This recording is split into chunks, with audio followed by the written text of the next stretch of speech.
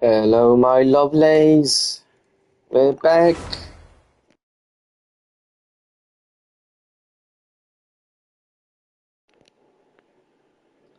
Alright, so I'm not gonna put my headset in today. I just woke up like an hour ago, and I just got out of my bed.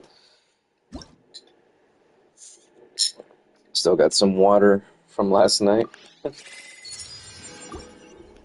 So what I'm gonna do today is mostly just stream the quests, maybe do some character building, maybe mess around with co-op, I don't know. But, yeah, I want to go ahead and work on Skirk a little bit more, as much as possible. Oh, my back. Oh, the fan feels so good. It is hot. It is way too freaking hot.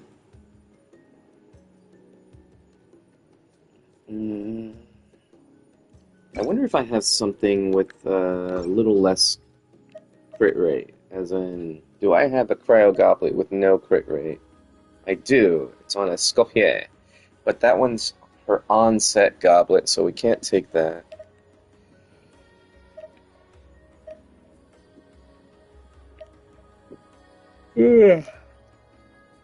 Yeah, no, that's it. Okay.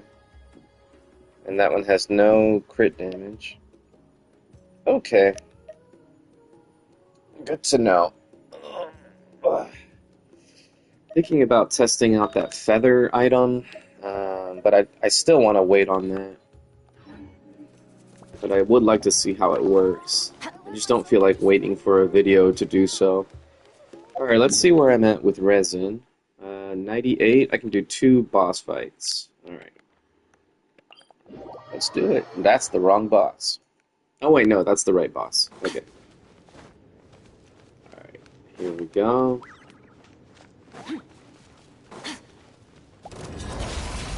Never star goes out. Merciless.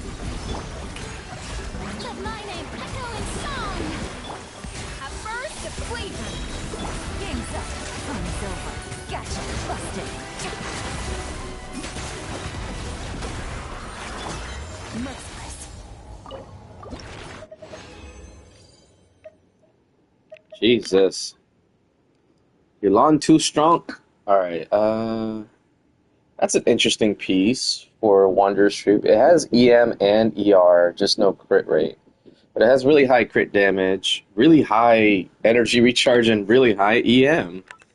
I don't usually lock single crit pieces on a 4-line start, but it's too good not to, I think. Oh shit.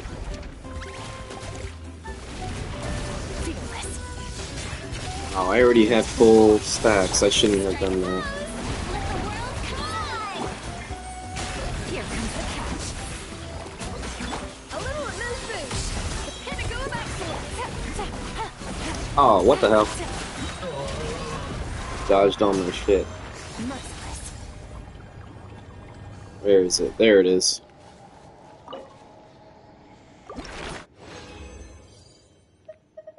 Oh, we got 4. Okay. I can level her up again. Oh! That's a really high crit rate. Substats aren't great, but on a Wanderer's Troop set, EM is good to have. Let's check that out. 2 decent pieces in one go. Interesting. Wait. Why did I just get a thing above my head? That was weird.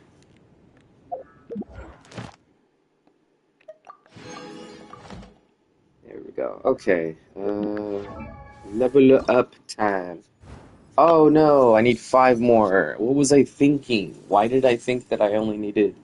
Oh, that's right, because the quest is going to give me 6. So for some reason I thought that I was already ready to go. I'm thinking too far ahead. Alright. Whoopsies.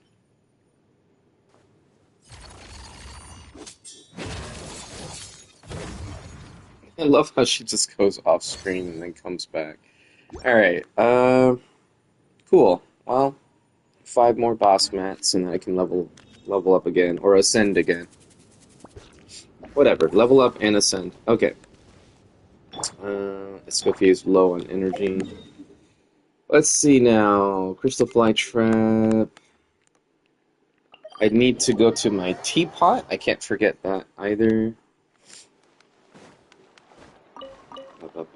Grab some little 1-star artifacts. Go.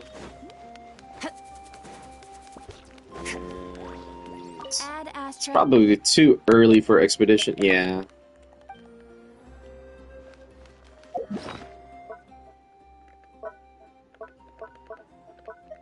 There we go.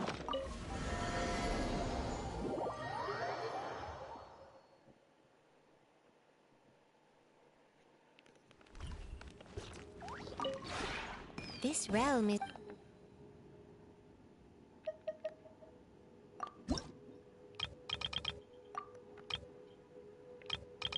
Wait, what's new here? Oh, some purple trees. Okay. Or shrubs. That's a shrub? It says landform small shrub. Huh. Alright. Alright, let's collect.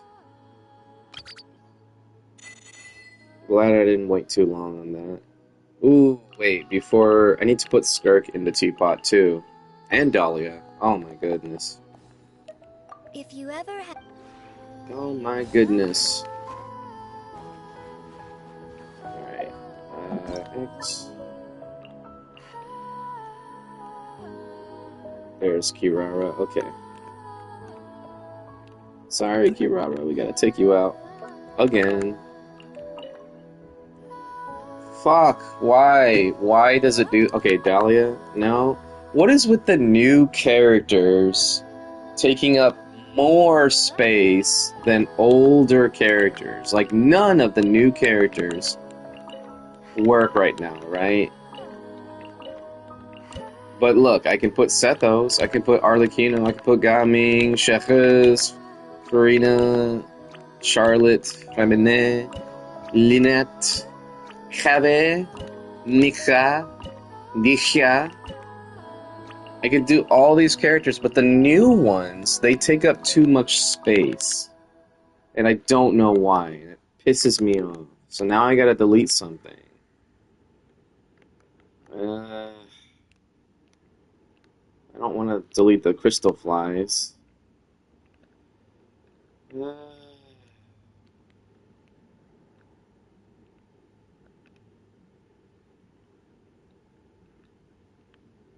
Okay, I'll get rid of this. Alright, now can I? That's so stupid! Fuck it, we'll get rid of the birds. Piece of shit. I'm not happy about this Hoyoverse. Giving us all this extra space for a teapot and then just taking it away because the new characters take up more space. Like, it doesn't make sense. They got too much shit on their designs. That's what's going on. But Dahlia seems pretty straightforward. I don't know. That's weird. Oh, wait, no. I need to put Dahlia in. Yeah, we'll put him in this one. I bet I'm gonna have to remove shit, though. Ah. Oh, I guess not. Okay. Because if I can put Yunsun, then I can put Dahlia. This is not a Mondstadt-themed island, but whatever. Now I can... Dahlia and Skirk are in the teapot. Speaking of... I think once I level up Dahlia, I'll put him on my little friendship team. There we go. If you ever have any questions about. Ugh, okay. There's little that Sitting deserves my up on my attention bed than kind of that. hurts right now. You've got nothing to worry about with me, though. I know have this world terrible well. back pain sometimes. So I'm gonna lay back. Which feels and sounds weird, I'm sure.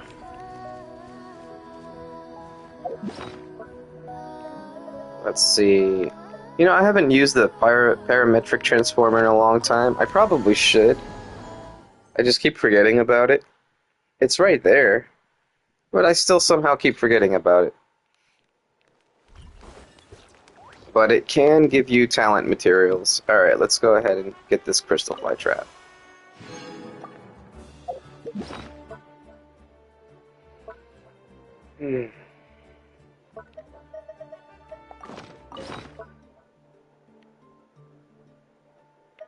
I don't like that you can only use ore for this.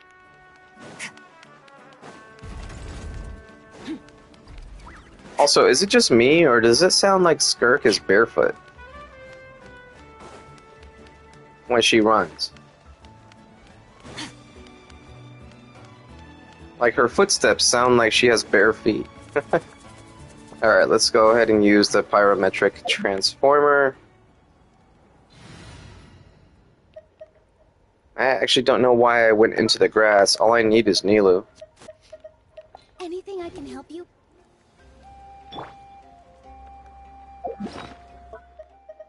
Parametric. Did I say pyrometric? Parametric.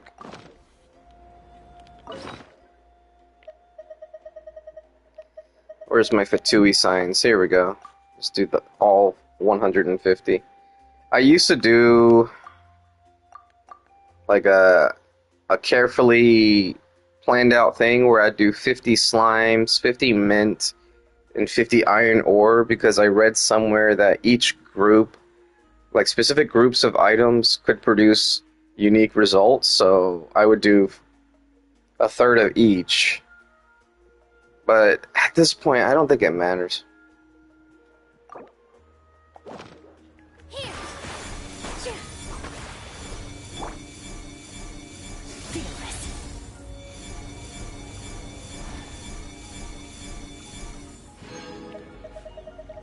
Yeah, I got same quality of rewards regardless. Although I did get a lot of weapon materials, and I didn't get any talent books. So maybe it does matter. Hey, got some XP books though. I'll take that. All Whoops, things come to wrong an way. end. Even time it's I need to use Nilu more. I haven't used her in such a long time. She's so freaking pretty. And Yelan needs to get a new skin. I'm sure that they're gonna wait until the next Lantern Rite for Yelan, but or not the next one, but they're gonna wait for Lantern Rite in general to give Yelan a skin, probably. And I hate that they wait so long to give each character a skin. Like, just do it every like patch or so. You know how much money you would make if you just released skins? A new outfit for each character? You would make so much money. Like, just do it every patch. I don't know what they're thinking. But, yeah. The way I see it, they need to give us better in-game rewards, like Sanctifying Elixir, those new feather things, the artifact XP potions, the essences, and all that stuff. the abyss. They need to give more better in-game rewards for those things. Like at least double what they've already been giving us, right? And then just release skins. Like, you want to make your money somewhere? Release skins. Everyone fucking loves skins. They go and they pay for... Speaking as a player from like Tower of Fantasy, trust me when I say that people will pay for skins. It's ridiculous. Like, if you got a hardcore fan base, they're gonna buy the skins. Trust me. most free-to-play players will stop being free-to-play just to get skins. Also, I hate the way I sound right now. I'm gonna sit back up.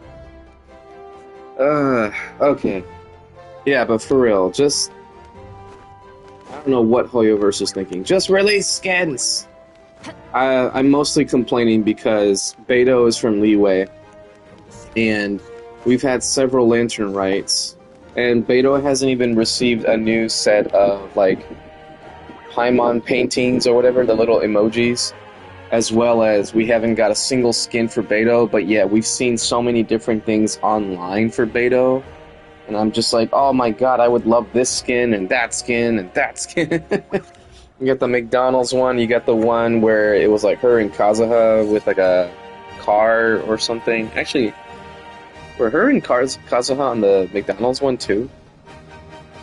Anyway, I just remember seeing her with like a black dress or something. I was like, oh my god, that looks so freaking awesome. It's like elegant, but like still like dangerous looking. Yeah, no, we need it. I want a Beto skin. Hell, I want a 5-star Beto so bad. Alright, that's enough for me. That's probably not going to happen until, what, Genshin Impact 2?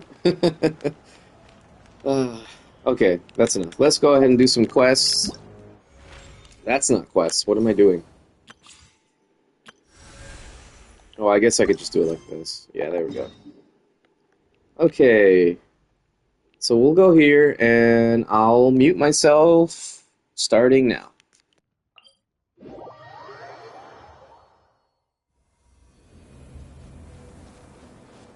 Merciless.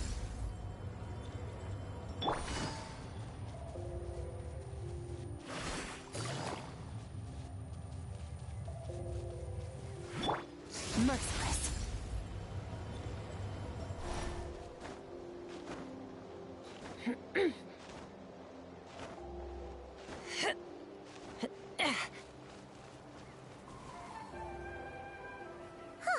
Here we are. Deardith will still be here, right? Oh, it's so quiet though. Uh-oh. What if Yansan was right? Maybe she never intended to stay here at all.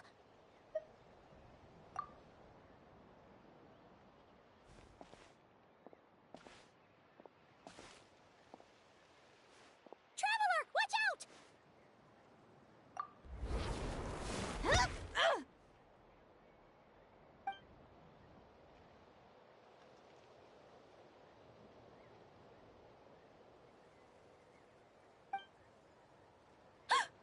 Oh, sorry. I didn't know it was you. I heard a noise and I thought it was the monsters coming to get me. Did I hurt you? Oh, I'm so sorry. I wasn't thinking straight.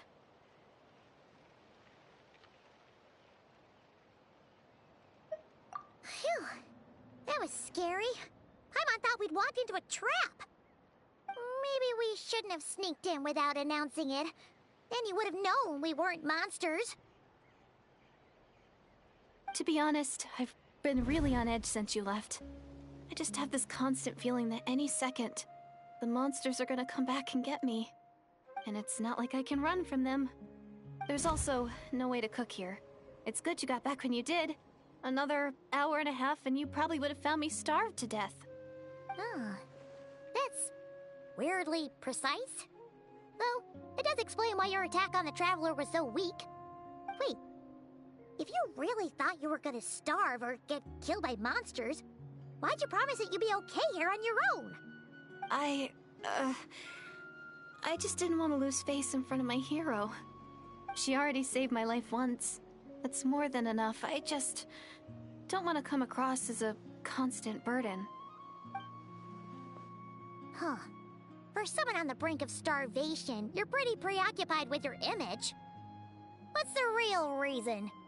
What? That is the real reason. I'm kind of bearing my soul here, you know?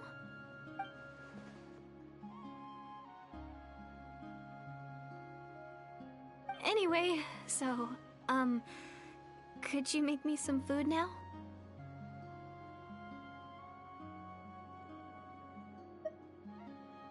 Oh, Paimon's getting hungry now too. Yo, on then. You can join us for dinner.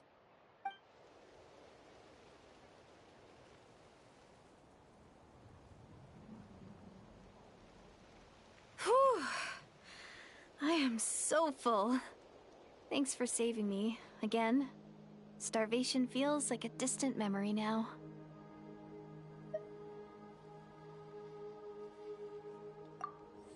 Huh. You can really pack it away, Deardith. Guess that explains how you had the energy to make it this far. I tried so hard to hold back, but it looks like I still came across like a total glutton. Paimon didn't even realize how late it is. Hey, the night sky here is really pretty. Yeah, and it's all thanks to you both that I'm able to relax and enjoy it. I was cooped up in that cave the whole time you were gone. Now, I'm finally out. The air seems fresher, and the stars more beautiful than ever before. You weren't in there that long.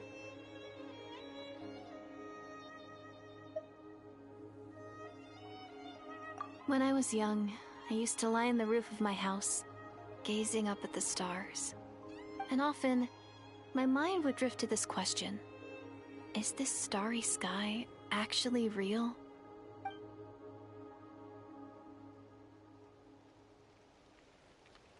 But my grandma would tell me the answer to that question doesn't really matter. Think of all the people in our village who spend their entire lives here, she'd say. To them, that little village is their whole world. And so, if it's our destiny to live beneath this sky all our lives, then whatever may or may not lie beyond, this is our world, and that sky is real to us. Paimon kinda gets you, but also not really. Is it kind of like how journeying with a traveler is everything to Paimon right now?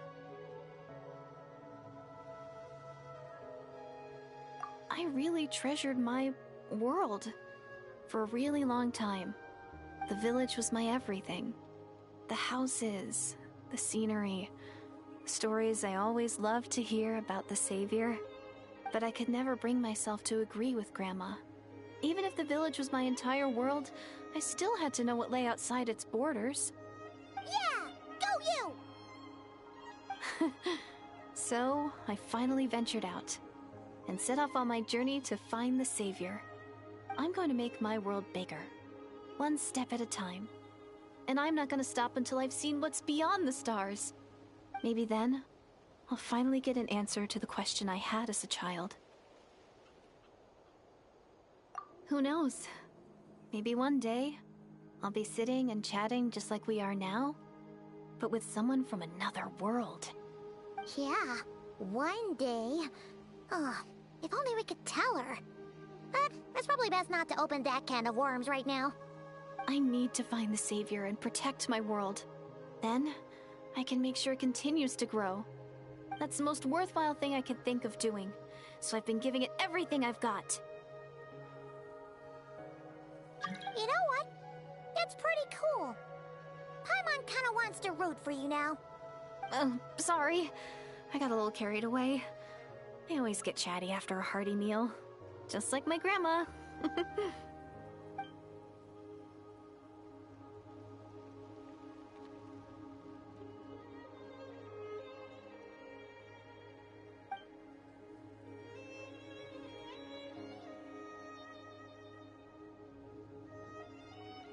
Hold on. Shh. It's them. The monsters are back. Where? Oh, still invisible, huh?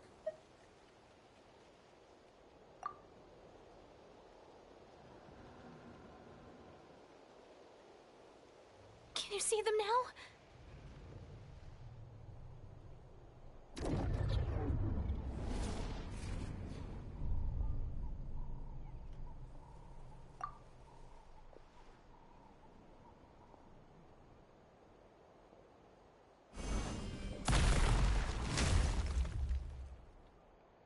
Oh, Paimon still can't see anything. But please, be careful.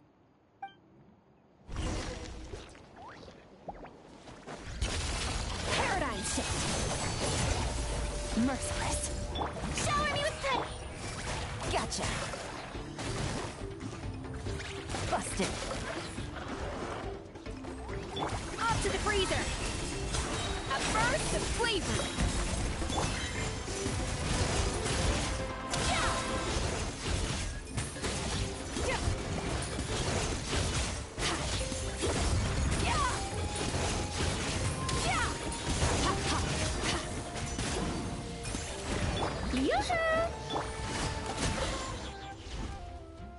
Huh?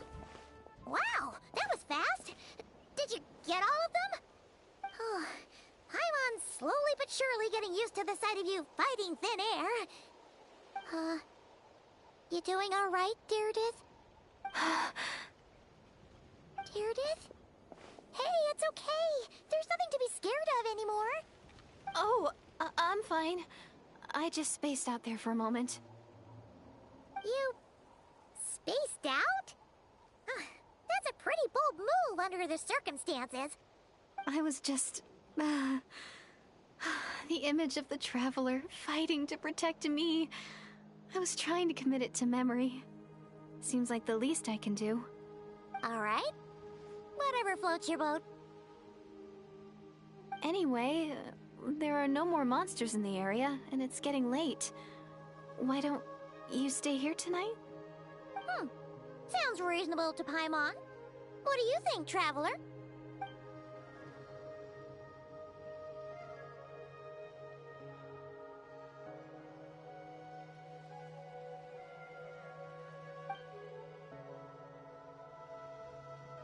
Alright. Deirdith will be... Huh? Deirdith? Why are you going in alone?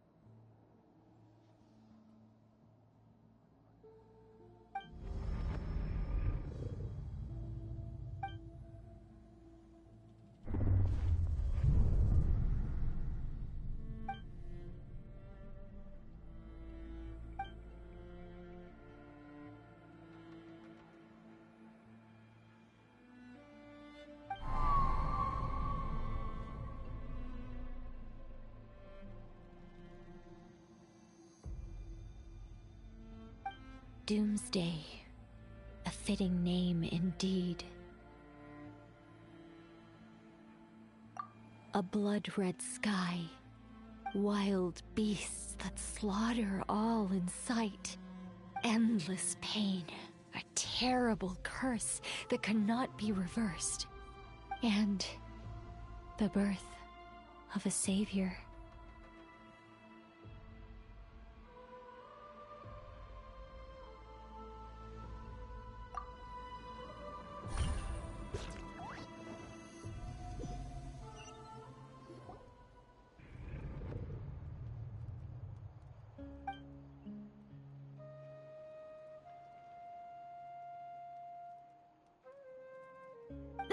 You're awake.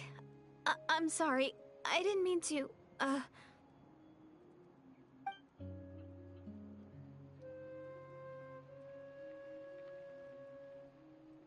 You just look quite distressed, like you were having a nightmare.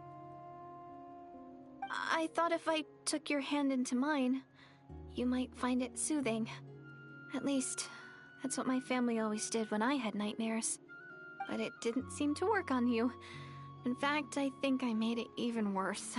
I'm so sorry. Oh, is that right? You better not be trying to pull a fast one on the Traveler. What? Don't be so... I have more self-control than that. Self-control? What does that have to do with it?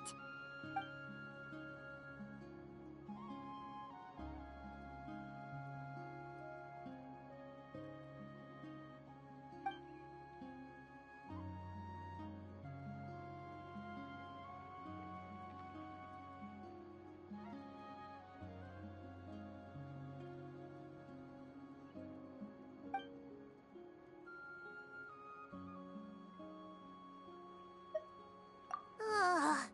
No way is Paimon getting back to sleep after this. You go ahead. But for the rest of the night, Paimon is staying up to keep an eye on this young lady. Oh, do I really seem that shady to you?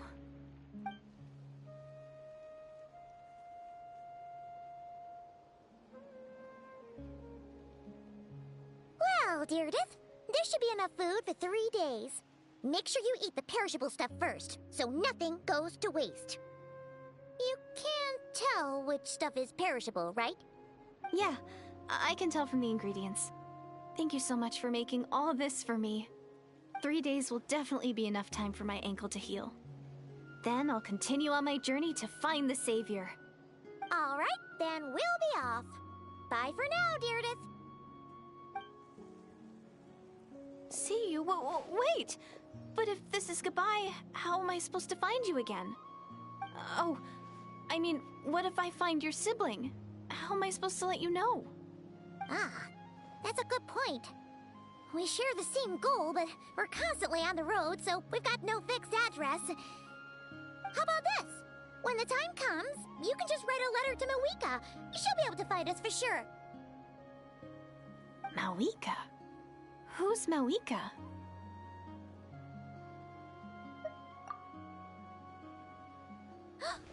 It's the Abyss Order! They're here! But it doesn't look like they're marching to war. More like they're running away? Where? What are you talking about? A bunch of Abyss Order thugs! You don't see them? They're heading right this way! That's strange. I guess it's my turn to not be able to see the monsters.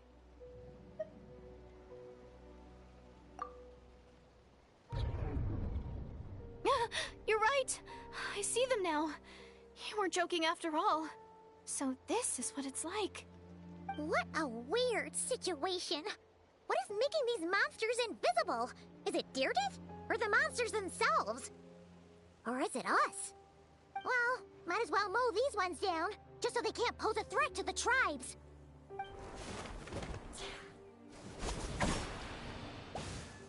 Woohoo! All done! Their morale seems super low. Guess they really were on the run, huh? So there's no more of them, right? I still can't wrap my mind around this. Why couldn't I see them until you took my hand?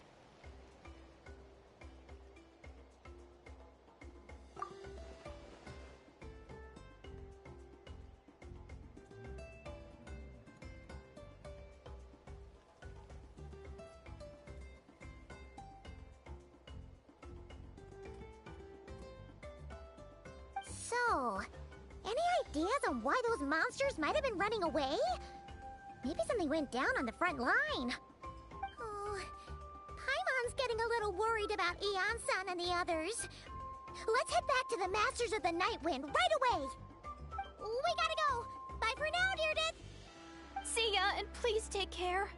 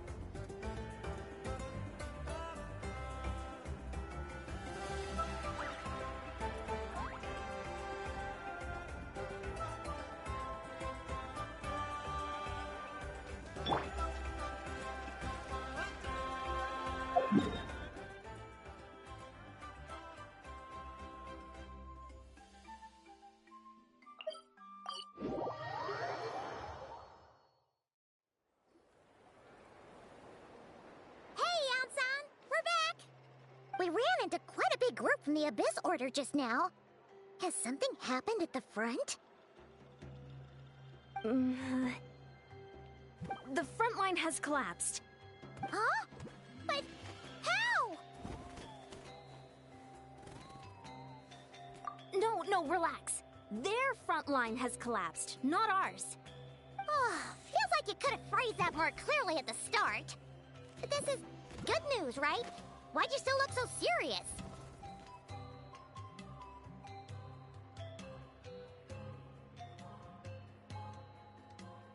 No, we're still mustering troops. Nowhere near ready to go on the offensive.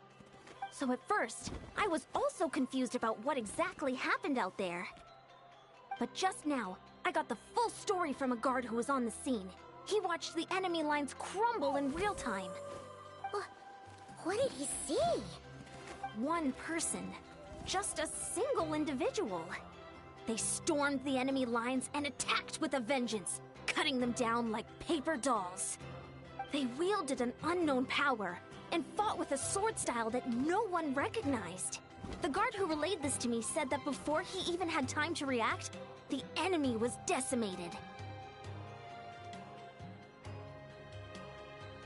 I'm only recounting what I heard, and I'm sure the guard in question must be exaggerating to some extent.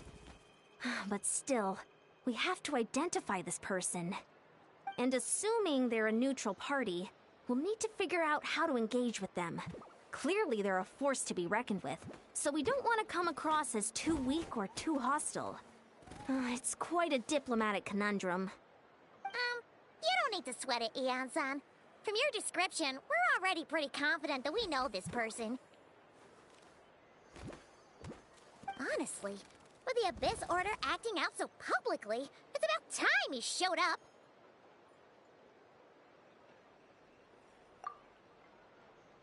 Dainsleif!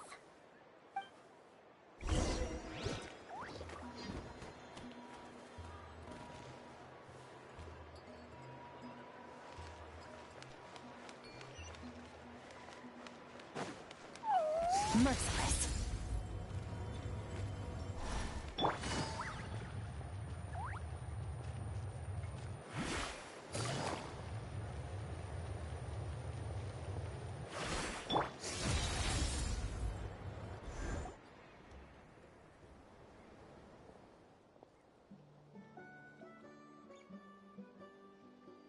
It's been a while, Dane. And yeah, after we heard what went down, we figured you'd shown up. You caused quite a stir, you know. Oh, this is a friend of ours from Natlan. Her name's Eon-san. She insisted on coming here to thank you in person. It is my honor, Mr. Dainsleif. Thank you for breaking the stalemate in our war against the Abyss Order. Natlan is fortunate to share a common enemy with such a mighty warrior as yourself.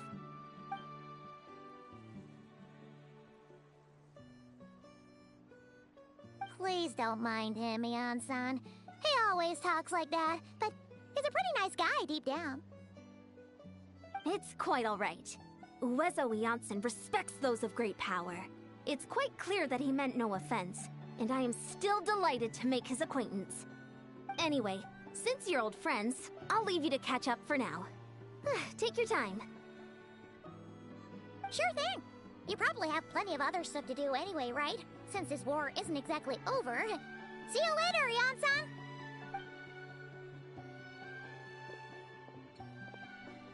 Hey, Dane! Would it have killed you to be a little more polite? She's our friend!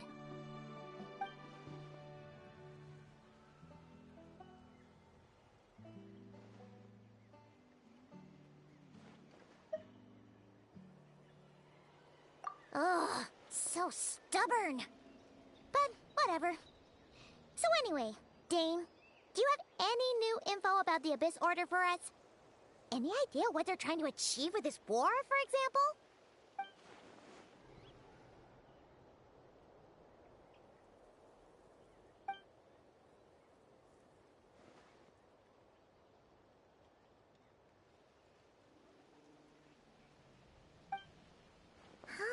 We thought so too. But it sounds like you're no closer to learning what that goal is than we are.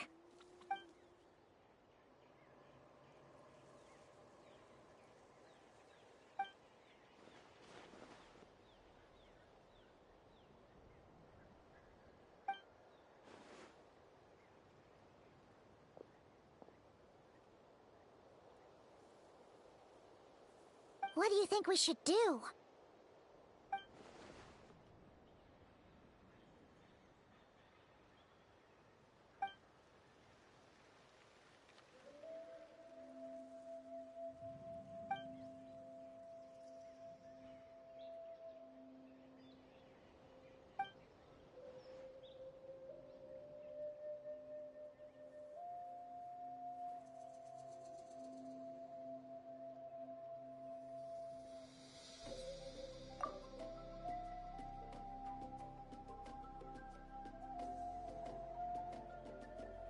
Paimon gets it.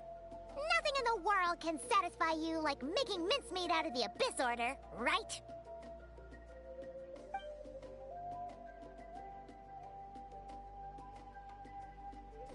Wow! Okay. A rare, candid response from Dane.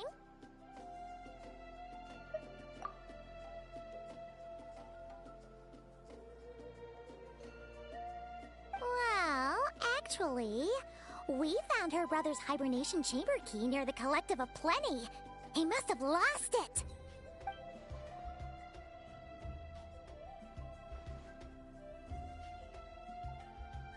Oh, and there's more!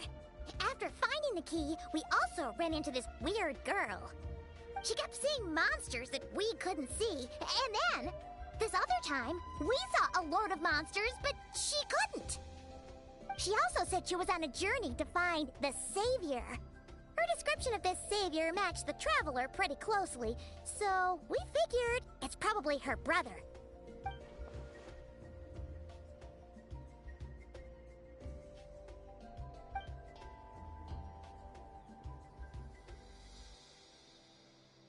Yeah, that's right.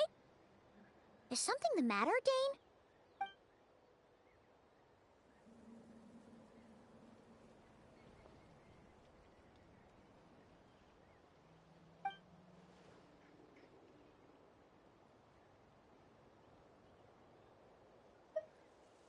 Wait, wasn't her brother called the Prince, though? Where did this Savior thing come from?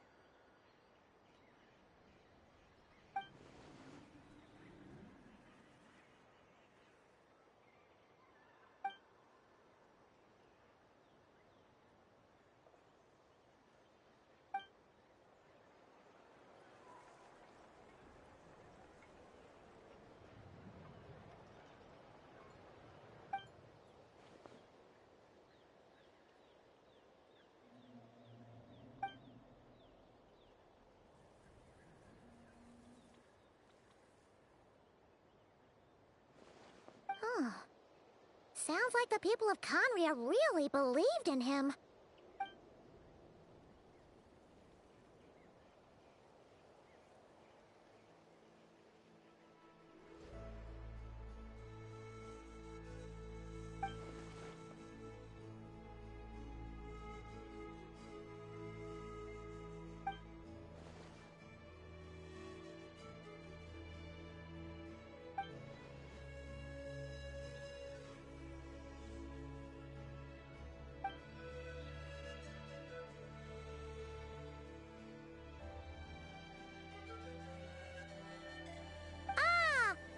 Gets it now. So, a bit like Kaya, except she grew up somewhere more isolated? Still, that doesn't explain the invisible monster situation.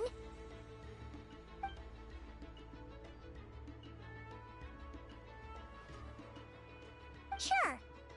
Also, why don't you stay with us at the Masters of the Night Wind for tonight? You must be tired after all that fighting today.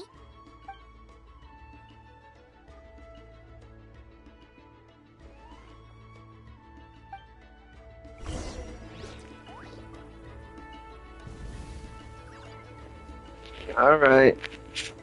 I said this before in the last stream.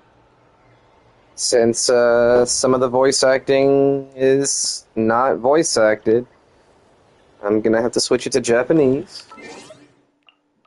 Which, you know, in hindsight, isn't a terrible thing. Oh, there's a new notice. Just an update summary. Yeah. So let's go ahead and switch it now. Whoops. There we go. Okay. I'm gonna re-mute myself and continue on. That's unfortunate.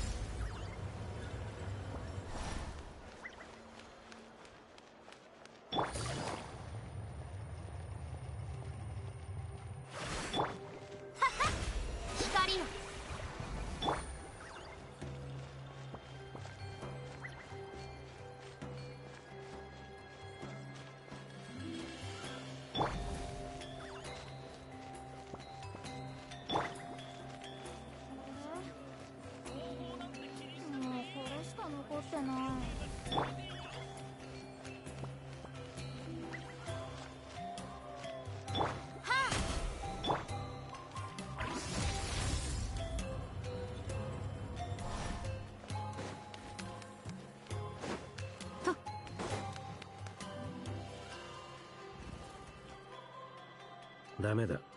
アビス教団にこれ以上時間を与えるわけにはいかない。ダインとイオンソ？もしかして作戦会議か？すっかり仲良くなったみたいだな。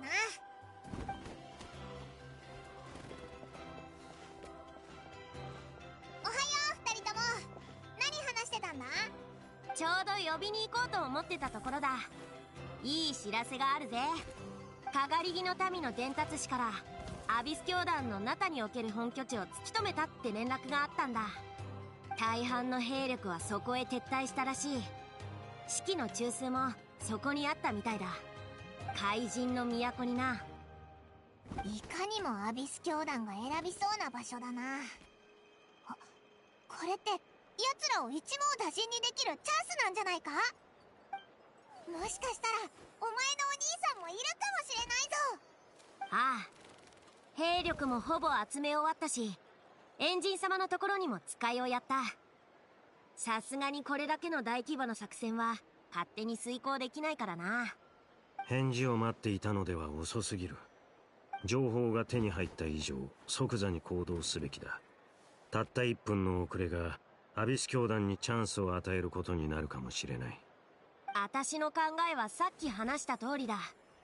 あんたの考えもわかるが、ナタは今すぐ出撃できる準備が整っていないんだ。問題ない。俺が行く。情報感謝する。ヤンサ。一人で行くつもりか？もう少し待った方がいいんじゃ。わかった。健闘を祈るぜ、ダインスレイブさん。引き止めないのかよ。私はダインスレイブさんの勇気を評価してる。それにこれだけの実力があるなら確かに試してみる価値はあると思うぜ。万が一劣勢になったとしても時間さえ稼いでくれれば私たちが援軍として戦場に駆けつけられるしな。じゃあご分を。ああ、感謝する。旅人、じっと見られてるぞ。ダインのやつ、かっこつけるんならもっと徹底的にやれよな。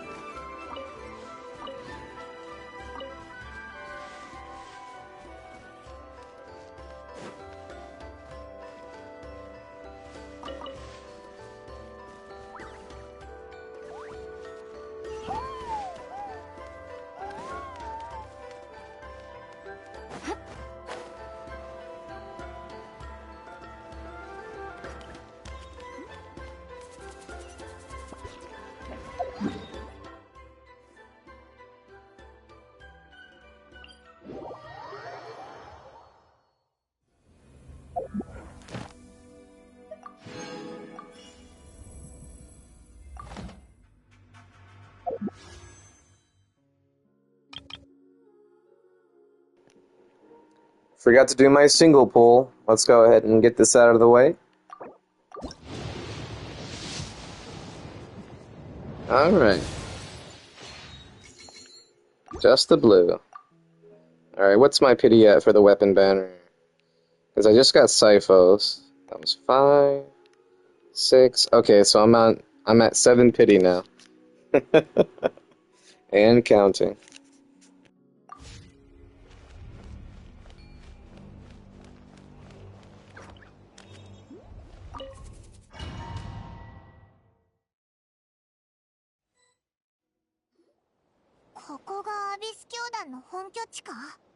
アビス教団は昔から潜伏と陣地戦を得意としている。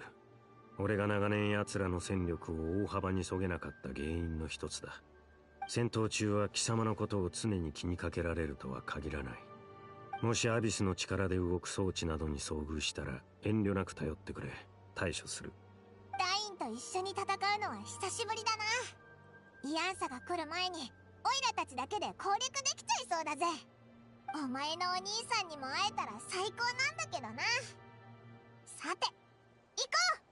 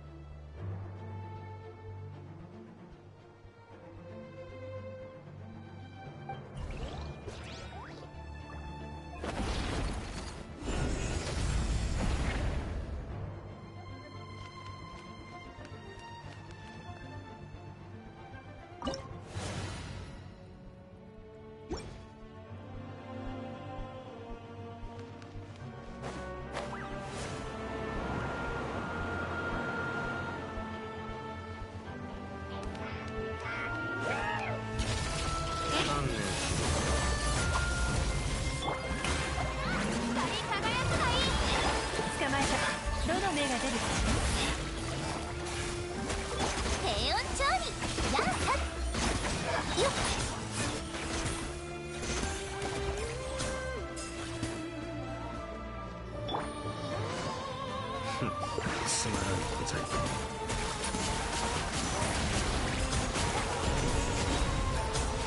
終わりね。よし。つまらん小細工。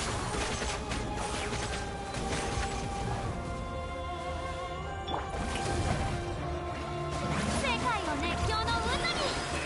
食前に甘いものをガンのように羽ばたく。ヤンタと一緒に拠点を攻めた時とも手応えが全然違うな。撤退どころか全力で。本拠地の構造にこの戦い方、最初から生きて帰るつもりはないのかもな。望むところだ。観念しろ。光り輝くがいい。霊障の時間よ。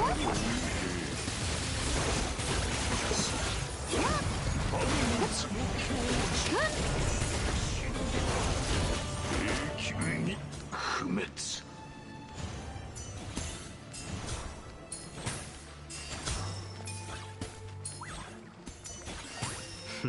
つまらん小細工を。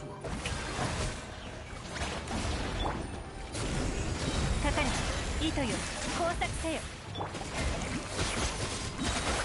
歌え、僕の名のもとに。痛がっちゃいない。観念しろ。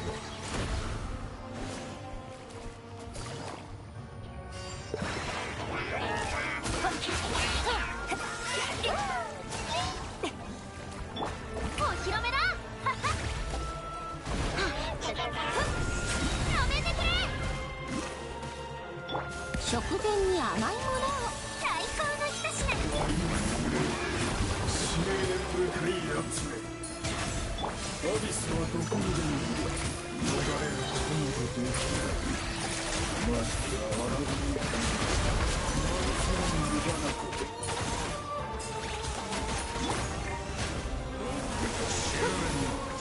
冷凍の時間よ。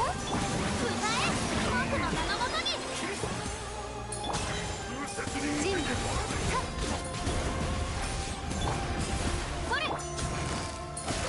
急がなくてもどの目が出るかしら。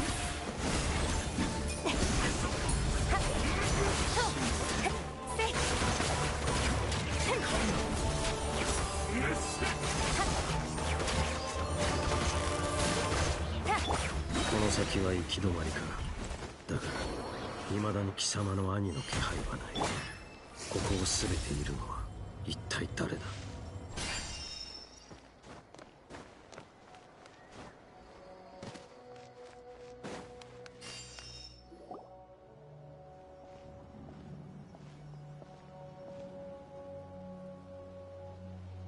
真っ向の剣ダインスレイブ。これがお前の望んだことか。その通りだ。貴様らを狩る機会を一度たりとも逃すつもりはない。お兄さんがいないってことは、こいつがこの本拠地のリーダーか。我々を狩るか。同情を禁じ得ないな。お前にとっては殺されることすら贅沢な願いなのだろう。長年我々を追い続け、やっとのことで成し遂げたことが、今この瞬間無意味になっていることに気づかないのか。煙に巻くようなその話し方、不快で仕方がないが、少なくとも今王手をかけているのはこちらだ。そろそろ決着をつけるべきだろう。貴様らにはまだ何か切り札があるのか。それともこの戦局を覆せる要因があるとでも言うのか。わかりやすく言ってやろう。教団側からすれば、殿下はすでに別の方法で勝利を収められたのだ。戦いへの勝利だけではない。殿下はすでに我々アビス教団の宿願を果たされた。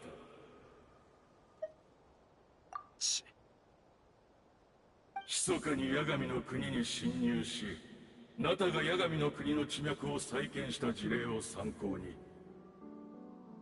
運命の食器を使ってカーン・ルイヤの地脈を再構築したのだ。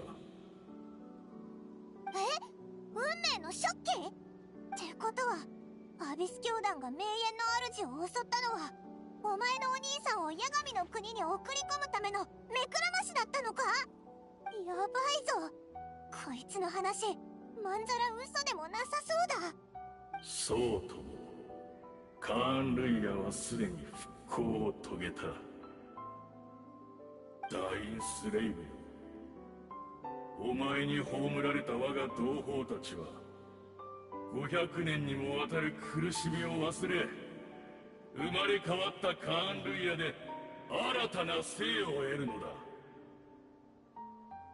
ざれ言つまらん。貴様の言は穴だらけだ。そうだぞ、なんか肝心なところが抜けてないか。例えばカーン・ルイヤの地脈はどうするんだよ。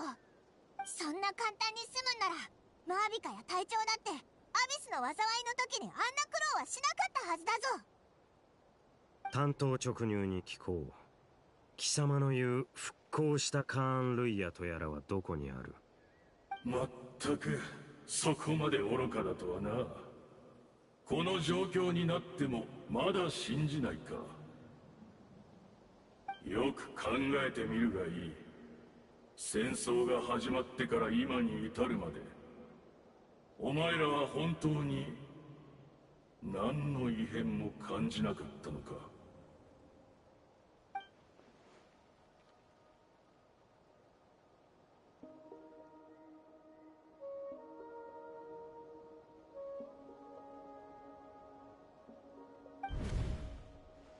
さっき見た夢がどうも引っかかってね。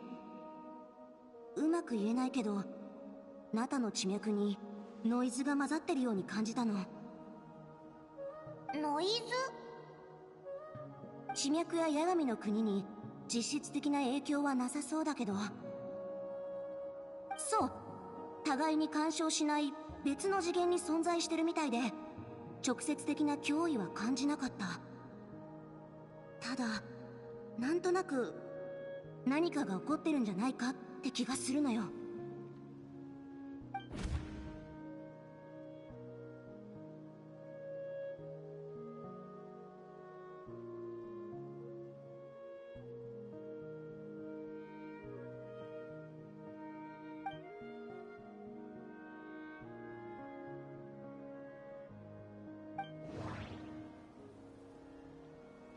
イアンサやストラリと一緒にアビス教団の拠点を攻めた時、あっさり撤退していったのは確かに変だった。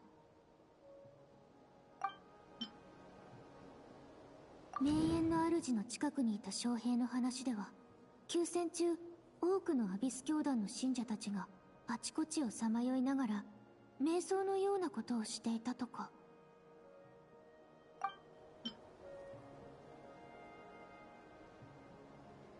ティレルには見えて私には見えない魔物。それからその逆、お互いの体に触れて初めて相手の視界に映る魔物を見ることができた。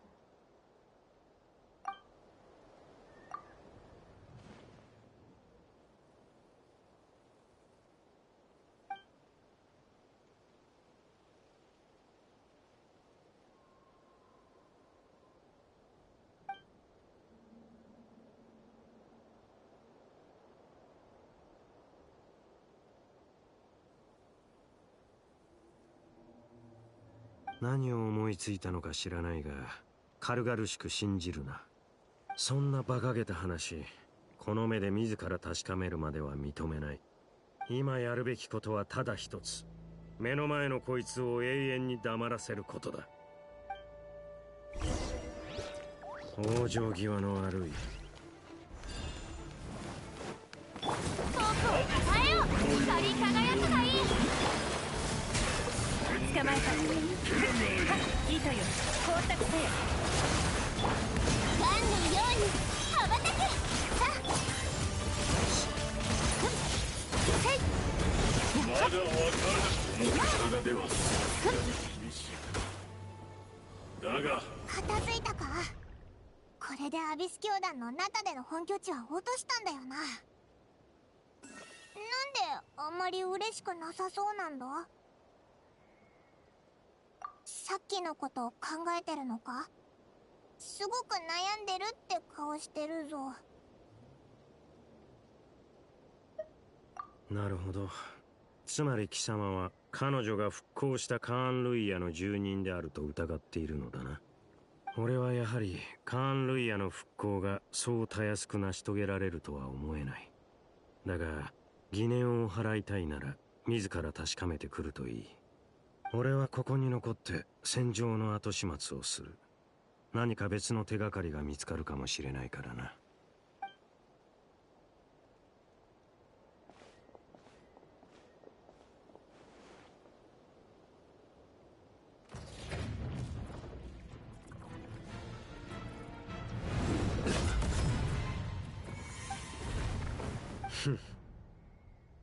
声と話し方にどこか覚えがあるとは思っていたが、貴様の死をしっかりと確認しなかったことは俺の失態だったな。貴様もまた不死の呪いを受けたのか、ハーデン。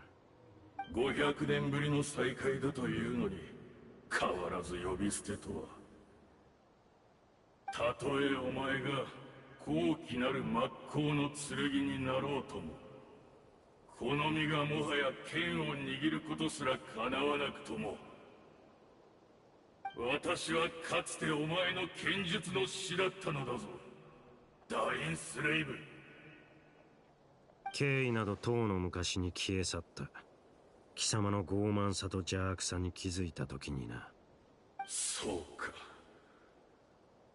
しかしもはや争う必要もあるまい。どうせお互い不死の呪いを背負う身。永遠に決着がつくことなどないのだか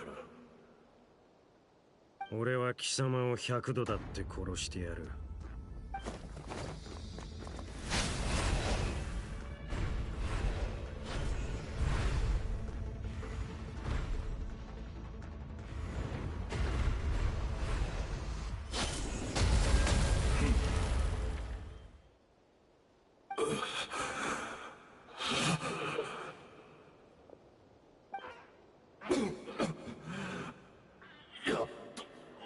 ったか。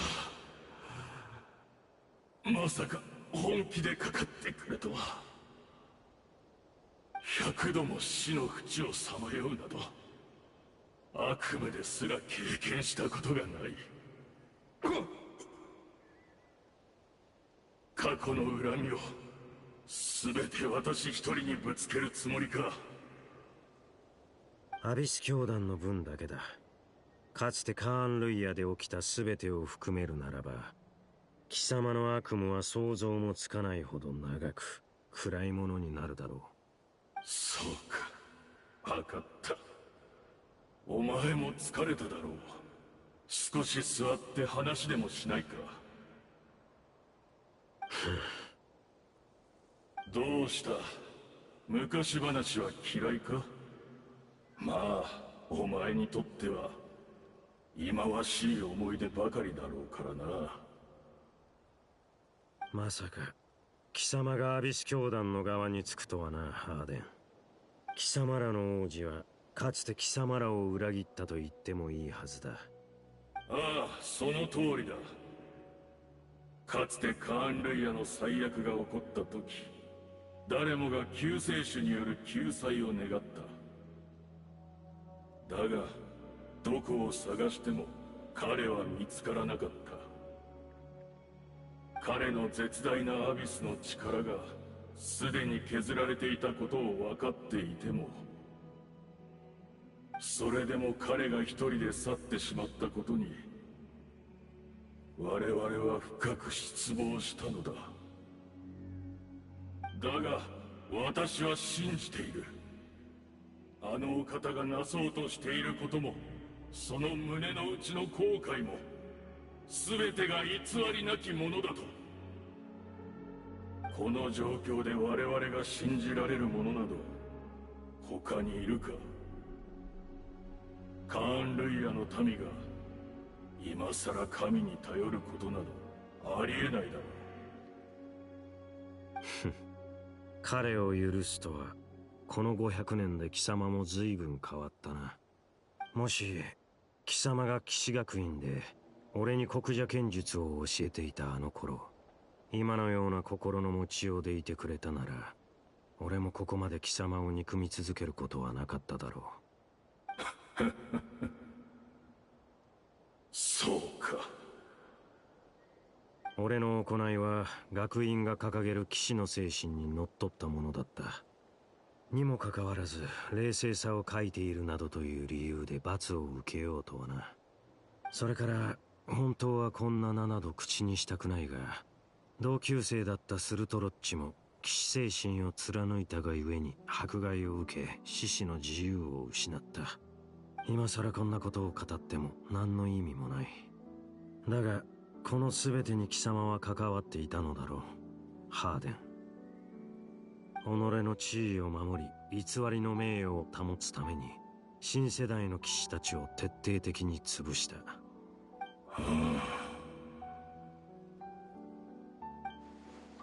どうした？認めないつもりか？すまない。真摯に謝りたいところなのだが、私は何も思い出せないのだ、本当に。この姿を見ろ。アビスの力がなければ私はこの肉体すら維持できない。記憶も心も精神も感情もとうの昔にすり減ってボロボロになってしまった。だがたとえそれが私にとって振り返りたくもない過去で、かつて目を背けた記憶であったとしても、それでも私は心の底から思い出したいと願っている。このまま本当の自分を失ってしまうことが怖いのだ。私が犯した罪については全て謝罪する。だからもっと聞かせてくれないか、カーン・ルイヤでの過去について。なるほど、道理で。記憶とは人格を形作る根幹だからな。カーン・ルイヤでの過去か。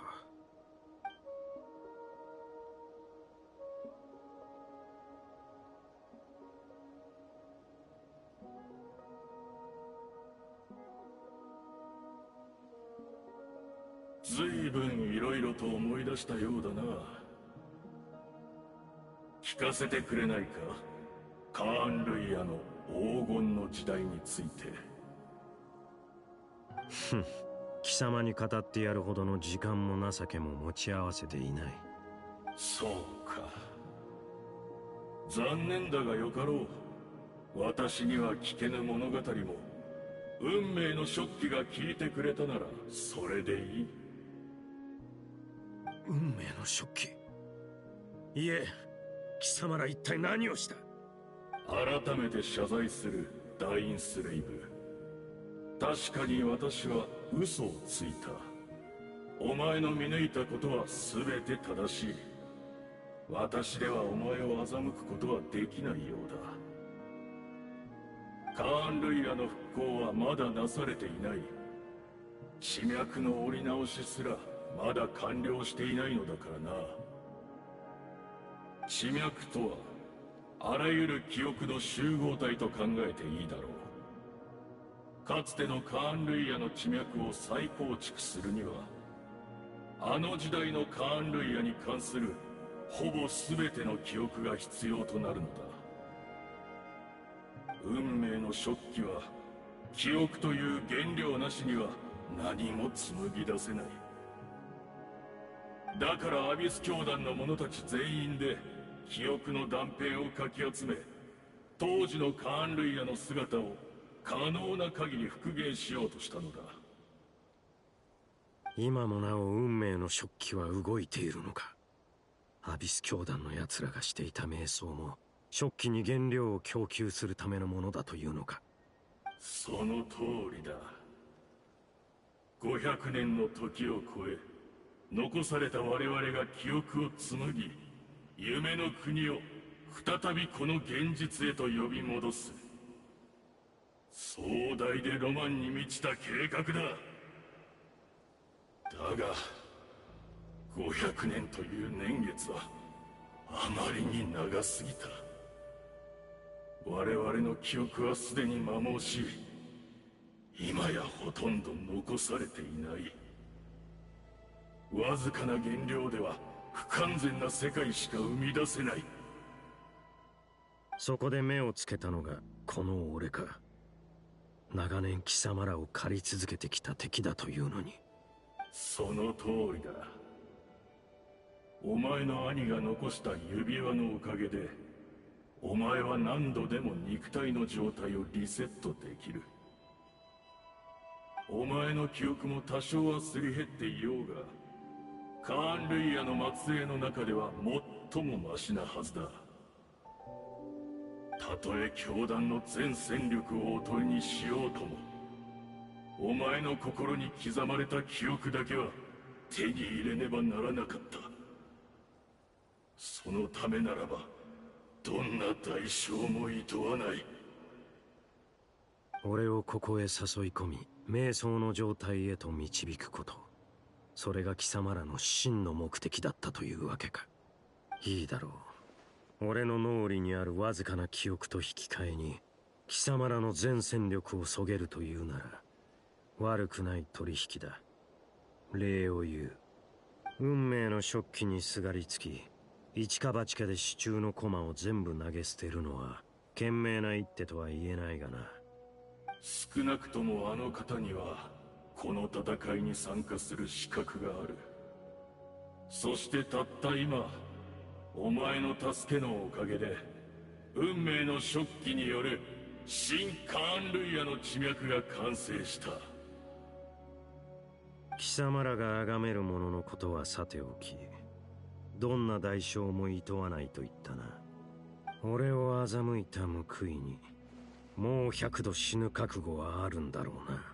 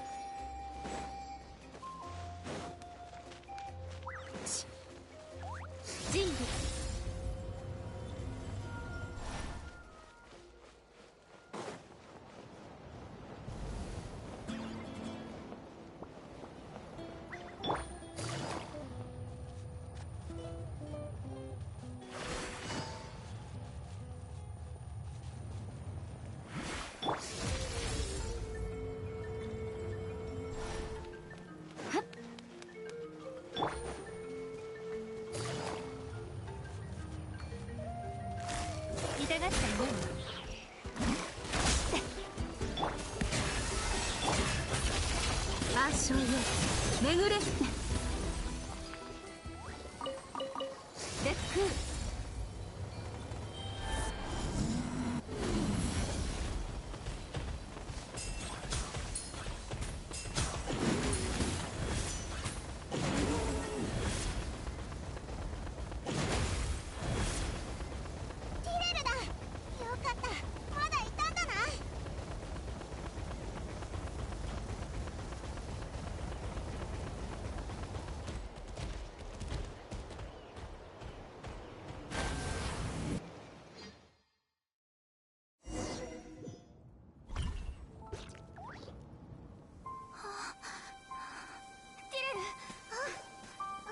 ねえ、大丈夫？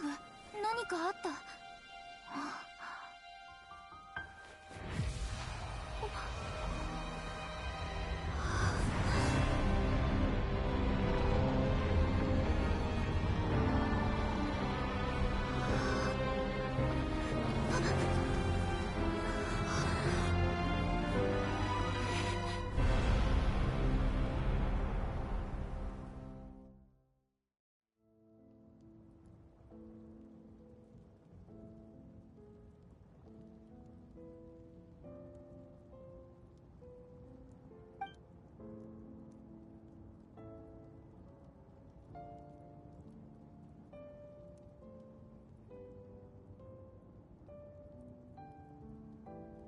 私たちは同じ世界の人間じゃない。そういうこと？うん。私は未来の世界にいる。よかった。なら世界はちゃんと続いていくのね。じゃあカンルイヤ、私の国はどうなったの？やっぱりいいわ。聞かないでおく。未来がわからないからこそ頑張る力が生まれるの。私は信じてる。救世主様ならこの運命を変えてくれるって。たとえあなたの助けがなくても私は彼を探しに行く。でもね、私にとってあなたは間違いなく救世主よ。全てを守り全てを変えられる人。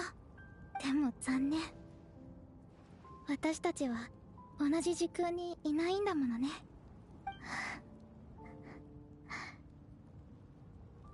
そうだ、前から思ってたんだけど、あなたが一生懸命お兄さんを探してるようにお兄さんもあなたを探してるかもしれないでしょ。だから何か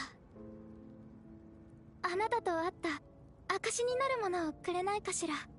お兄さんを見つけた時にあなたが探してたって証明できるように。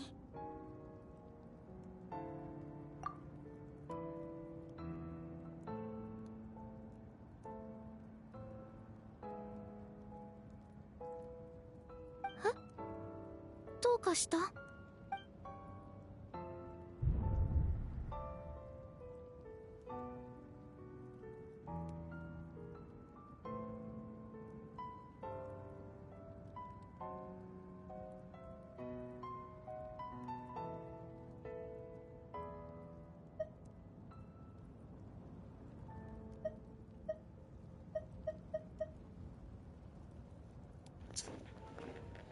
？Oh shit. She's the Hilichurl. So if I give her the key, she's gonna stay in that cave forever. And then she runs off for us to find the key to then give it to her again. But I can change that now. Keep the key. And maybe she won't wait in the cave. Maybe something else will happen. Well, let's find out. I'd rather she not wait forever and turn into a Hilichurl just waiting to give it to us again. That's so fucking sad. Alright, here we go.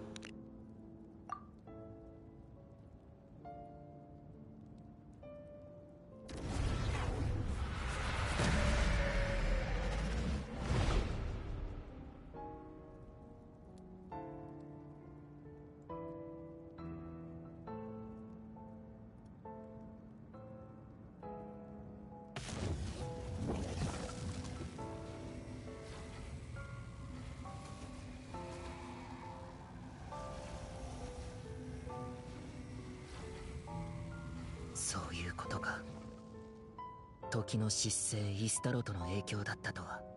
そうじゃなければこの出会いは起こり得なかった。知ってたのは結果だけだ。その過程をずっと知りたいと思ってた。500年前カーン・ルイヤの災厄が始まったばかりの頃、俺はカーン・ルイヤの王子として全力で抗おうとしていた。そんな時、この少女ティレルが訪ねてきたんだ。彼女は世界を救ってほしいと必死に頼み込んできた。けれど同時に俺にホタルのことも知らせてしまった。ホタルが俺を探してるって聞いて、驚きのあまりすぐには信じられなかったけど、スリープポットの鍵を見せられて本当だって分かったよ。テイワットで目覚めた時、ホタルはそばにいなかった。この星のどこを探しても見つからなかったのに、よりによってあんなタイミングで。当時の俺にとっては難しすぎる選択だった。すぐにでもホタルに会いに行きたかったけど、カーン・ルイヤはもっと切実に俺の救いを求めてた。分かってた。どっちを選んでもこの先ずっと後悔することになるって。罪悪感を抱えながらも俺が選んだのはホタルに会いに行く方だった。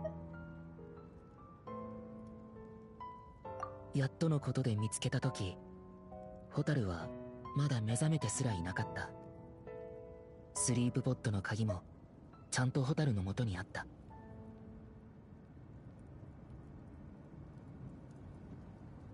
わけが分からず混乱したけど、考えてる暇なんてなかった。すぐにホタルを連れて逃げるしか。ここからはホタルも知ってるはずだ。500年もの間ずっと疑問だった。でもまさかこんな偶然が重なって答えにたどり着くなんて思わなかったよ。500年後の俺の行動が全ての元凶だったなんて。俺への皮肉なのか、イスタロト。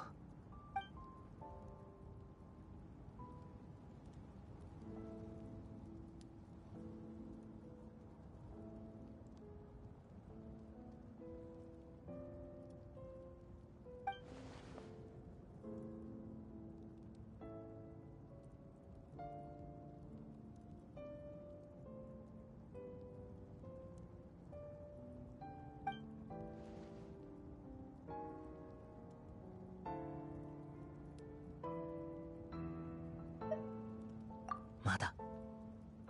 でも最も重要な一歩は踏み出せたよ。カーン・ルイヤの地脈がやっと完成したんだ。テイワットの地脈は天理によって固定されていて、増やすことも置き換えることもできないってことは最初から分かってた。でもナタにある八神の国だけは例外みたいで、ずっと気になってたんだ。そこで俺はアビス教団を率いてナタに陽動作戦を仕掛け、八神の国へ入って八神との対話と交渉を試みた。残念ながら八神の国は特殊で、新たな地脈を受け入れることはできないらしい。でも八神は地脈を紡ぐための空間を与えてくれた。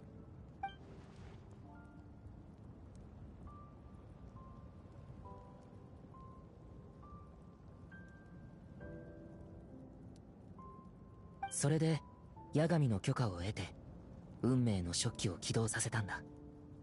一輪のインテイワットの花を基盤に500年前のカーン・ルイヤを再現した空間を生み出して、今のナタの時空に重ね合わせたんだ。時空が重なり合ってたからこそホタルもティレルに出会えた。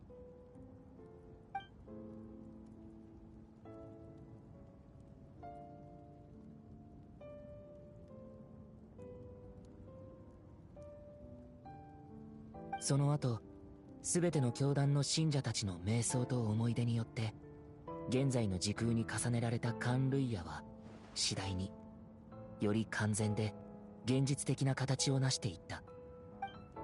記憶を素材に重ね合わせた空間をテンプレートにして、運命の初期はついに役目を果たしたんだ。今俺が手にしているのは新世界の座標図そのものだ。運命の食器によって紡ぎ出され絡み合うのは新カーン・ルイヤの地脈。かつてカーン・ルイヤと呼ばれた国はここから再び生まれ変わる。いつか必ずこれを受け入れられる空間を見つけてみせる。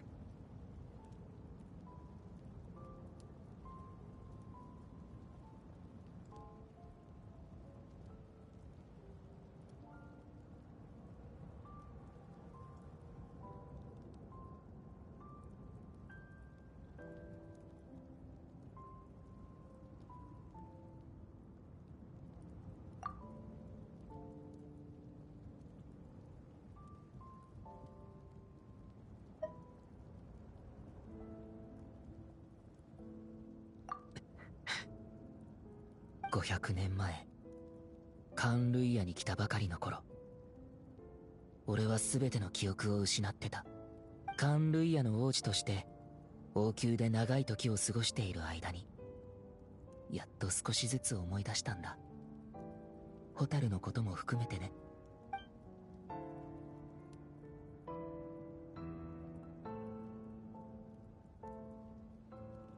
カーン・ルイヤで過ごしたあの時間を否定できない。俺にとってカーン・ルイヤは第二の故郷なんだ。だからこそ罪悪感が胸に重くのしかかってる。でもそれだけが理由じゃない。それ以上に重要なのは天理と対等に対話するための資格を得ることだ。そのためには一つの世界がいる。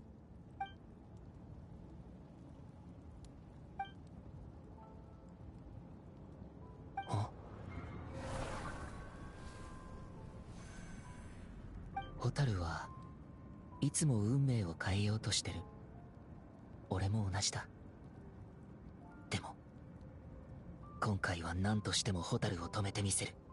500年前にホタルと再会する機会を逃すわけにはいかない。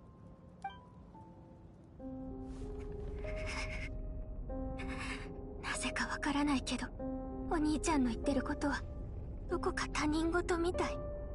お兄ちゃん、その計画は本当に私たちにとって意味のあるものなの？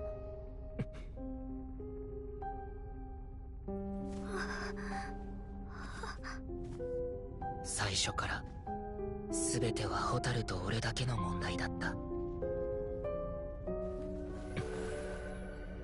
さようならホタル。旅の終点で俺たちの新たな始まりが待ってる。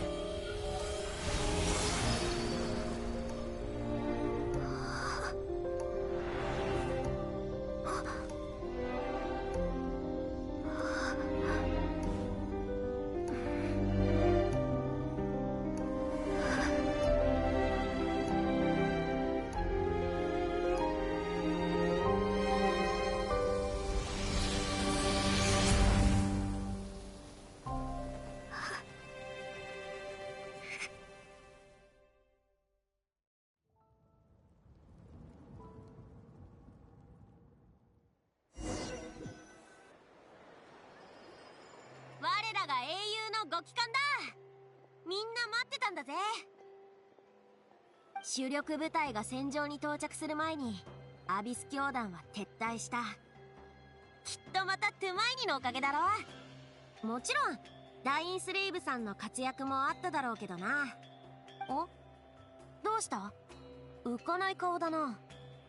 詳しいことはオイラもわからないけど、旅人がティレルと手をつないだ瞬間、まるで異世界に入ったみたいにオイラの目の前から消えちゃったんだ。必死で近くを探したんだけど、気づいたら元の場所に旅人がいた。すごく悲しそうな顔で立ってたんだぞ。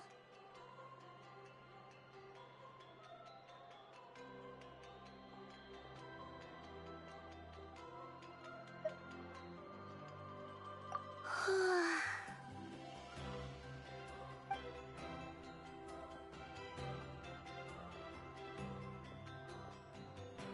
あ、なんとなくわかる。お兄さんのことでしょ。夢の中で八神と話していろいろ聞いてきたの。お兄さんに会えたのか？なんでオイラに一番に教えてくれなかったんだよ。まあ落ち込んでたのはわかるけどさ、後でちゃんと話してくれよな。君のお兄さん本当にすごいことしちゃったのね。さすがに驚いちゃった。それよりも驚いたのは八神がそれを許したってことよ。八神から理由も聞いてきたんだけど、すごく複雑な話なのよね。アビスとの戦争の時、マービカ様と隊長の意見が分かれてたでしょ。ナタの文化や人々の記憶を第一に守るべきだと考えるマービカ様に対して、隊長は地脈を守ることが最優先だって主張してた。そして今回運命の食器を見た八神は、それが地脈を生み出す力を持つことを知って大いに興味を持ったんですって。彼女は君のお兄さんのやり方が第三の合理的な選択になり得ると考えた。もし国全体を座標図として保存できるとしたらってね。国全体を保存する？全然話についていけないんだが。オイラもだぞ。それで八神は運命の食器が今のナタに実質的な影響を与えないことを確認した上で起動を許可したのよ。ただ追加条件を課したみたいだったけど。追加条件？八神は何を要求したんだ？さあ教えてくれなかったから。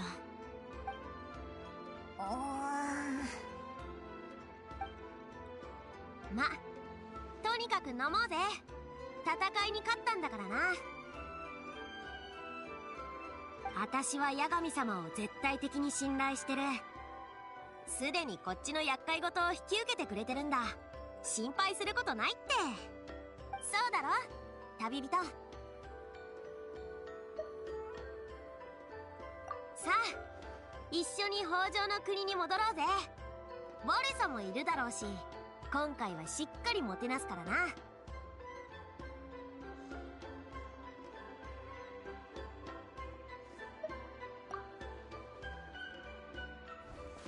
お？そっとしときなさい、ヤンサ。君みたいなタイプにはちょっと理解しがたいかもしれないけど、人って時々一人になることでエネルギーを回復できることもあるのよ。旅人。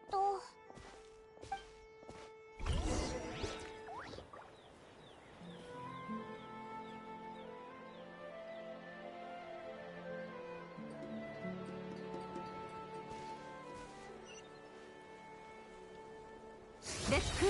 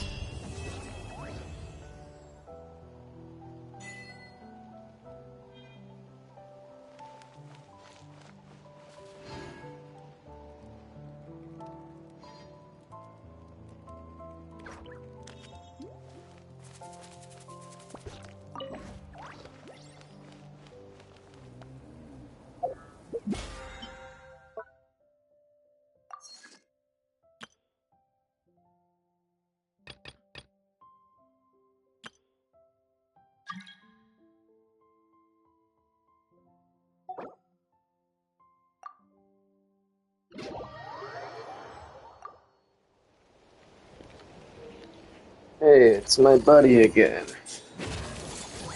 I get the feeling he's gonna tell me that he spent a shit ton of money to get Skirk. Oh, the chat HUD looks weird.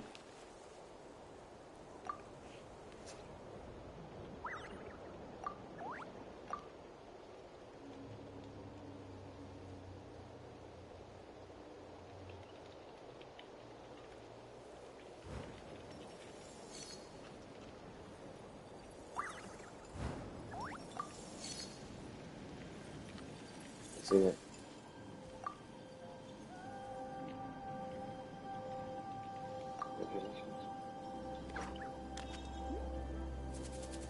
Oh boy. I hope he doesn't tell me that he just spent like $500 of his parents' money or something like that. Yes, I got her extremely early.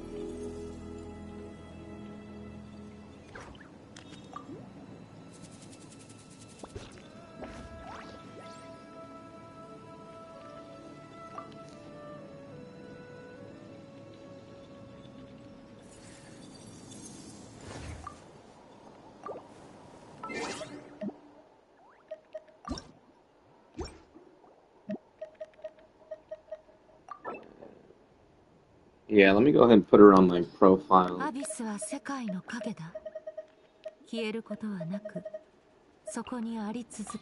There we go. Something is up with my computer lately. It's been acting up. That's why I keep pausing every now and then.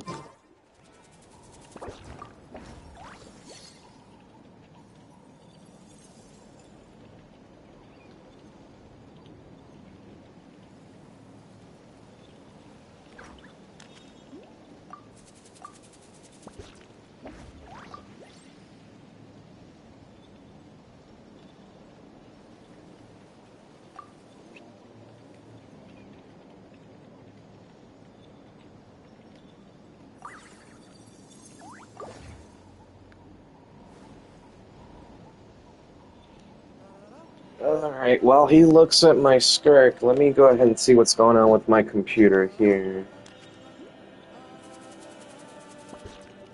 The Twitch window is fine, but I had like my email and some other stuff up and it was just acting weird. Let me go back.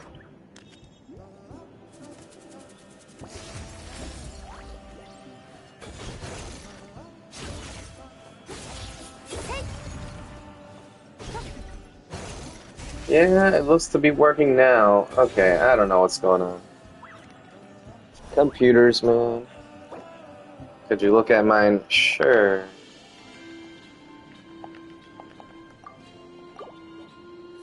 How do I do this again? There we go. Okay. Check information. Oh man, I thought he'd be AR-60 by now. Oh, he's already got Skirk to level 90. Oh, God. 67 makes sense with cryo-resonance and whatnot. Horung, okay. Oh yeah, he's got Marashise as well. That makes sense. Attack, yep. It's a good idea to use an attack goblet instead of a cryo.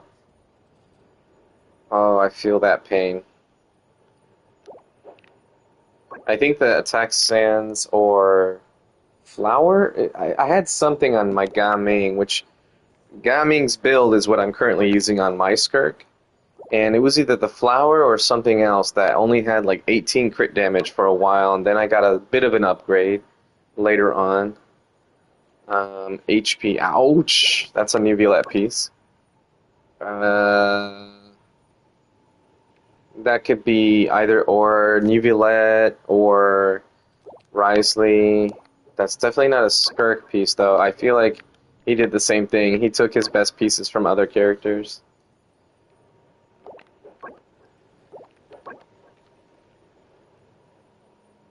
Like this Golden Troop Circlet, that could be like official piece. But it's interesting that he got all 5 pieces from the same domain. Good stuff. Oh, I didn't check the talents.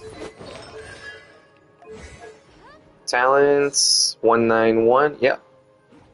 Yep. It's good to focus on the skill first, especially if that's the preferred playstyle. 20,000 HP though. Holy shit. Oh man. Yeah, and I think this is one of her best weapons when you're not using her signature.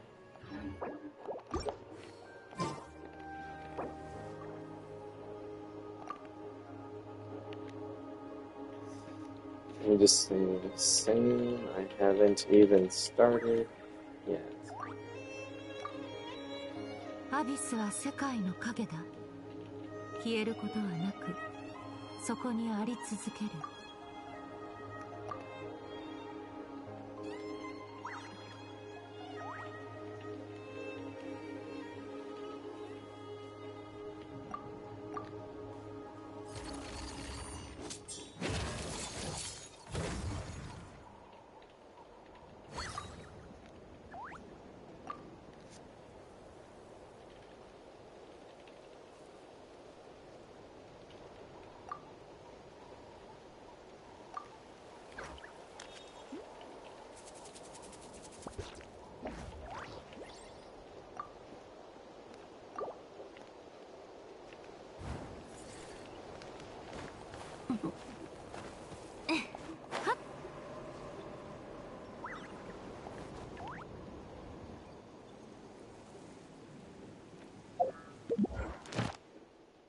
Oh, I'm not going to be able to turn these in until back in single player.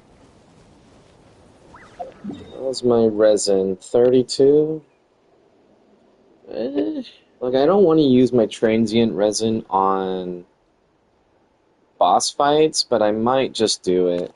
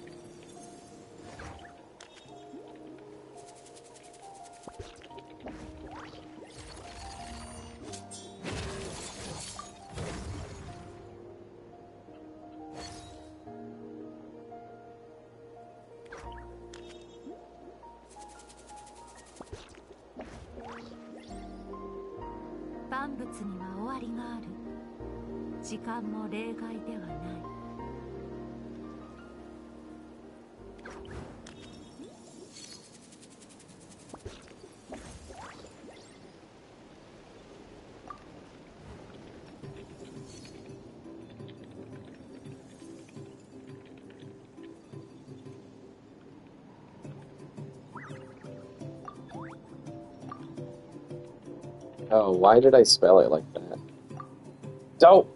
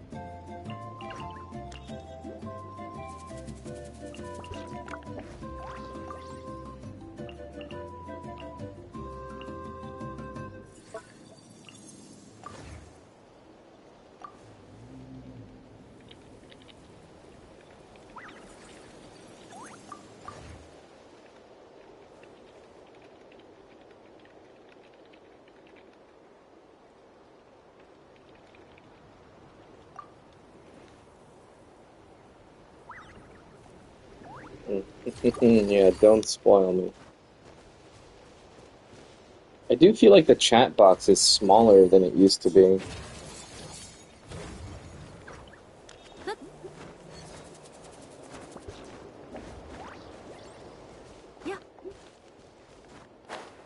Also, I think I take that back. I think I will use the transient resin to farm the bosses, but I'm gonna wait till after I finish Skirk's actual quest before I go and do that.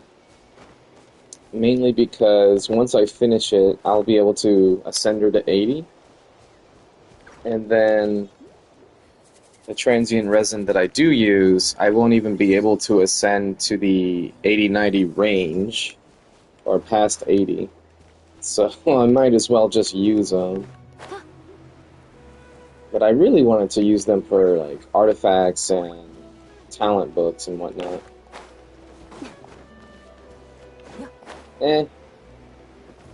Whatever.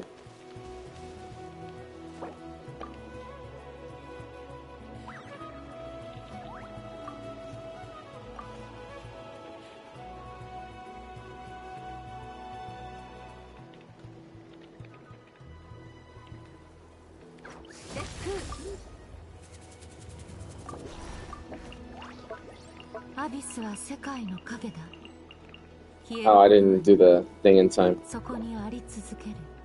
Yeah, I think that guy... If I remember right, I'm pretty sure that person on my friends list is from China? Maybe Japan? I think it was China. And it's probably really late for him right now. Or her. I don't remember if that person said what their gender was. It doesn't really matter. I always just assume everyone's a guy until they tell me otherwise. But yeah, I can imagine that he spent a long time just playing the quest and whatnot. I hope he had Primo Gems to spare, 'cause he did ask me that kind of stuff in the past. Hey, is this person worth pulling? Hey, this and that. And I always tell him the same answer, and I think him and one other, I always say the same answer, like, yeah, they're worth pulling if you like them. And so he said he wasn't going to pull, and then did Skirk's quest, and then pulled. So he definitely liked her after that. So let's look forward to that, huh? Let's go ahead now. I'm going to turn in my commissions. Get some extra Primo Gems from that. Let me see. Do I have enough for a single pull? No. Oh, wait, I do! I just realized something. Oh god, Shilonen jump scare. Jesus. また打ち指名の依頼やんないからそのまま送り返しといてうちに仕事を依頼したいなら直接工房に来なきゃダメ手紙じゃ受けないからあんたにはピンとこないかもだけど手紙で仕事の話をするのって面倒なんだよねパーツ1個のサイズを修正するだけでお客さんと10往復以上も手紙をやり取りする羽目になるしそれをやろうとするなんてどんだけ時間が有り余ってるんだかそんな時間があるなら集落まで来てもらって直接打ち合わせした方がよっぽど効率的っしょはあまた手紙しかも進展だってたく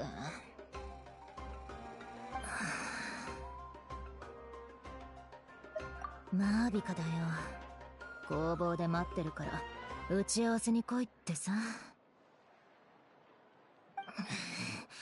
マービカのやつ集落には絶対に近づかないようにしとこった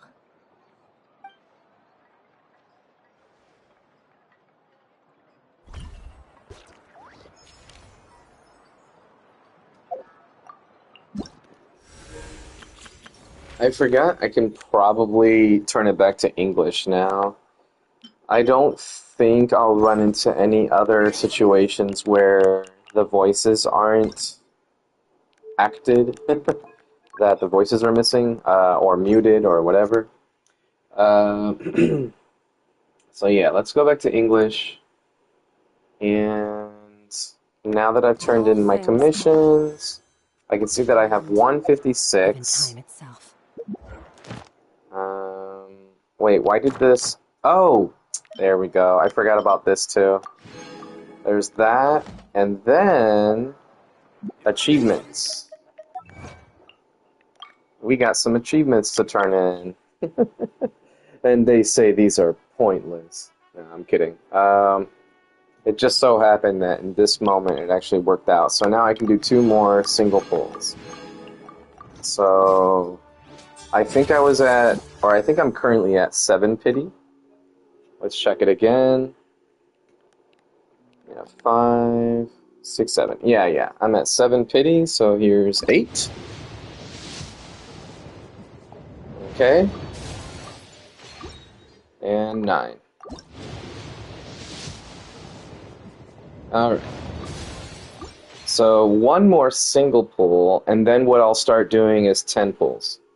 So I'll save up for the next 10 pulls after my next single pull, and then I'll do another 10 pull and try to get that weapon. Let me check her constellations real quick. I want her weapon regardless, but I haven't read these yet. Enhances the effect of the passive talent Reason Beyond Reason.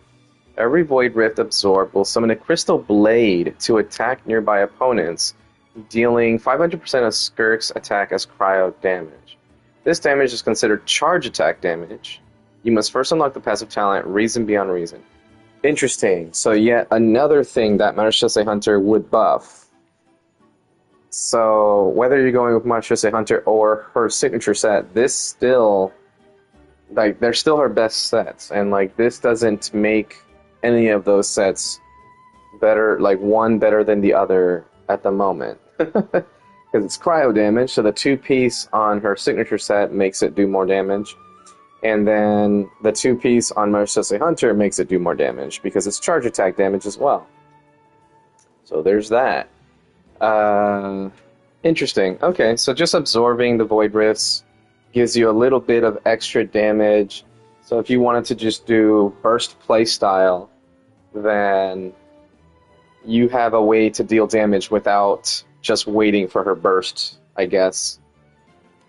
And then you can also consider that even during her normal attacks, when you use her skill and you do the charge attack, it absorbs the Void Rift. So then you do even more damage, even with her normal attack playstyle. So it's just additive to her normal, and then it gives you something in general to her burst playstyle.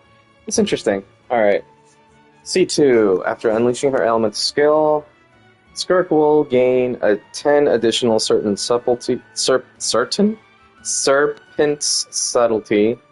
points. When using her elemental burst, the damage of this elemental burst instance will be increased by taking up to 10 more serpent's subtlety points into account. Additionally, 12.5 seconds after Skirk unleashes the special elemental burst Havoc Extinction while in her 7-phase flash mode, her attack is increased by 70%. Jesus! This effect will be cancelled when she leaves the 7-phase flash mode. Okay, so her burst does more damage because it's able to absorb more serpent subtlety or use more of those points or whatever. And then her skill does more damage. Jesus, man. Her skill... Okay, so you have to use her skill to go into the stance, and then you have to use her special burst, which absorbs Void Rifts. When you do, she gains 70% more attack. Because you can't just go into her skill mode, stance mode, and then, oh, I have 70% more attack. No, you gotta use the burst while in stance mode. That's interesting. Okay. Havoc Ruin.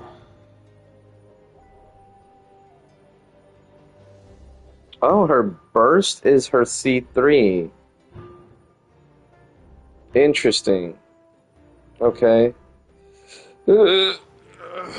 Stretching, stretching, stretching. Alright. C4 enhances the effects of the passive talent Return to Oblivion. Each Death's Crossing stack also increases Skirk's attack by 10, 20, 40%. So instead of the regular 10, you're now increasing her attack by 20. And then instead of the regular 20, you increase it by 40. So it's just double across the board. So with maximum stacks, you would have 80% extra attack from her passive talent. So she gets a lot of attack. I guess you won't need to have a Cryo Bennett anytime soon, for Skirk anyway.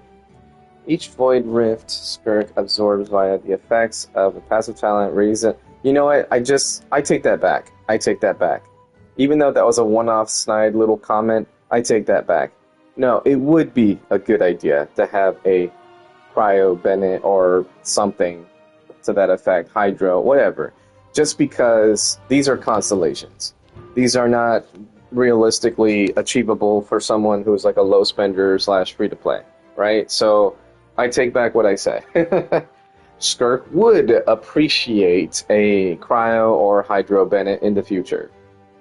It's just that if you do invest in her constellations, then it's like, okay, you don't need to have someone like a Cryo Bennett or whatever. That said, I keep forgetting that I need to switch my Farina to a Tenacity set. I'm pretty sure I have some decent Tenacity pieces I could give her to still do damage, but also be buffing my Skirk even more. But I'll worry about that later. It's not too much of an immediate need. Let's see the C6. Each Void Rift Skirk absorbs via the effects of the passive talent Reason Beyond Reason will grant her 1 Havoc Sever stack. Why is it in semicolon or in colons like that? Okay, 1 Havoc Sever stack. She can consume such stacks to initiate coordinated attacks and decrease the damage she takes while in 7-phase flash mode. These stacks last for 15 seconds, and each stack's duration is counted independently. Max 3 stacks. Initiate coordinated attacks, decrease damage taken. You must first unlock the passive talent Reason Beyond Reason. Okay. Havoc Sever. Oh boy. Oh god. When Skirk uses the Elemental Burst Havoc Ruin, she will consume all Havoc Sever stacks to initiate a coordinated attack in which each Havoc Sever stack will deal 750% of Skirk's attack as cryo damage. So she uses an Elemental Burst, and then a coordinated attack happens. Every time I read coordinated attack, I don't think, oh, with their own attack. I usually think with other people's attacks.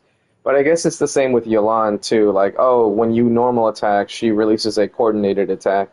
And if you just happen to be using Yolan, then her coordinated attacks synergize with her attack. So this is no different than that. So she uses her burst, and then a coordinated attack happens. Okay. Stacks deal 750% of Skirk's cryo damage. This damage is considered elemental burst damage.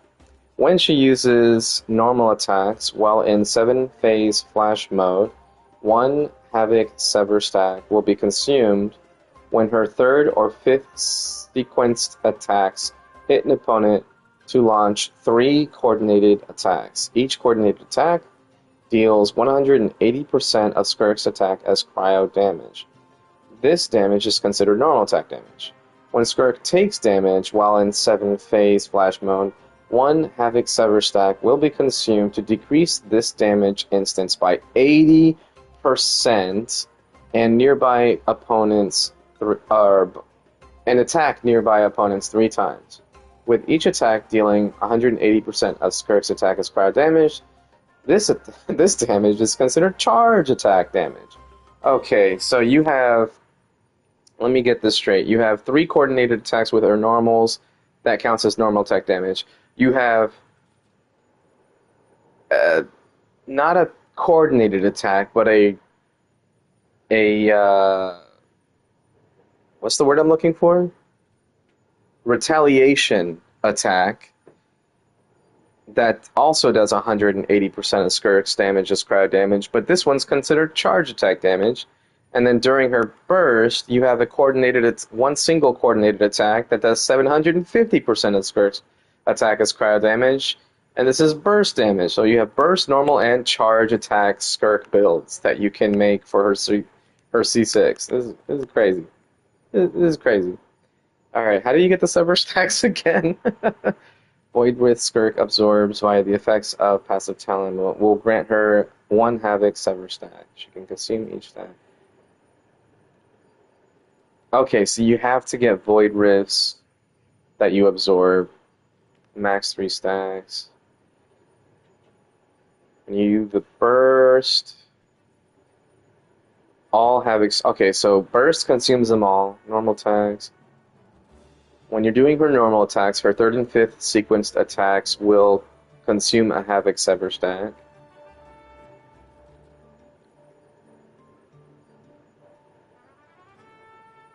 Or 5th sequenced. So I guess you could just like do 3 normals, dash, 3 normals, dash, and then you use them all when Skirk takes damage. Or you could just do 1 string of normals, and in that process, if you take damage, you'll use the last stack. It kind of sucks that you only get 3, because that's the amount of Void Risk that you can absorb, I guess.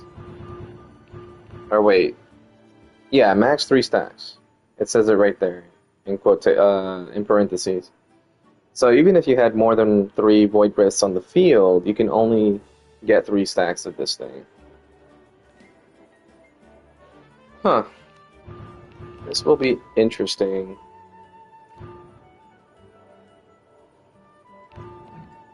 Okay. But yeah, one way to absorb them is to hold her skill, and then you could just burst. The other way to absorb them is to press her skill, then burst, and then that special burst will just absorb. So press, burst, and then that absorbs them.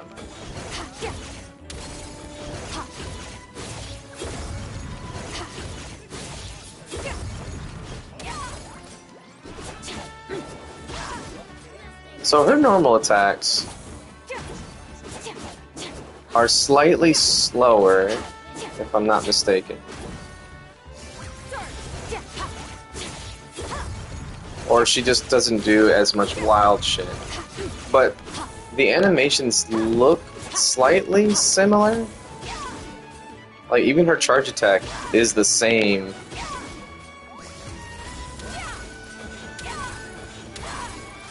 Interesting. Okay. It's going to be interesting figuring out how to play with her. She definitely seems fun and very strong, that's for sure. Let's get some more serpent stuff back at. Alright, let me read her shit again.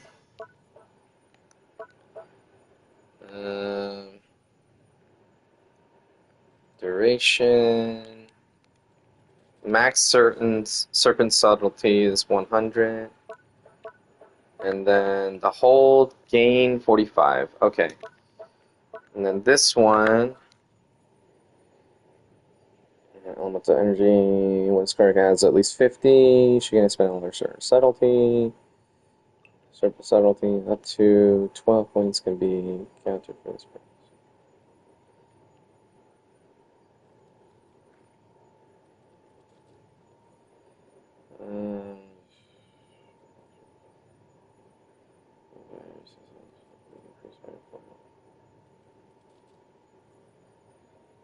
Every point over 50. Okay, that's what I was looking for.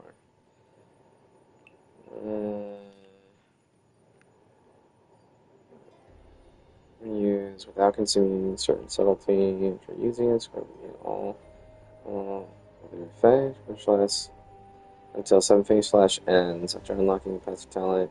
And she can absorb nearby void res.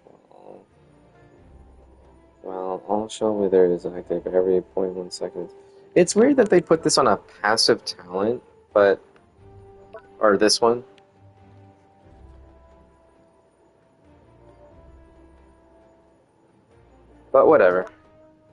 I feel like passive talent should just be, oh, you increase their damage by this, or this reaction increases this instance of damage, or application, or whatever. Rather than a core component of her kit just be only, or locked behind a passive talent, rather than just put it on the skill, or put it on the burst, or something like that. It's weird. Like, there are plenty of situations where people have passives in their skills and bursts, right? So why not just make this something where it's like, Skirk always has this much cryo damage increase, or whatever. I don't know, it's weird, it's weird. I'm not a game maker, so I can't say that this is good game design or bad, but my opinion, some of these passives, not Skirks in particular, but I've seen some that were just like, why isn't this in their core kit, and why couldn't we get a different passive talent? I don't know. Alright, yeah. This doesn't do anything to buff her damage, I don't think. It's just the creation of the Void Risk. Okay, and then this is the buff one. So, every party member that does damage that is Hydro or Cryo. Oh, I was wrong about it doubling. Okay, so the third stack is 170. And then her Constellation, was it 2? No. There it is. It was her C4. Adds an additional 40% on the third stack. So it's not double. It's less than double. Okay. I thought it was double. The first two are double, though. So 10 and 20 become 20 and 40. But yeah, the last one, instead of 70, it's 1100. So it'd be 2000, or Jesus, 210. And Elemental Burst, Havoc, Ruin. Oh, I didn't see that last line right there. The damage dealt when using her Elemental Burst is 5, 15, and 16. Does it say that in the C4? Each Death's Crossing stack also increases Skirk's attack.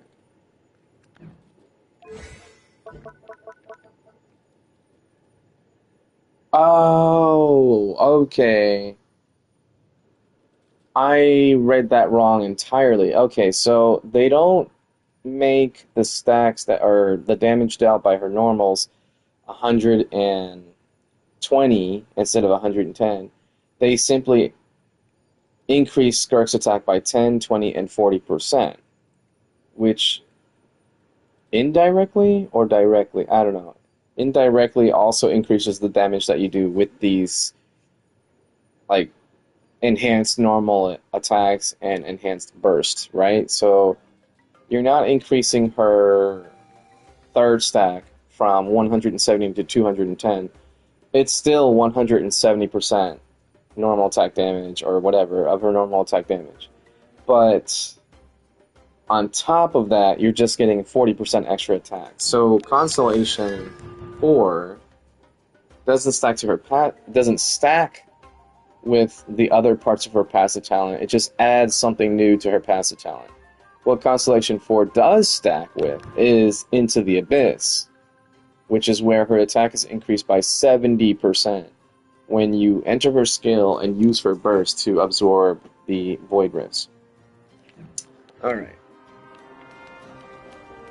I'm starting to get it now. What a complicated character. That is strong as what? Alright, let me go ahead and start the next quest, now that this is completed. This felt short, but I guess because I already did a portion of it last night before I went to bed, that might have been why it fell short. Alright. Hopefully we'll get some events here soon. But yeah, let's go ahead and start this, and then I'll level her up again. Leeway, huh? Makes sense, that's where we met Child, but maybe it doesn't make sense. I don't know. Alright, I'm gonna shut up now. Muting.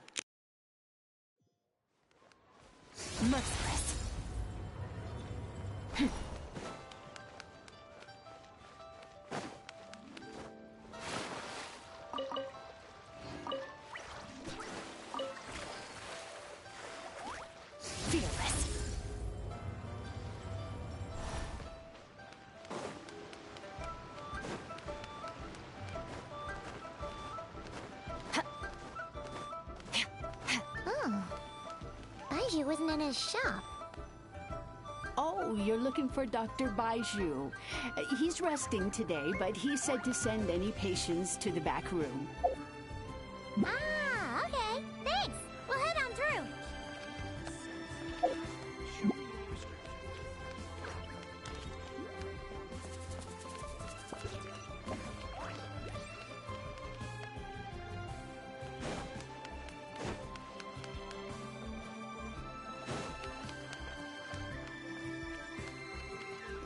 I swear to God, if I go inside of this room and it's like a mansion inside, when on the outside it just looks like a box attached to the building. You know what? I don't swear to God anything. Forget it. I'm just gonna overreact like a normal person. Alright, let me go back to muting myself.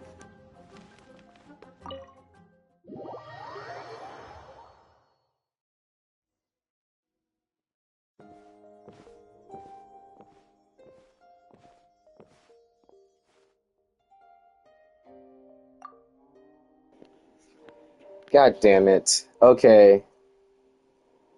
I guess I am gonna have to put it in Japanese. Ah, man. And I can't just restart it. I have to... Fuck, man!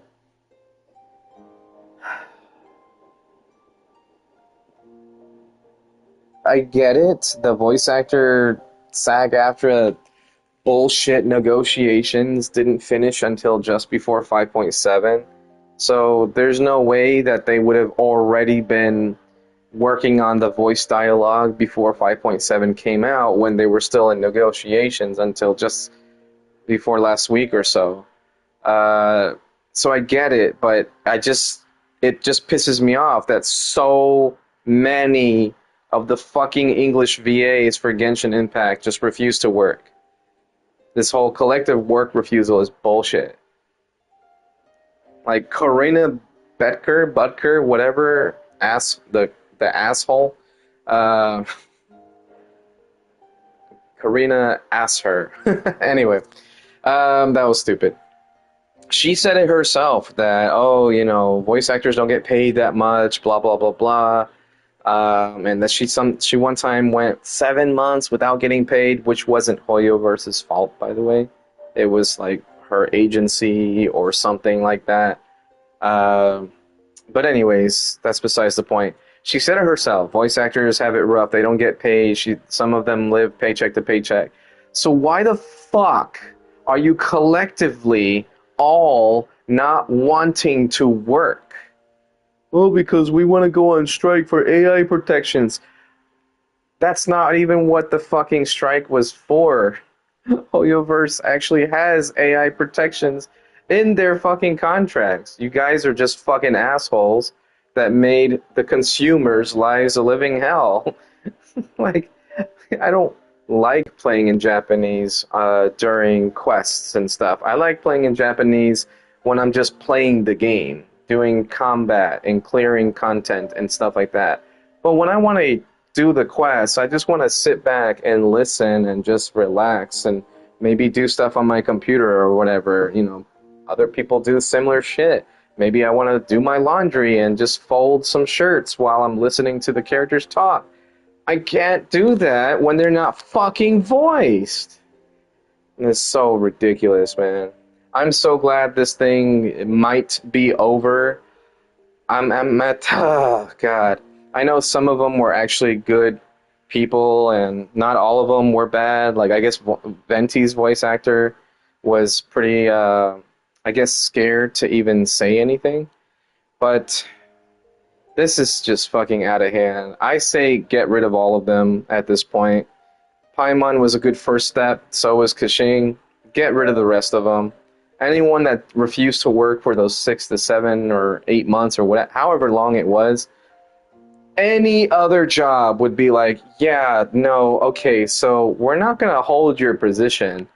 We need to fill it. We need to be able to sell these chairs or cars, or we need someone to flip these burgers or something like that. Or whatever the case may be, whatever job you can think of, they're not going to sit there and just hold your position for you. hey, I went to the bank today and there was no tellers. It's weird. They're all on like some sort of collective strike for whatever reason, for protections against machines taking over. You know, like because we need the humans to count the cash for us. So they're afraid the machines are gonna count all the cash and they'll be without jobs. So I went into the bank today and there was no tellers. Oh yeah, well the manager said that they were holding their positions until this strike was over, and then we'll have tellers again. Okay, so what am I supposed to do in the meantime? Use the machines that we have available where you can deposit money? Wait, wasn't that what the whole point of the strike was? So that, you know, you guys would not have machines and the tellers could actually have a job? Yeah, so then why do you need the tellers if you already have the machines? Oh, yeah, let's just fire them. I'm just saying, it's kind of ridiculous, this whole work refusal thing.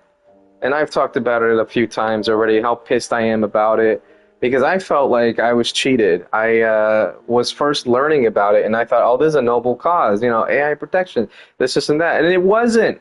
It was all a fucking ruse. It was all a farce. It was all a lie.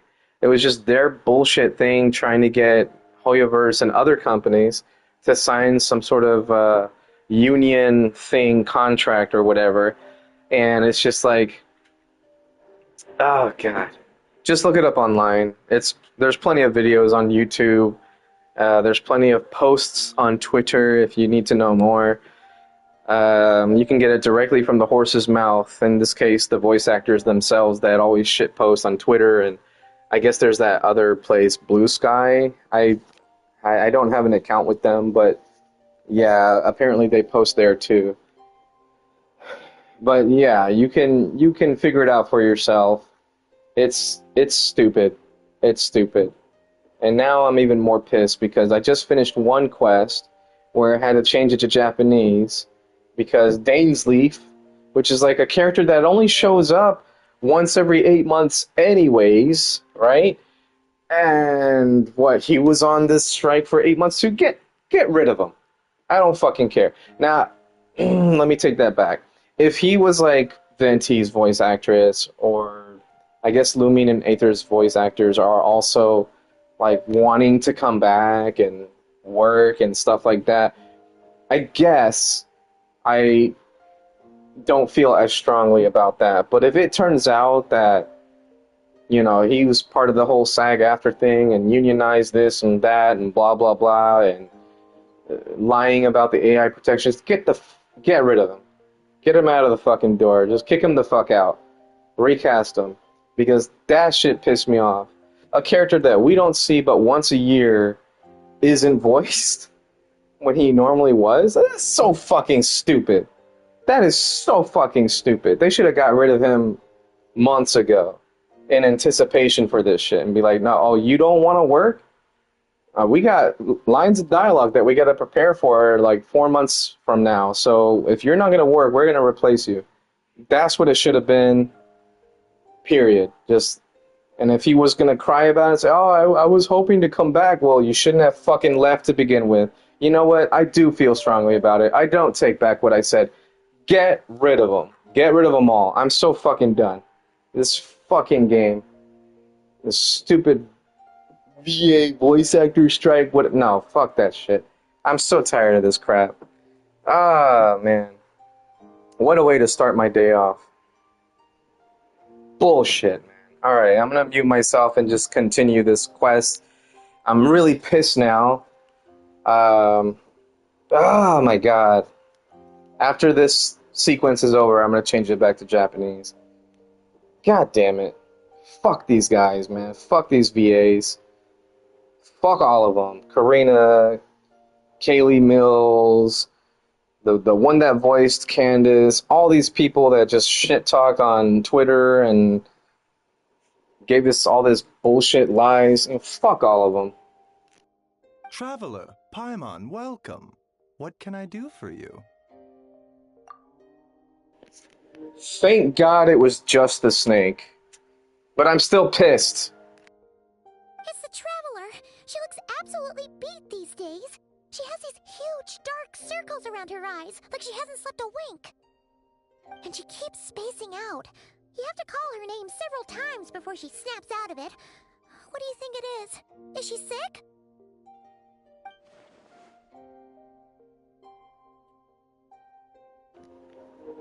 Fuck you, voice actor for the snake. Get another job. Voice someone else that we don't care about. I'm gonna keep fucking shitting on this fucking bullshit strike for as long as I can. Alright, here we go. Very peculiar. In all the time we've been acquainted, this is the first time you've come to me with a health complaint. Come, let me take a look at you.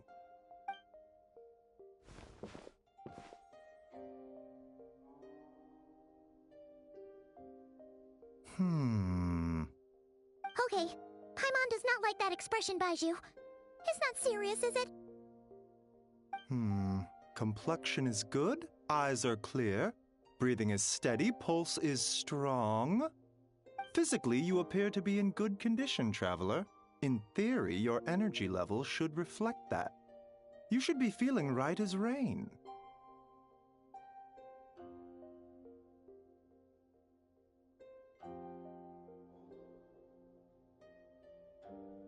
Hence my concern. A clean bill of health is usually a good thing, but in this case, it likely means your situation is more complicated. Physical illnesses come with detectable symptoms that can be used to diagnose, medicate, and cure the condition. But afflictions of a non-physical nature, they fall outside a doctor's realm of expertise. Huh? What do you mean, non-physical nature? Curses, dark magic, it's hard to say. It could just as easily be a simple case of mental fatigue. Why don't you rest here for a bit? Whatever it is we're dealing with, clues to your condition are sure to reveal themselves in time. Once we know the root cause, we can administer the right treatment.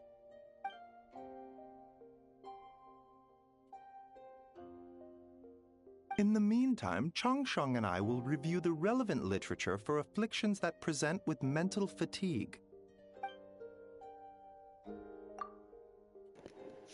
Hey, Chung Chung, go fuck yourself.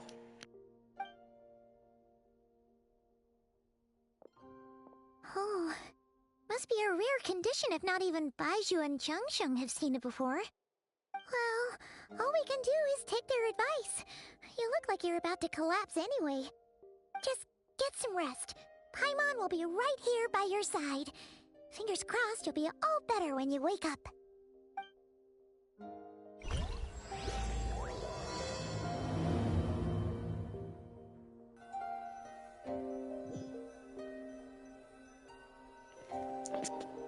I'm very tempted to just turn it to Japanese right now, but I feel like I'm gonna regret it if it was only the snake and everybody else was voiced. Whatever, we'll give it a shot. We'll try it without Japanese, and if it's more than just the snake, even just one more, I'll change it to Japanese.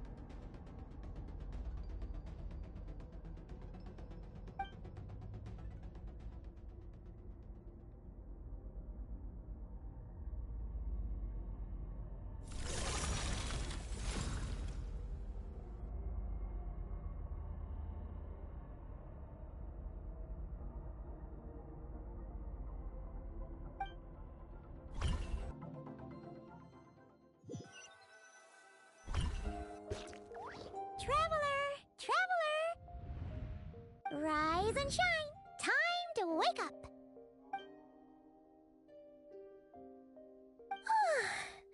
For once, you're making Paimon look like an early riser. It's already afternoon. Hopefully all that sleep did you some good. Feeling any better?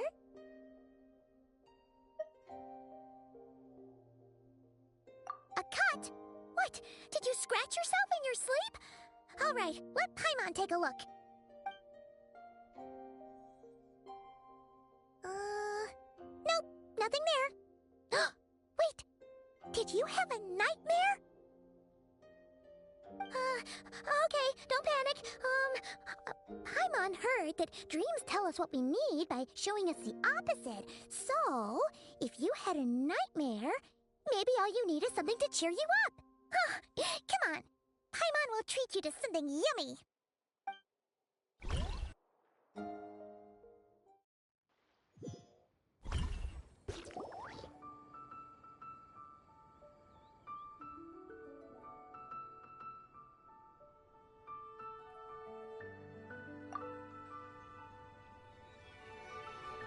What? So, in this dream, you were trapped in a weird place with thick fog everywhere, and then a spike came out of nowhere and stabbed you in the back? Oh. Okay, well, that's a new one. Are you sure it was a dream? 'Cause from the way you describe it, it sounds like you were really there. But then again, you woke up right where you went to bed. And you were definitely in a deep sleep this morning.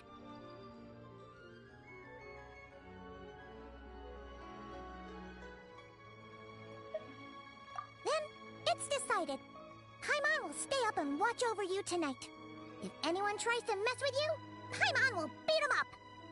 Or, I'll wake you up first and then we can beat him up together.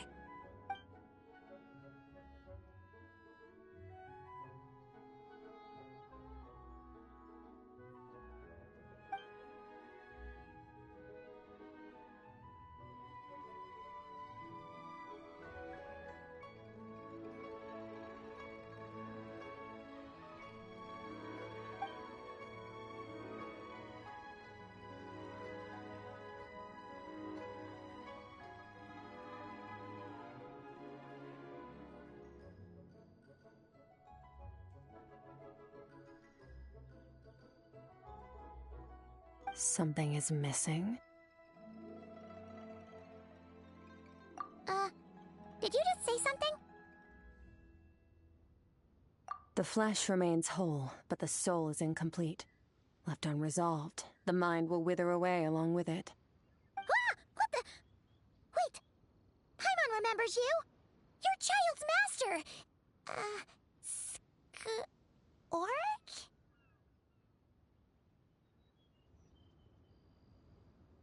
Right! What are you doing here? The last time we saw you was at the Primordial Sea in Fontaine, right? But then we left and never learned where you went after that. Child's been looking everywhere for you, by the way. What brings you to Wanmean Restaurant of all places? You came here looking for us? And were you the one behind that hocus pocus just now? Tell me, what is it that you saw?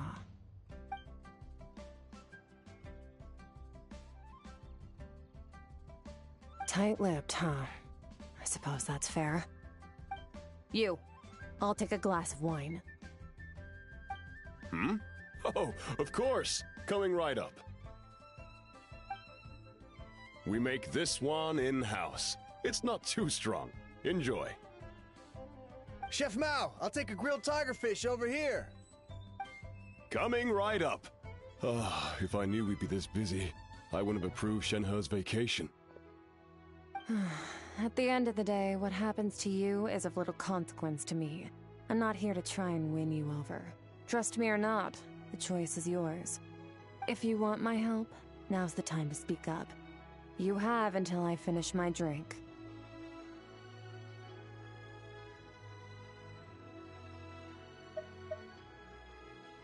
I was investigating an abyssal disturbance in the area and happened to notice you. Part of your soul is damaged, and the wound bears traces of abyssal corrosion. Need I say more? Neither of those things sound good.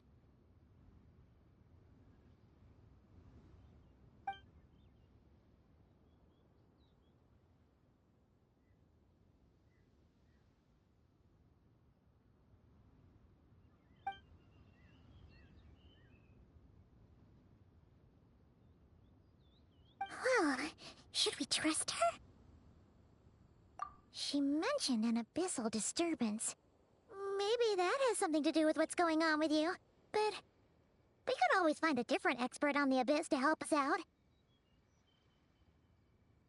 Yeah, and that thing she said about your soul being damaged is scaring, Paimon.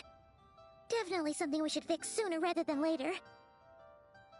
Skirk's an interesting one, that's for sure. But from what Childs told us, she doesn't seem evil, at least. 1, 2, 7, 10. That'll do. Well, have you made up your mind?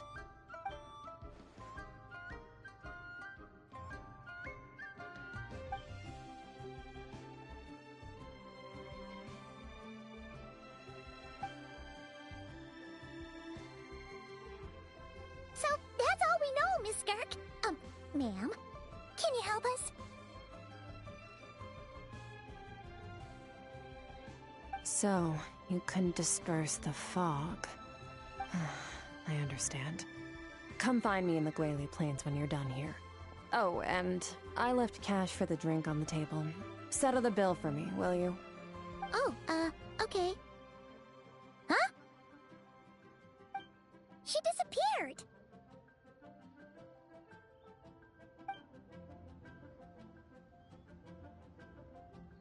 Wait, hold on. You overpaid. Here's your change. Oh, no. This includes the drink, so it should be the right amount.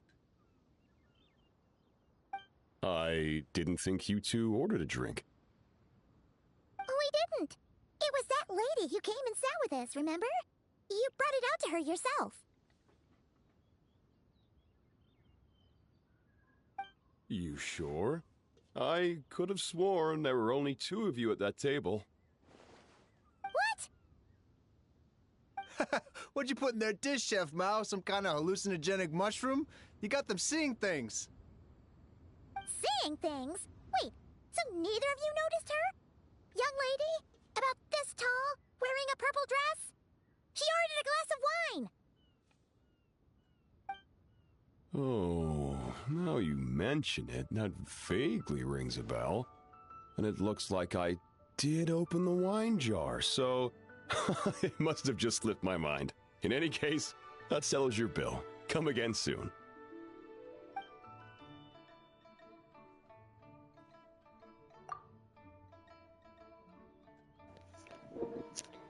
Are you kidding me?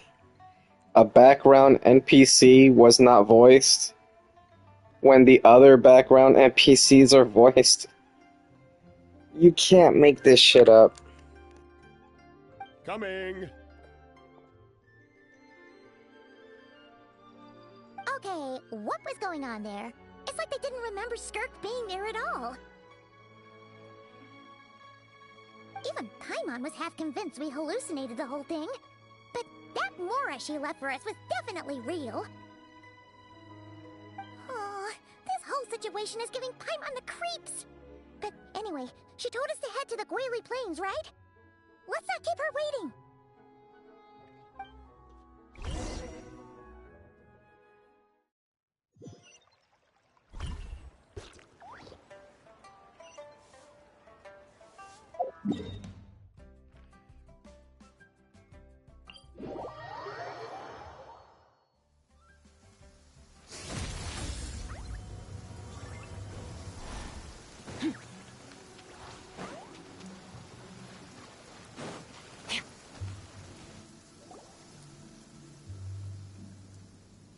Whoa, what are all these rift hounds doing here?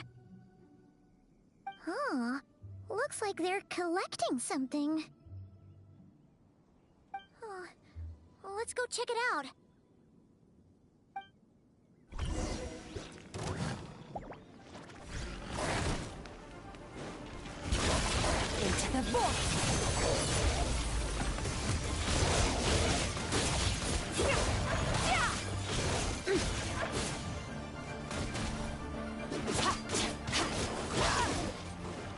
Yoo-hoo! Let the world collide! A dash of frosting! The pinnacle of excellence! So, this is what they were collecting. It looks kinda like... Yeah... What is going on here? From the moment they are born, all beings with great power have an impact on this world. Even if their body is sundered and their soul extinguished, their influence remains. Gods are the most common example of that. The remnants of gods who fell thousands of years ago remain buried deep within the earth, carrying within them a warped will and a dark curse. Together, these remnants form what you call god remains, and it appears that some of those sealed here were dug up and removed. There are traces left, but they're fading fast. What are you doing? Nothing! Just wanted to make sure you were... real? She's definitely not a ghost traveler. Paimon poked her, and she's solid.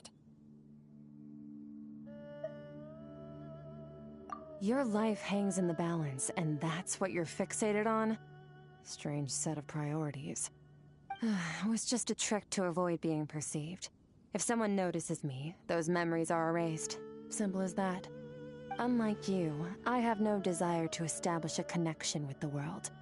The weak and the lowly have no right to remember me. They're lucky they only have a few missing memories to show for it. Now, can we please get back on track? Okay. Where were we? Right.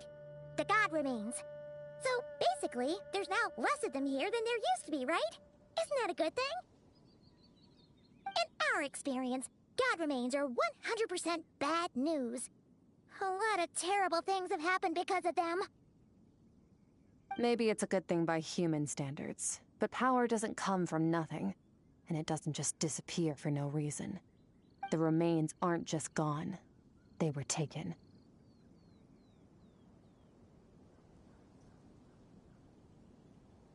Very clever, Traveler. You aren't the only one who had something taken from you. There are victims like you everywhere. The only difference being, you can speak, and the remains cannot, so it went unnoticed. Something similar happened in Sumeru.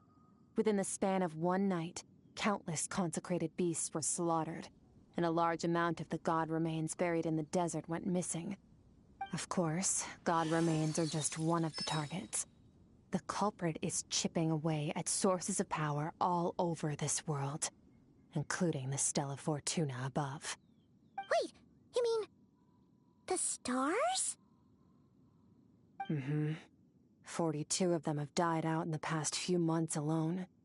In Conria, people believed that powerful individuals have corresponding Stella Fortuna. Even should that individual fall, their Stella Fortuna would not disappear, but gradually evolve into a new constellation. Yet now, stars are disappearing from the skies entirely, and it's not hard to deduce what's happening to the power they contain. Something has been leeching power from this world like a parasite steals nutrients from a host. And now, it's no longer satisfied with the remains of the dead. It wants you. This time, it only took a fragment of your soul. But next time, there's no telling how far it could go. No one knows. All I know for certain is this. Getting back what you lost will not be easy. Considering how much power this entity has stolen, it must be a god-level being by now at least. But that's not the real concern. Souls are fragile things, and yours could easily be crushed if you go up against it. So you're gonna help us, right? We're going to help each other. You are my ticket to uncovering this thing's true identity. Well, great! You seem super strong, and you know a lot about the Abyss, so Paimon will take it. Don't get all mushy on me. All I'm doing is helping you get back to normal after a sudden crisis.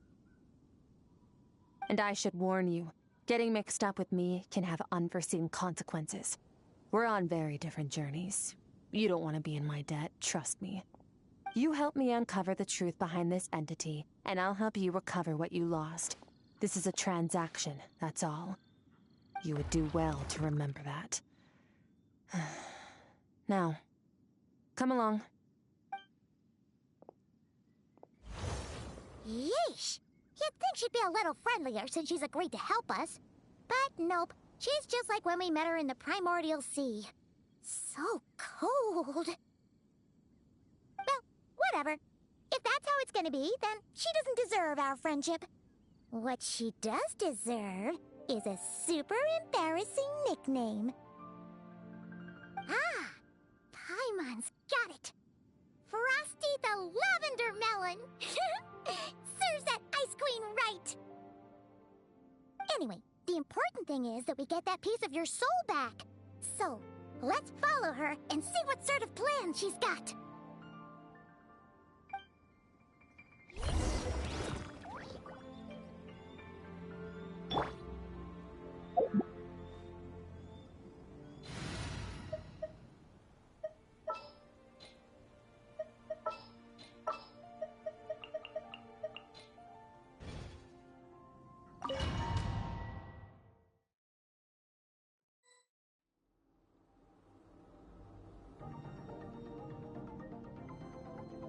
Whoa!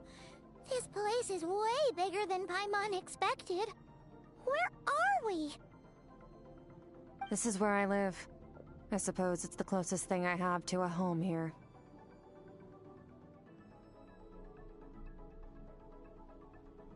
It is. I brought you here because time flows differently in this place. I don't know how much Ajax has told you, but when he fell into this space, I mentored him for 3 months. In that time, only 3 days passed in the outside world. Ajax? Oh, right! That's Child's real name! Yeah, Paimon remembers him mentioning something like that. So, a month here is equivalent to 1 day in the outside world? That should mean we're safe from that power-hungry soul snatcher for now, right? Yes, well, I didn't bring you here just to show you around. In the outside world, the Traveler could be attacked at any moment. But coming here has bought us quite a bit of time. Now, we just need to figure out how to investigate that place you saw. The one full of fog.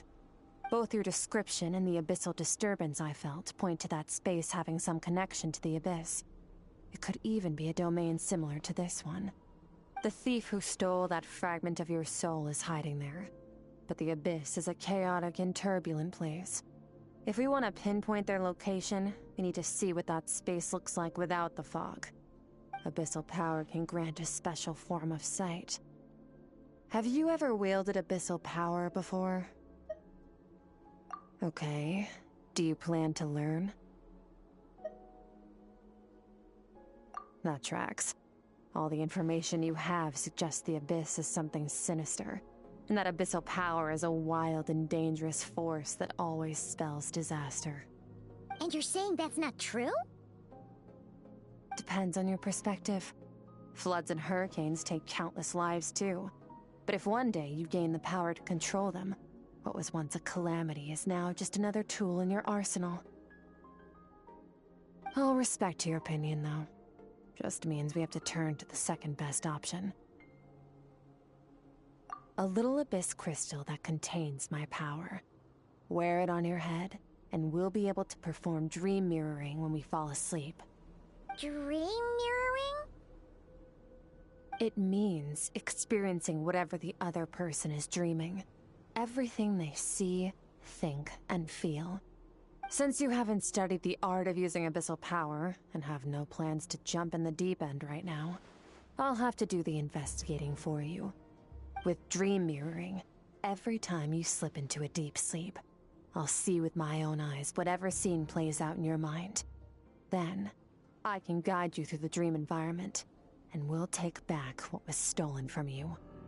Huh. You make it sound so simple. Tough to say. This is an unprecedented situation for both of us. Even assuming we do manage to find where this entity is hiding, like I said, getting your soul fragment back won't be easy.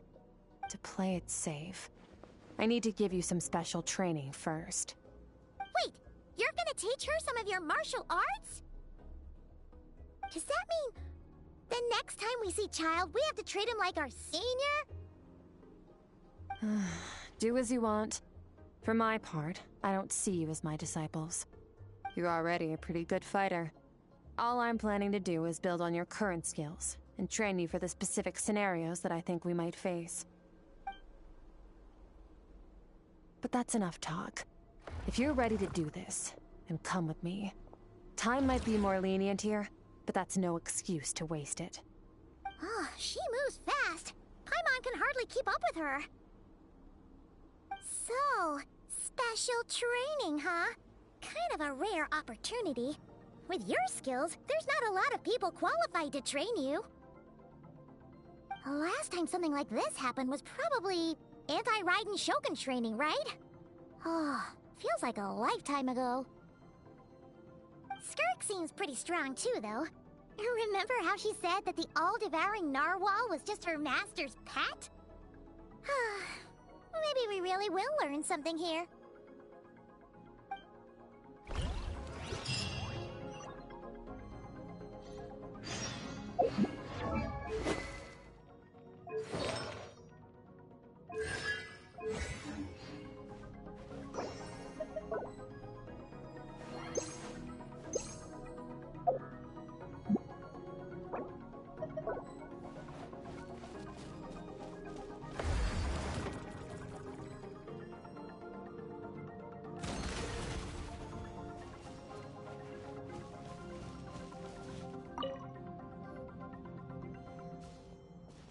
Ready? Bring it on! Your training will be split into 3 stages. Testing your blade work, elemental abilities, and reasoning skills. We'll start with blade work. You're no rookie in this area, so I won't bore you with the basics. During your long journey, you've no doubt sparred with a lot of talented sword fighters. Consciously or not, you'll have picked up all kinds of techniques from them. You bet! There's Kaya, Master Jean, Kuching. Oh, and Kazuha, Ayaka. Yeah, we've met sword masters like you in every nation we've been through. You sparred with a bunch of them too, right? Nice to know it's all gonna come in handy now. Don't get too smug. In sword fighting, techniques alone are not enough. You need a cohesive system to bring it all together. A style or school of fighting. To use the human body as an analogy, your style is your skeleton, the foundation, the framework. Techniques are the muscles and other flesh attached to the bones. This is where your strength comes from. Improving your sword fighting is like growing that body. If your frame got bigger and taller, but you didn't add any muscle mass, you'd be weak and flimsy. Then again, if you packed on pounds of flesh without a big enough frame to support it, you'd end up bloated and unwieldy. You need to do some introspection. Take a good, hard look at your past experiences and figure out which parts of what you've learned are just techniques, and which parts can be used to form your own system of blade work. Only then will you get the full utility out of all your thoughts and observations along the way. Only then will every strike you deliver make perfect sense. Wait, is that it? Paimon thought you were gonna teach her some cool new moves. Like when you went swoosh and opened a tunnel to another place. One day, you'll reach a new level of power where you realize that even that's as basic a trick as any other. But right now, our sword styles are so wildly different that teaching you mere techniques is pointless. There are no shortcuts in the pursuit of power. Failure is your best teacher, and rigor is your coursework. That's all I have to say. Time to make a start. Train until you're satisfied with yourself. Now focus. Destroy the crystal columns as swiftly as you can.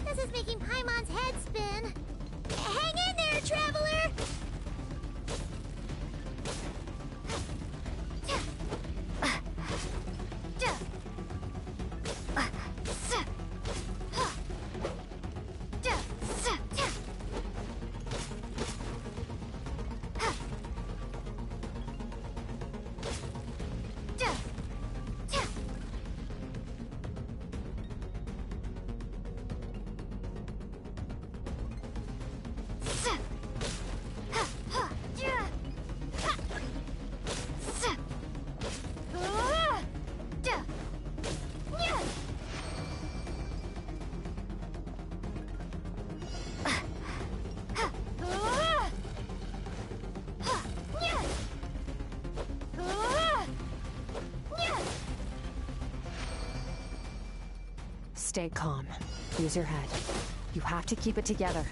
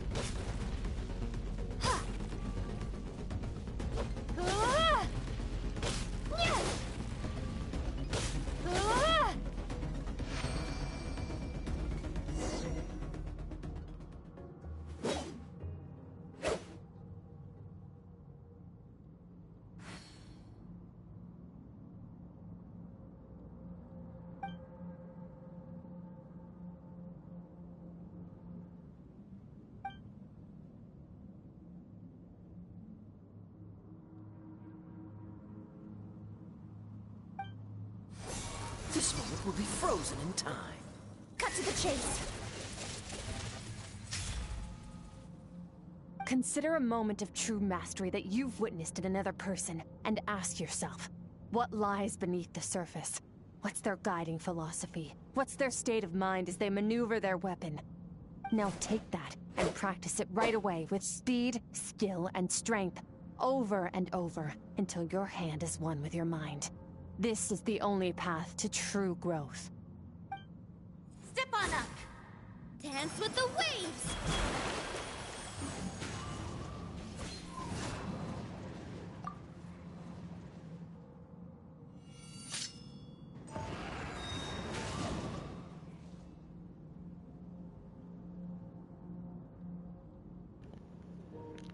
Fuck you, Kazuha's voice actor.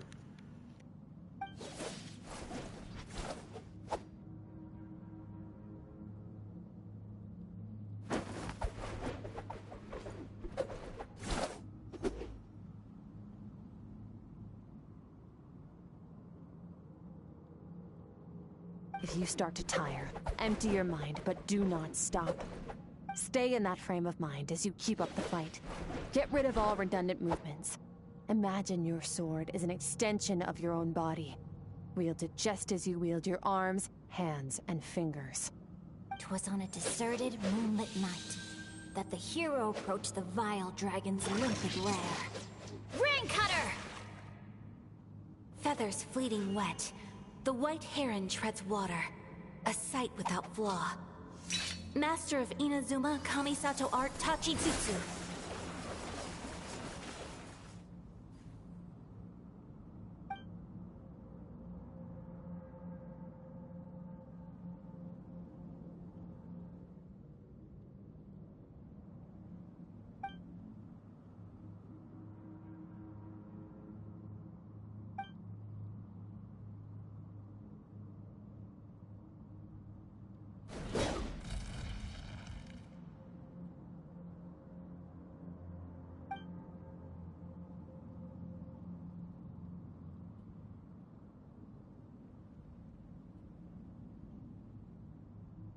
Huh.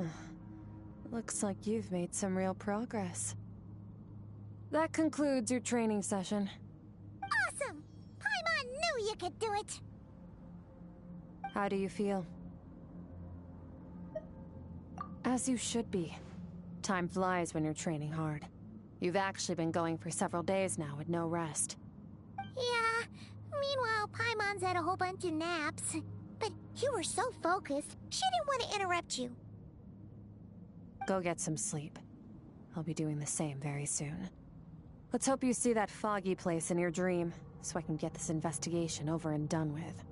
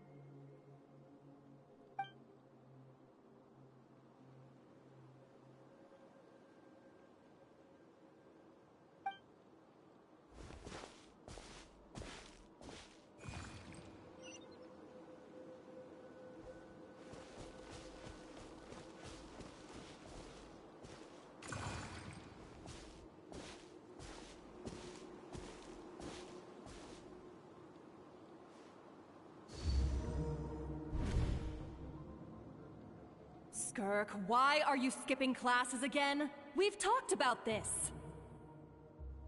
'Cause he's a crabby old man, and he's a boring old man. I don't like going to his classes. Excuse me. You shouldn't talk about your teacher like that. It's very disrespectful. All right, let's not get into a big fight about this. Skirk's learned what she needs. There's no point forcing her to sit through more classes if she doesn't want to be there. But I'd still love to hear about what you got up to yesterday. Why don't you tell your dad all about it?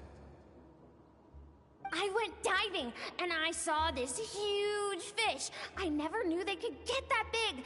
It looked kind of dumb, though, with that stupid big fat head. I tried to shake its fin, but it just spat water at me. Oh, and today, I'm gonna go to that prairie up north. There's supposed to be this giant bird there that can spit fire.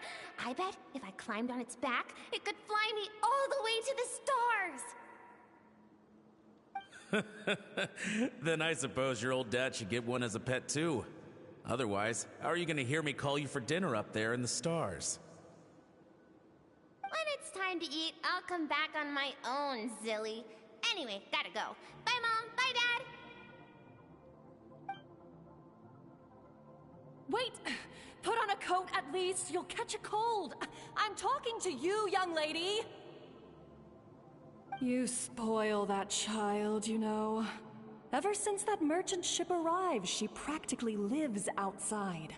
Always going on about exploring the beyond one day, whatever that means. Ah, let the kid do what makes her happy. Besides, we both know you're all bark and no bite. Come on, our little adventurer's gonna be hungry when she gets back. Let's get started on dinner.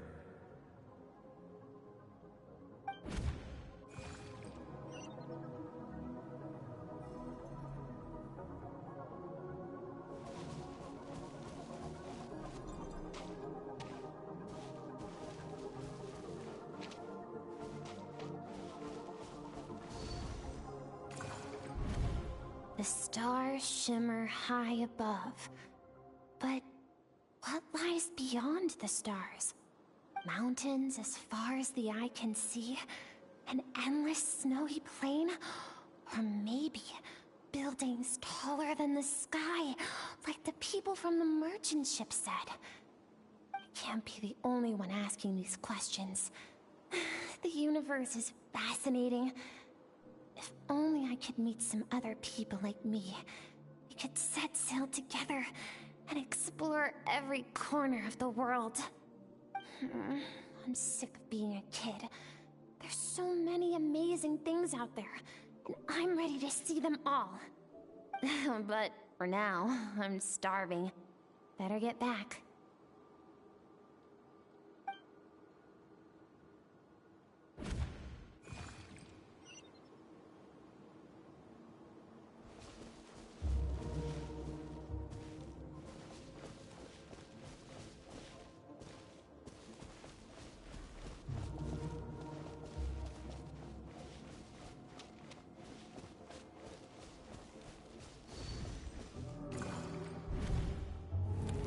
Don't let a single one of them get away! No, please, spare the children! Stay back! They're coming! Run! Help! Eliminate the threat. Take them down. Don't be scared. This way! We'll never make it! Fire. There's fire everywhere. What happened? I told you we shouldn't have trusted these outsiders!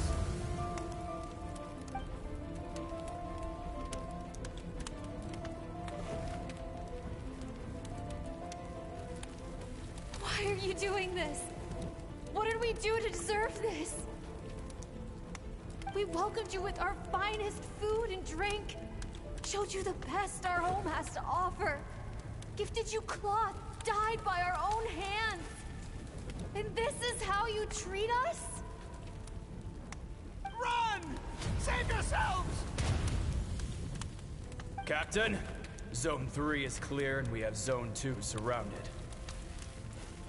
Begin extermination. Remember the orders from upper command. No one is to be left alive. Rest assured, sir. We have enough munitions to annihilate these savages and burn their entire civilization to the ground. Good. The only ones who put up a real fight are that man and his wife, correct? What's their status? We shot the man in the ankles and the wife broke her wrist attempting to fight back. They won't be doing much more fighting. They're holed up in their home for now, but they won't last long. To prevent them from making some kind of last stand, we're planning to clear out the other zones first so we can send a bigger squadron to surround them. Well, well. Turns out some of these beasts do know how to use their claws. Now the threat these savages pose will be undeniable. Let them cling to what's left of their lives for a little longer. Once the other zones are cleared, I'll cut off their heads myself.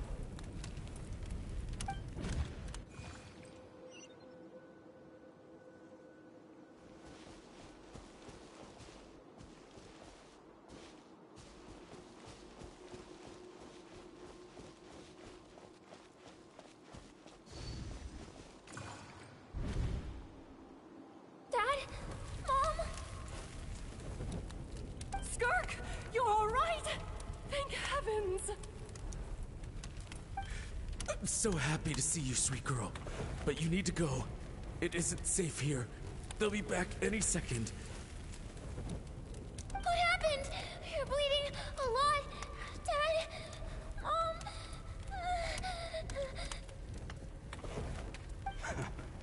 This is the place. Alert all units. Prepare to surround. Run, Skark! Run as far away as you can! Don't trust anyone! Your dad and I, we're not afraid to stare death in the face, but we need you to survive. My clever girl, so curious. You're already so brave. I know you're going to grow up to be such a positive light in this world. Whenever you miss us, just play this song. Remember, life is a gift. Don't let darkness claim it. Break down the door! Look what we have here. A savage that can pluck a tune. Well, the show's over.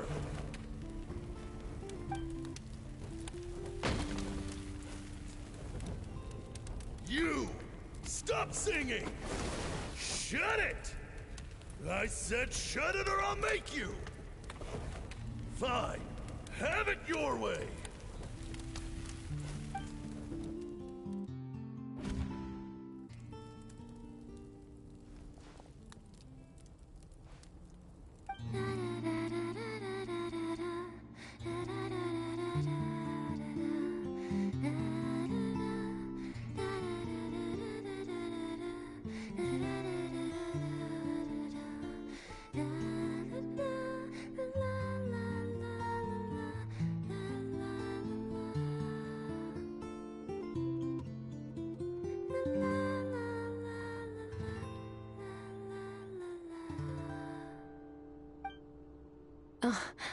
You're awake?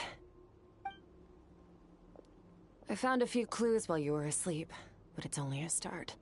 Now, time for the second stage of your training. This time, the focus is elemental energy. Come find me when you're ready to begin.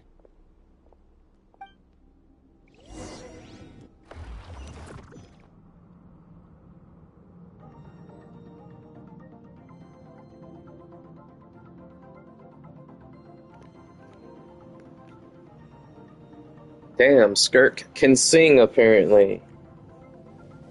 And, I'm just gonna say it. She sounds way better than Yunjin. Man,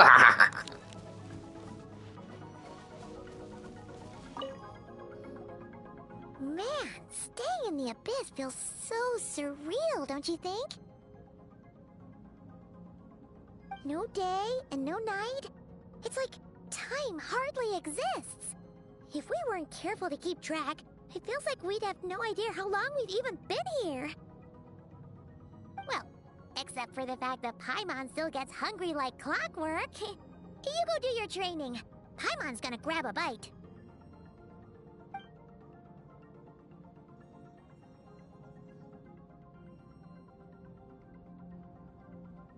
The way I see it, the pursuit of power is divided into 3 stages. The first is mastering the use of standard weapons. Next is learning how to harness natural energy. And after that, you're free to challenge even higher dimensions. The natural energy of Teyvat is, of course, elemental energy. But that's not my area of expertise. I draw from a different source of power. Abyssal power, yes. Also known as the power of the Void Realm. My master, Sertologi, is a true expert in that area. After all, he was one of the group of 5 that infamously stole the all-encompassing power of the Abyss, an act for which the people of Conria gave them the epithet, the 5 Sinners. The elemental energy of Teyvat, on the other hand, is derived from the power of the Light Realm. These 2 forms of energy exist in direct opposition to each other. Suffice to say, there's not much I can teach you this time. A keen observation, traveler. Call it respecting local norms. The Abyss stands in direct conflict with the will of this world. So, to make my life easier, I disguise my power to make it appear cryo-like in nature. It's a technique I learned from some Conrian ruins, known as the 7 Shifting Serpent. If you ever change your mind about delving into abyssal power, I can teach it to you. So I've heard. You seem to have a knack for removing abyssal power. But is purification really what's going on there? Like I said, power does not simply disappear. Just thinking out loud. Let's focus on your elemental training. That's what's gonna help us if the situation gets tricky. True growth comes from adversity, but only if you make the choice to pick yourself up again every time you fall. So, it's time to push yourself to the limit, and then keep pushing. This is the only way to advance at pace. Use the power of Animo to clear the field as fast as you can!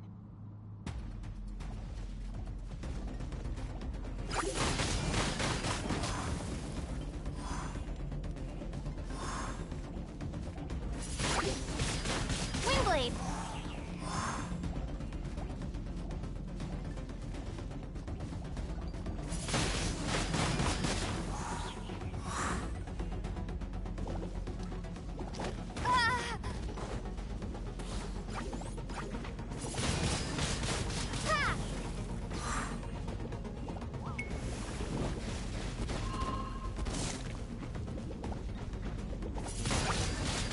Wingblade!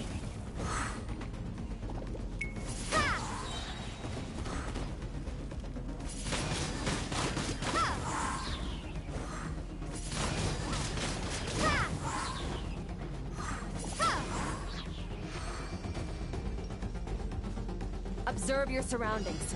Look for things you can use to tilt the scales of success in your favor. Wingblade!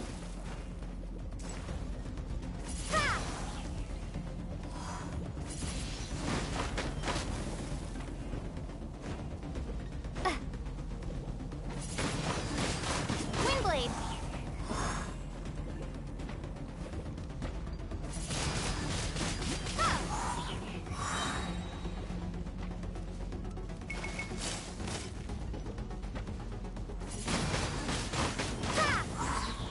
Prepare to be blown away!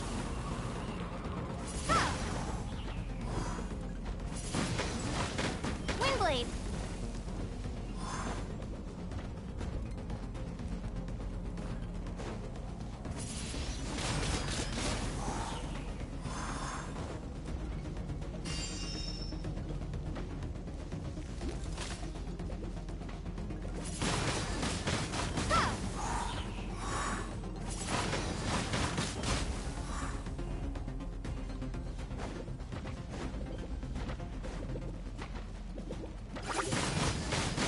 Wingblade!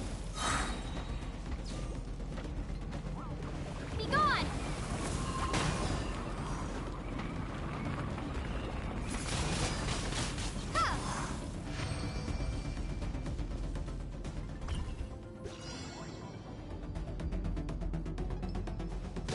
Use the power of Hydro to destroy the spikes.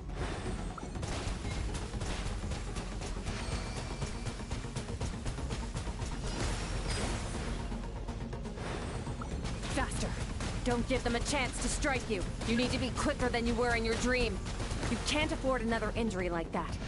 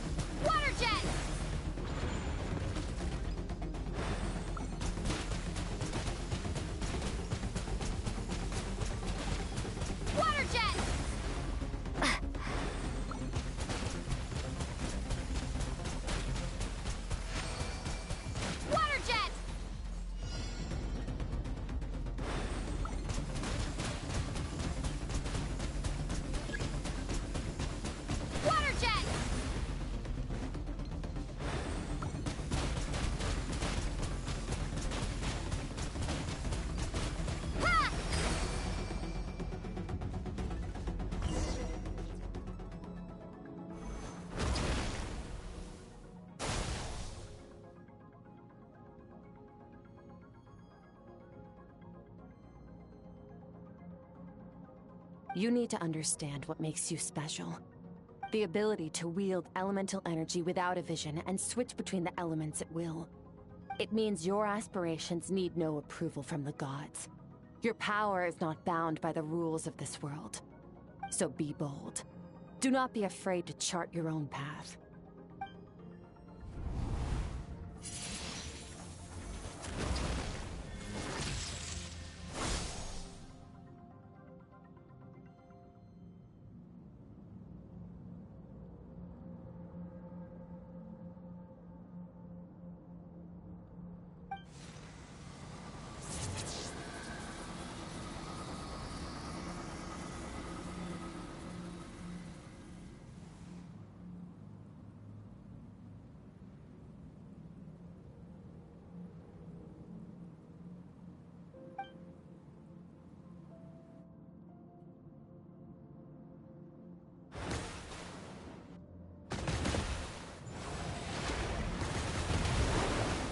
Very good.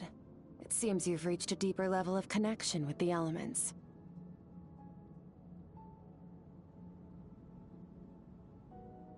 Long enough for you to lose yourself in your training, which is a good sign.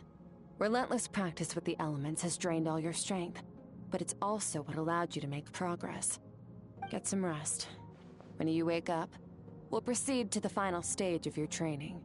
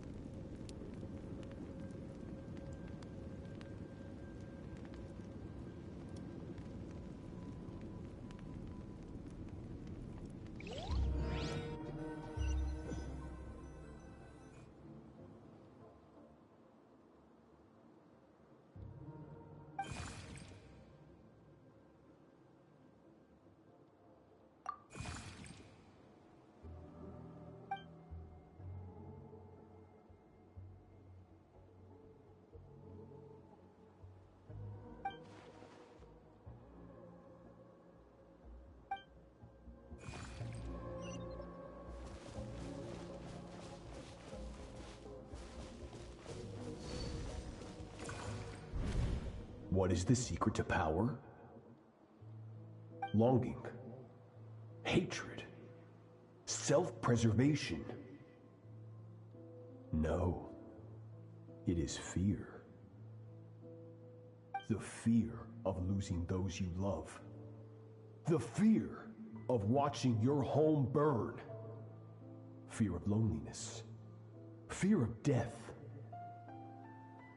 Fear is the source of evolution. It forces humanity to adapt to their environment and overcome hardship. It is in the process of prevailing over our fears that we surpassed first ourselves and then the rest of the world. That fear is now part of you. It calls on you to evolve. And it is time to answer.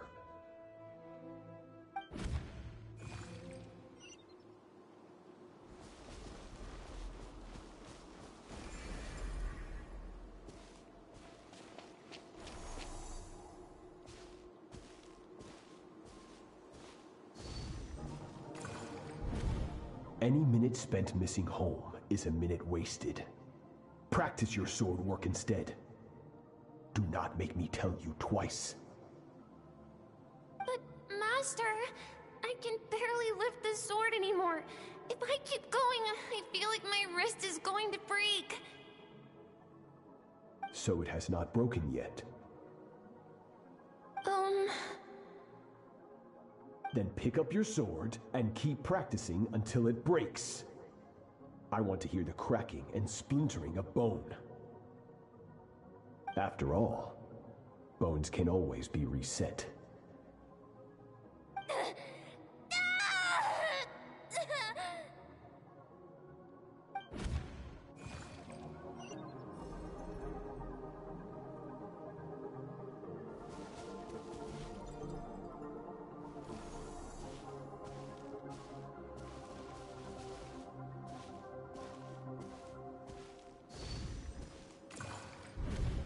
Good, Skirk. Once again, you survived. How do you feel? Cold. In pain. These are signs that you are adapting to the abyss.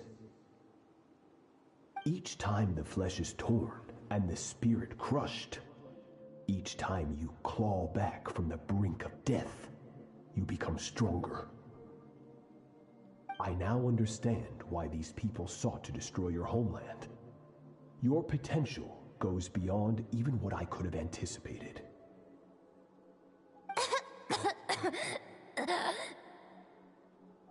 But you still have much to learn in your pursuit of strength. Your mind is rife with distractions. From now on, I shall show no mercy in your training. You must learn to shut out all the pointless emotion, crush the self that makes you weak, and become master over your physical form. Get up, Skirk. Wipe the blood off your face. Cut away the rotten parts of your flesh, and mend what is broken. Then take up your sword.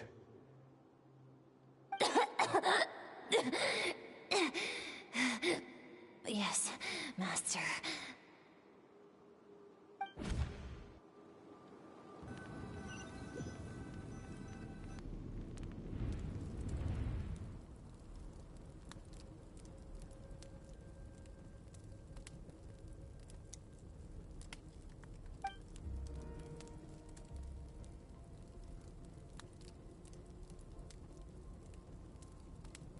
You're up! Hopefully you got some good rest. Skirk said to tell you that she's ready to start the final stage of your training whenever you are. So, want to head over now? Or did you want to wait a little?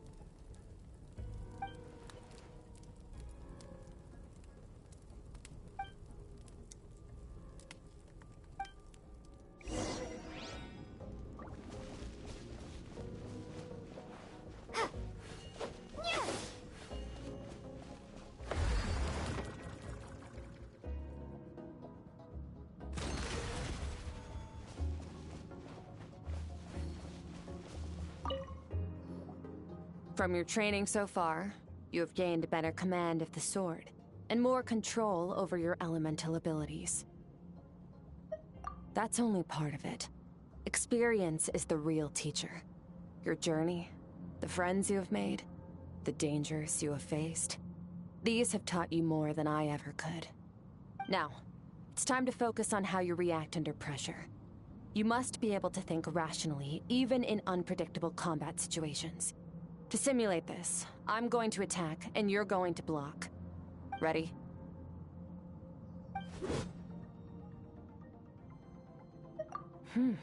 Not bad. That defensive stance looks near unbreakable. Just like your brother. Oh, that reminds me. You still don't know what happened to him, do you?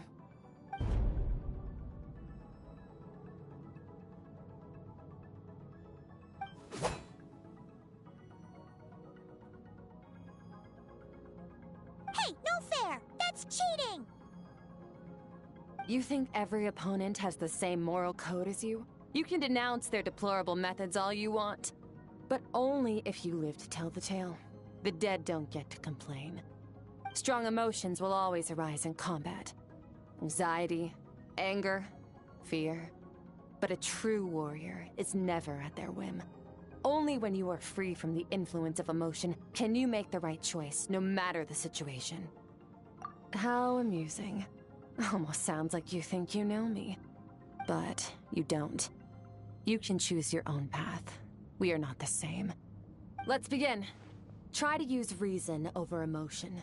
Make the most rational and advantageous decision in any given moment.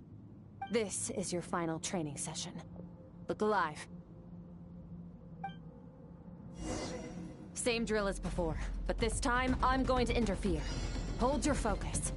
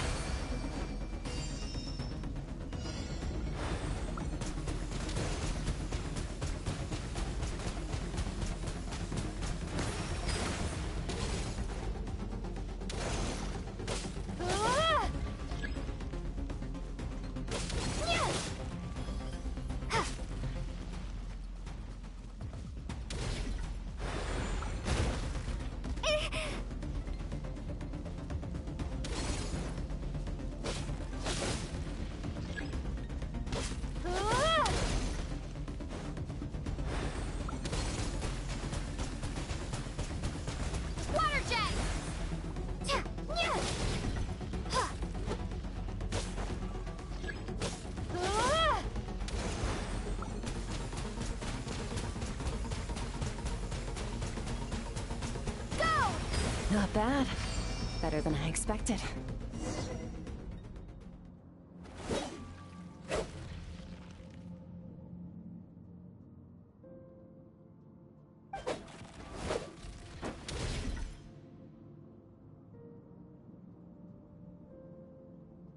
You're getting the hang of it. The first step to controlling your emotions is controlling your mind. You want a unified train of thought. It all comes down to focus.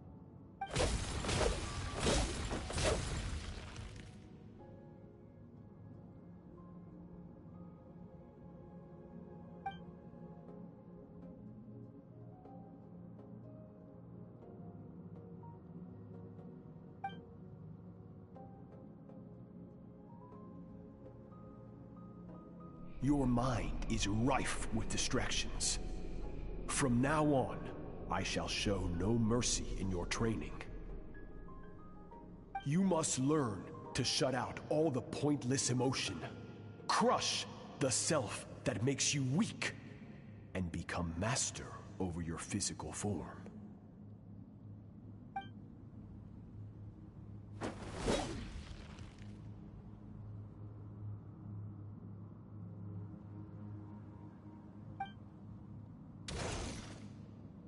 Stop. Let's pause here. One look, and I can tell your mind has wandered. That's to be expected. There's a limit to how long a human being can concentrate on one thing. Staying calm and focused sounds simple in theory, but in practice, it's more demanding than sword work or elemental abilities.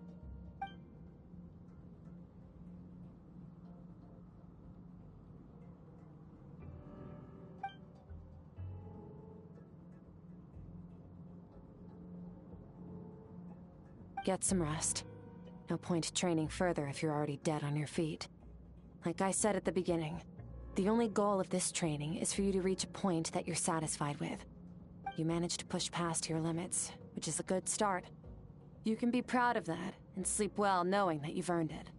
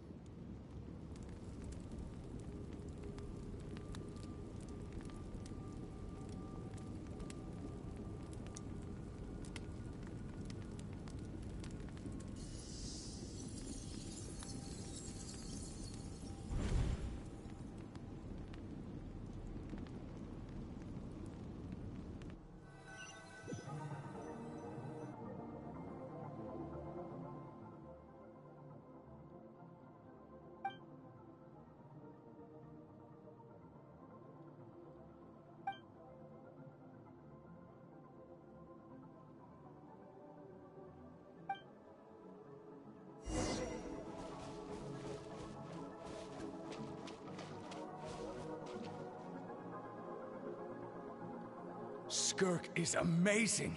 She faced down that terrifying giant and cut its head clean off.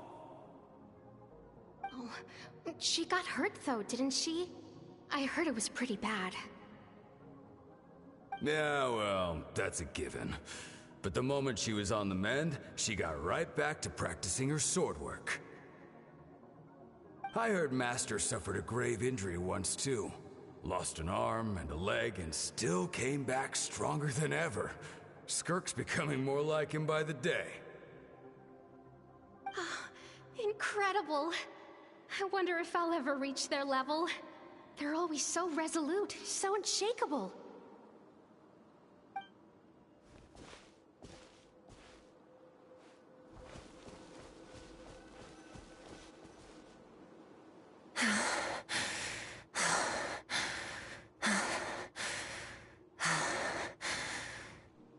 Pathetic. You're not even trying.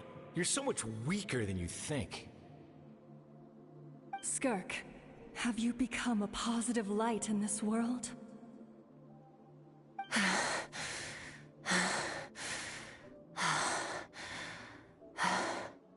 Do you even remember how many of us perished in that fire?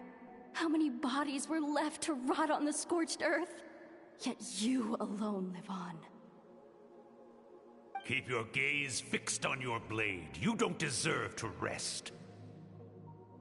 I have so many questions. I just want to jump in a spaceship, explore the whole universe, and get answers from the stars. I just need to wait till I'm grown up.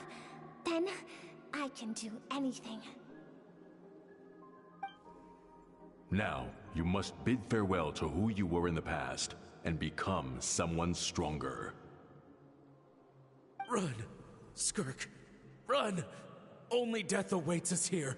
Keep running, and don't ever look back.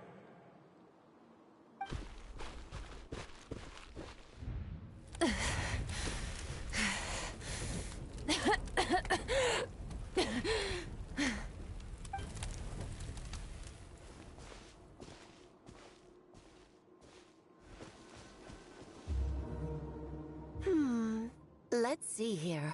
First things first, you need a new identity. Going around telling people you're from somewhere beyond the stars won't do, now will it? How about saying you hail from beneath the earth instead? As the Conrian saying goes, venturing out into the universe and down into the abyss are the same in that both are braving the dark unknown. Well, I'm a visitor on this planet, so I'll follow the rules. Ah, splendid. That saves me quite a bit of trouble. Let me offer you a piece of advice in return, although it might not be what you want to hear. I know the pursuit of strength is important to you, but taking a moment for yourself every once in a while is never a bad idea. Ignore her existence for too long, and there will come a day when you can no longer hear her voice.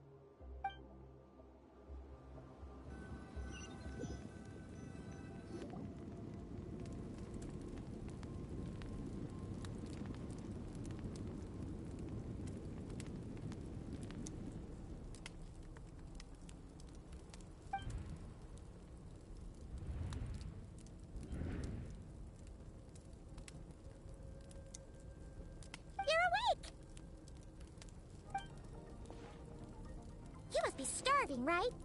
Ta-da! A barbecue feast just for you! Of course you are! That's why Skirk and Paimon got this all ready for you. Dig in! Before it gets cold! Ah, well, if you're around someone long enough, it's bound to happen. Plus, Skirk can cook!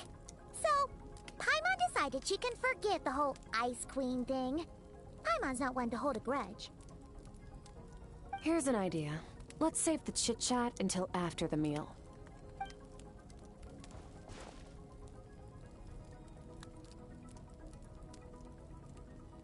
Ugh, so full. Okay, it's Paimon's turn to sleep now. Wake her up when it's time to go.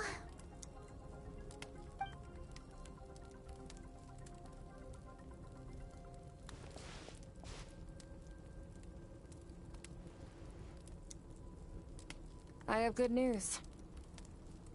First, your training is complete. You have what it takes to wield immense power. Now it's just a matter of putting it into practice.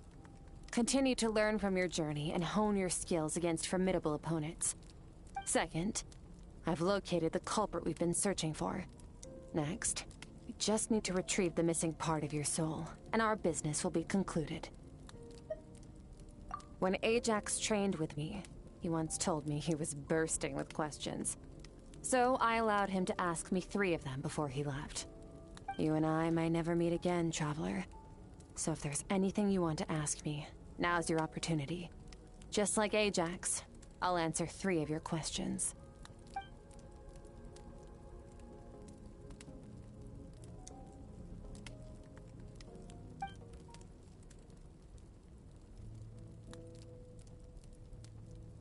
Okay, not the angle I was expecting. What makes you ask that?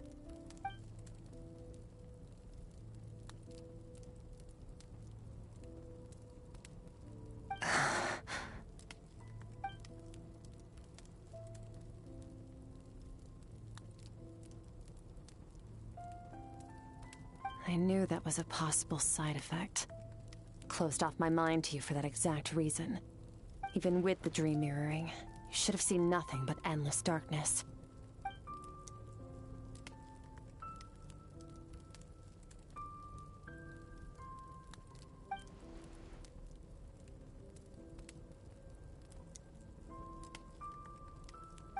Whatever.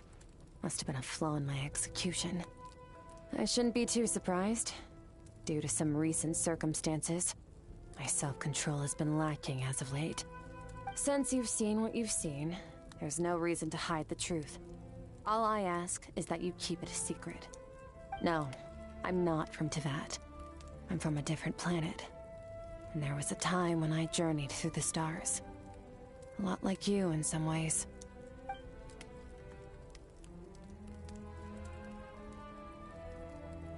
No, we're different in that respect. You're influencing the fate of this world. But me, I'm just passing through. Several hundred years ago, my master, Sotologi, opened the border between worlds and sent me here. But this is not my home. And one day, I'll return to the vast unknown of space. So, there you have it. On to your second question.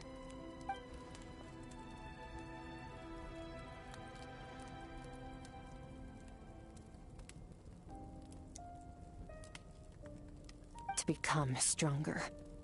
For certain reasons, I need to bridge the power gap between me and my master as quickly as possible. But first, I need to understand the source of his strength.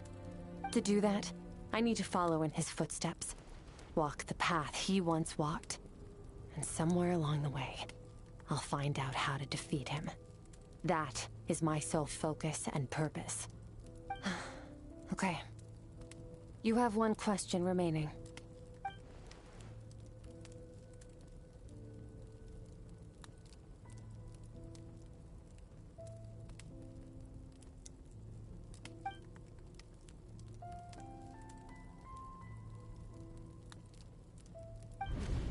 You make it sound so easy. Ever since the incident I experienced there, I've never stopped searching for Master Skirk and that unknown abyss. But it's been years now, and I've still found nothing.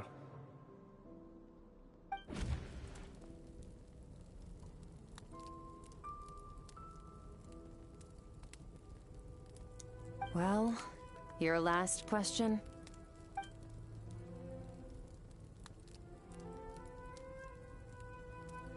Ajax. His situation is different than yours. Before you ever crossed paths with me, you'd already encountered many formidable people, studied their techniques, and developed your own skill set. So, during your training, all I had to do was build upon that foundation. But Ajax was so young when he came to me. A complete blank canvas. Children can't help but imitate their role models. In the long run, that would only hinder his growth. Once Ajax has enough strength in his own right, I will allow us to meet again. Until then, let that motivate him to reach his full potential.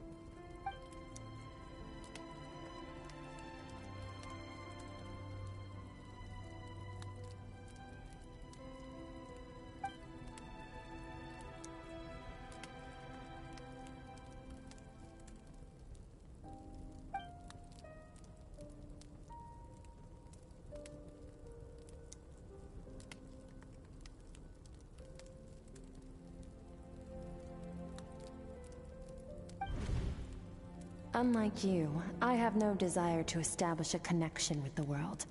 The weak and the lowly have no right to remember me. They're lucky they only have a few missing memories to show for it.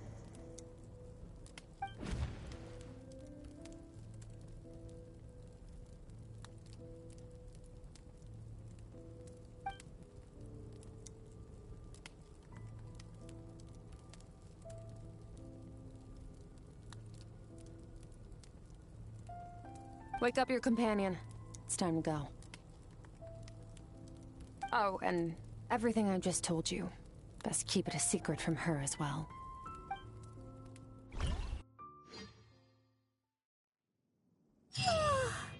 Time to go. Oh, finally. Where are we headed? Just follow me. I'll open an abyssal rift close to the culprit's location. It will take us to where he's hiding.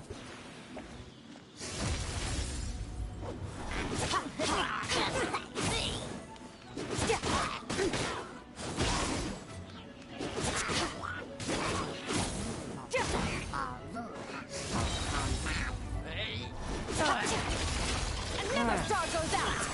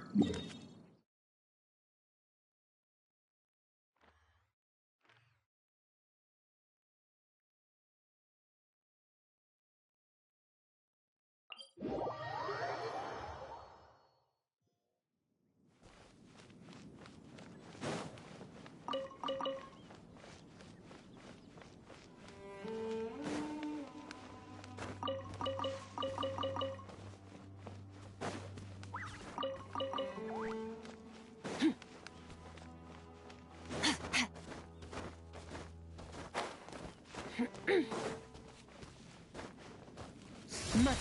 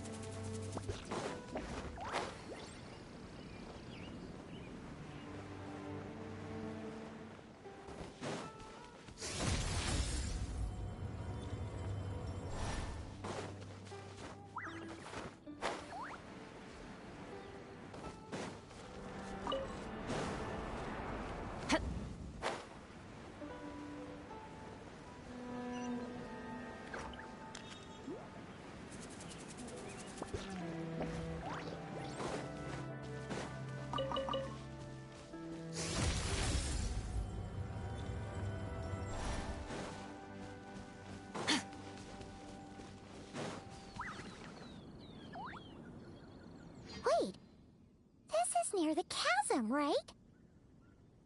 Yes. If we enter from here, we'll be able to reach that place from your dream. You have some experience with abyssal domains by now, but still, this is someone else's territory. Best to proceed with caution.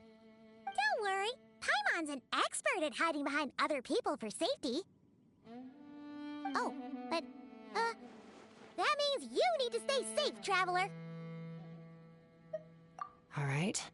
Remember your training. Time to put it to use.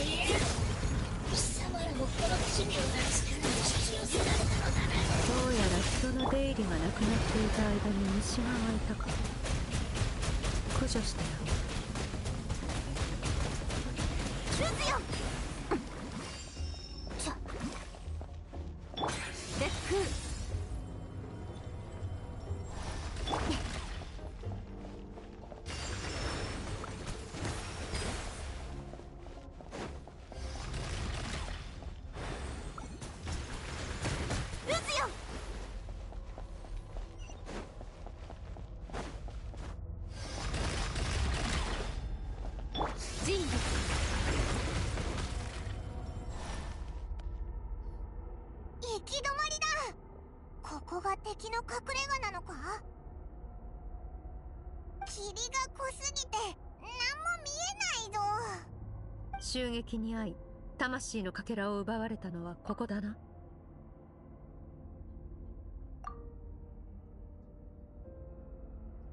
かけらのありかを探知できるか？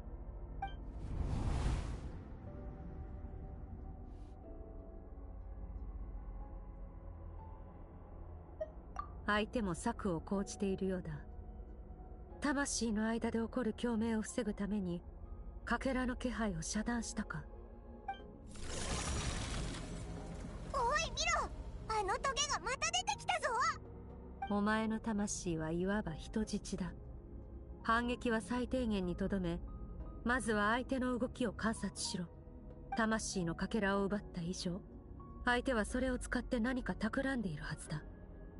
攻撃からその意図を読み取れるかもしれない。見極めてみろ。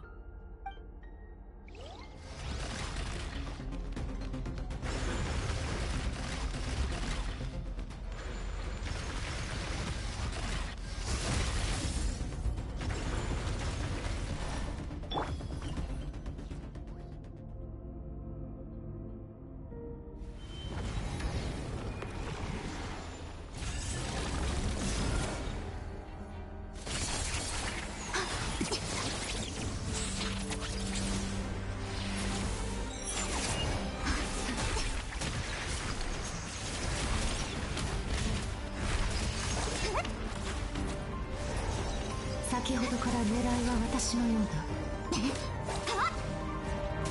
私に届くとでも？いや、まさか。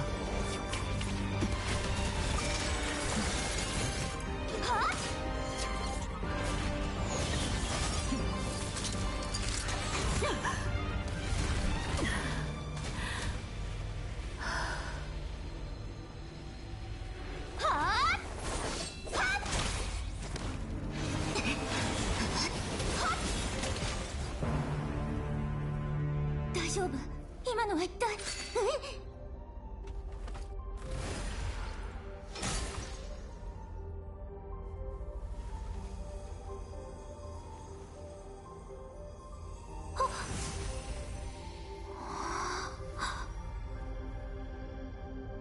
取り返してやった。もう奪われるな。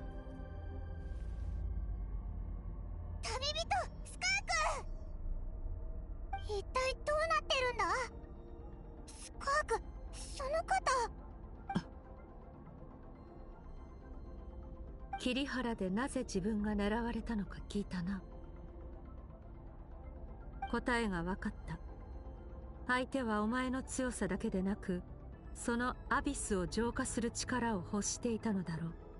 浄化の本質はさておき、それを利用することでこれまでになせなかったことをなそうとしている。私をひるませ力を奪うといったようにな。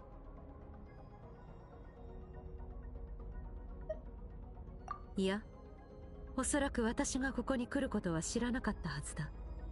お前の魂のかけらを奪ったのは単にお前の力が稀有だからだろう。先ほどは必要に駆られて使ったに過ぎない。いわゆる運命というものがこの世にあるのなら、このようなつまらない偶然を指すのかもしれないな。だが私たちにとっても好都合だった。お前の力が使われるタイミングが分かれば、それを逆手にお前の力を取り戻すことができる。気にするな。さて、腹は満たされたか？質問に答えてもらおう。なぜお前が鈍性のクジラの権能を持っている？鈍性のクジラ？あ、言われてみればあのトゲ、鈍性のクジラの頭に生えてた角とそっくりだったぞ。その権能はお前が自分の力で得たものではないな。それにもし鈍性のクジラを倒せるほどの実力があるのなら、魔人の残滓などという不完全な力のために駆け回る必要もないはずだ。となると可能性は一つ。お前は私の師匠極悪鬼スルトロッチを知っているのだろう？極悪鬼スルトロッチ、お前が悪と言われるなど。スルトロッチ。頭まで力に侵食され、対話能力が低下しているようだな。待て、私はまだ。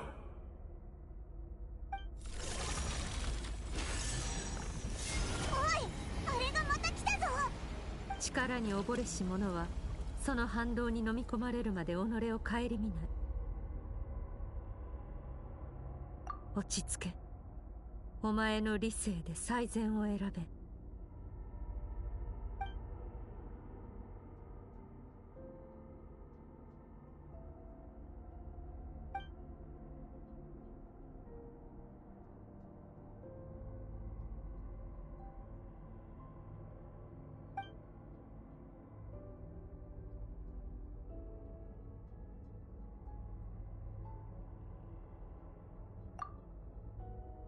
勝敗を決めるのはこの瞬間とは限らない。正しい判断だ。お前の魂のかけらを取り戻せたのだから、今回の目的は果たせた。敵の首はまた後日いただくとしよう。引くぞ。今回はお前が先導する番だ。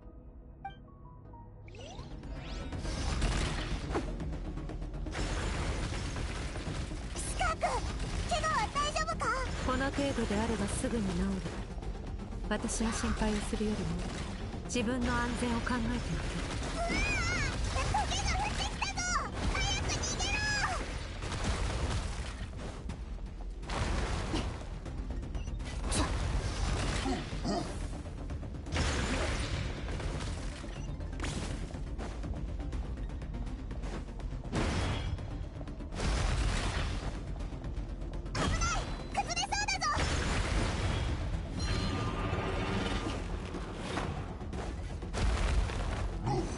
まさか同性のクジラが関わってるなんて。お前はとっくに気づいてたのか？予想はしていた。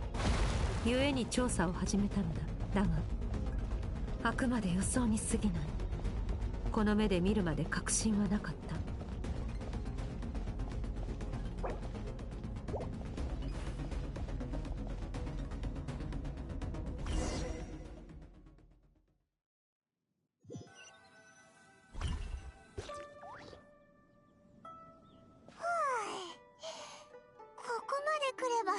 ひとまず安心だよな。奴の気配は感じられない。どうやらまだ深淵の秘境にいるようだ。私の力は弱者がたやすく制御できるものではない。体に馴染むまでまともに動けはしないだろう。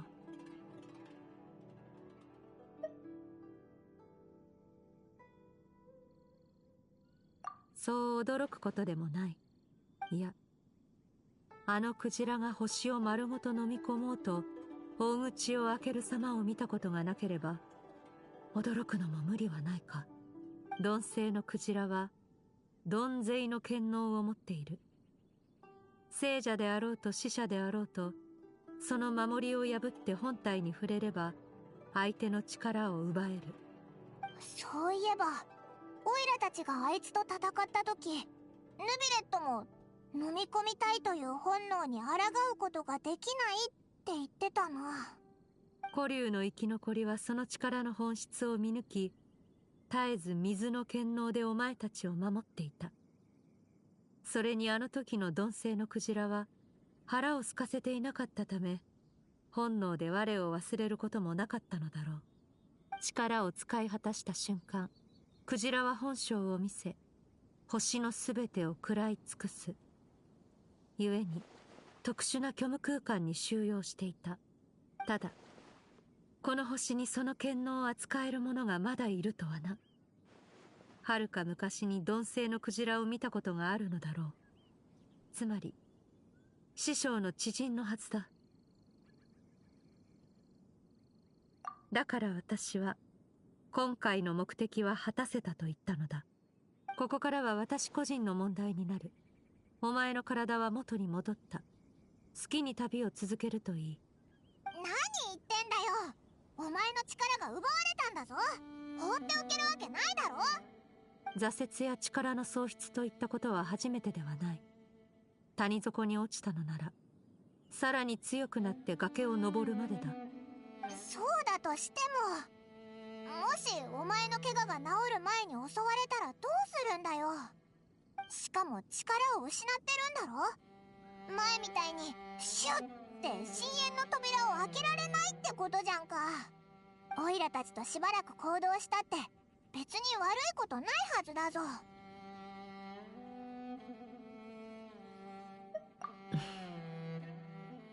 お前たちの考えはよく理解した。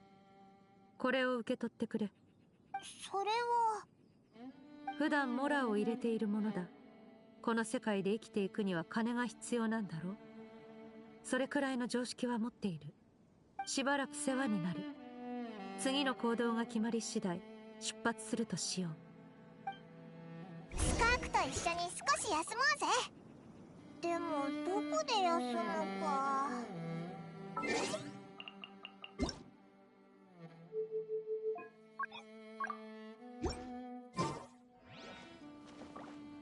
Paimon gets the feeling Skirk wouldn't like being around a lot of people. Oh wait! Baishu said we could rest in the back room of the pharmacy, didn't he? Let's head there!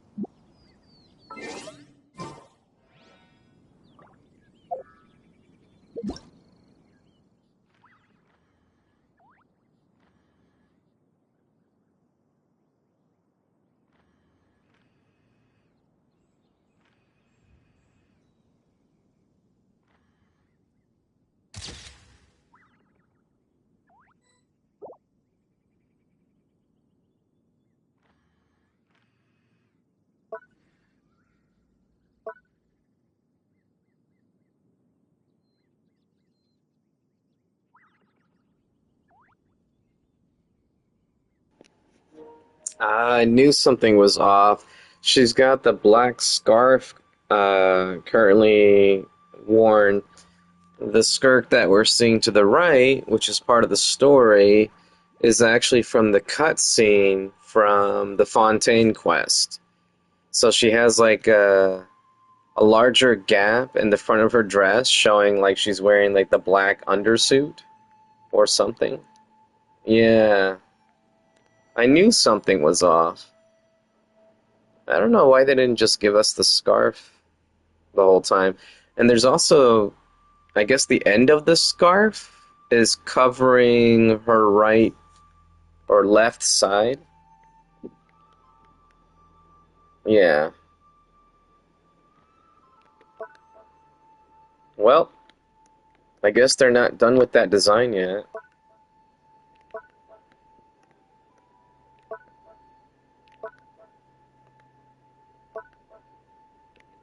Alright.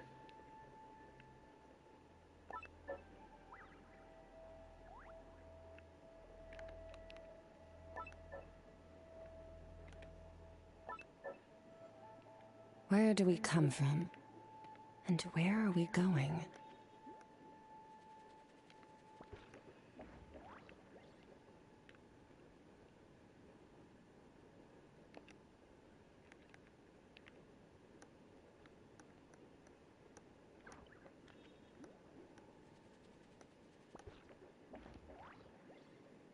All things come to an end, even time itself.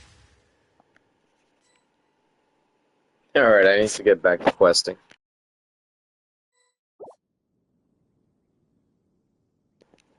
Come on, Skirk, one more idol. That's all I need. There we go.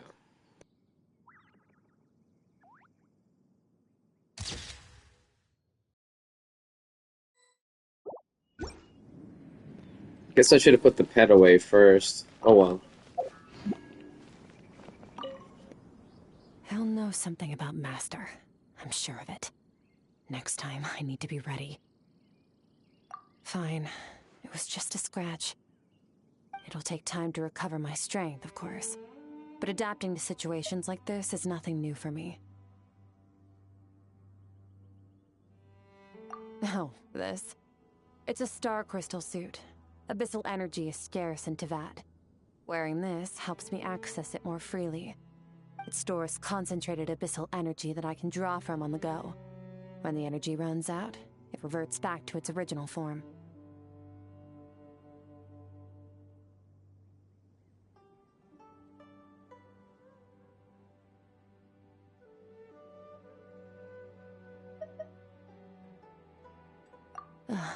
Found somewhere to rest.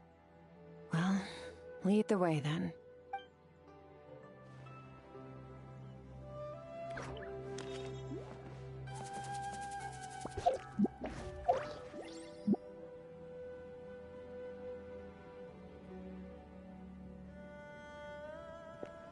She's even slightly shorter. Am I going crazy?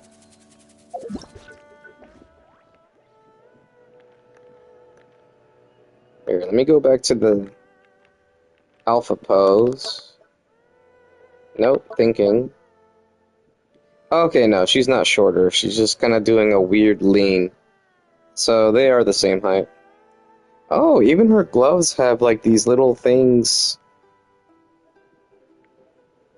on the right hand. There's like a little thing extending from her forearm. She's got like these claw things, or a claw thing on one of her fingers. Huh. A lot of little unique differences. I wonder if we can change the outfit later.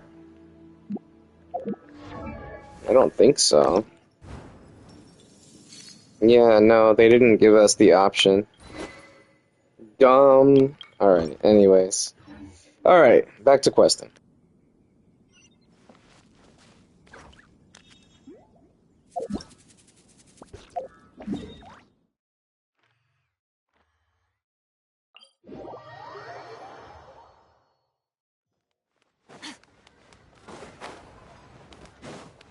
Merciless.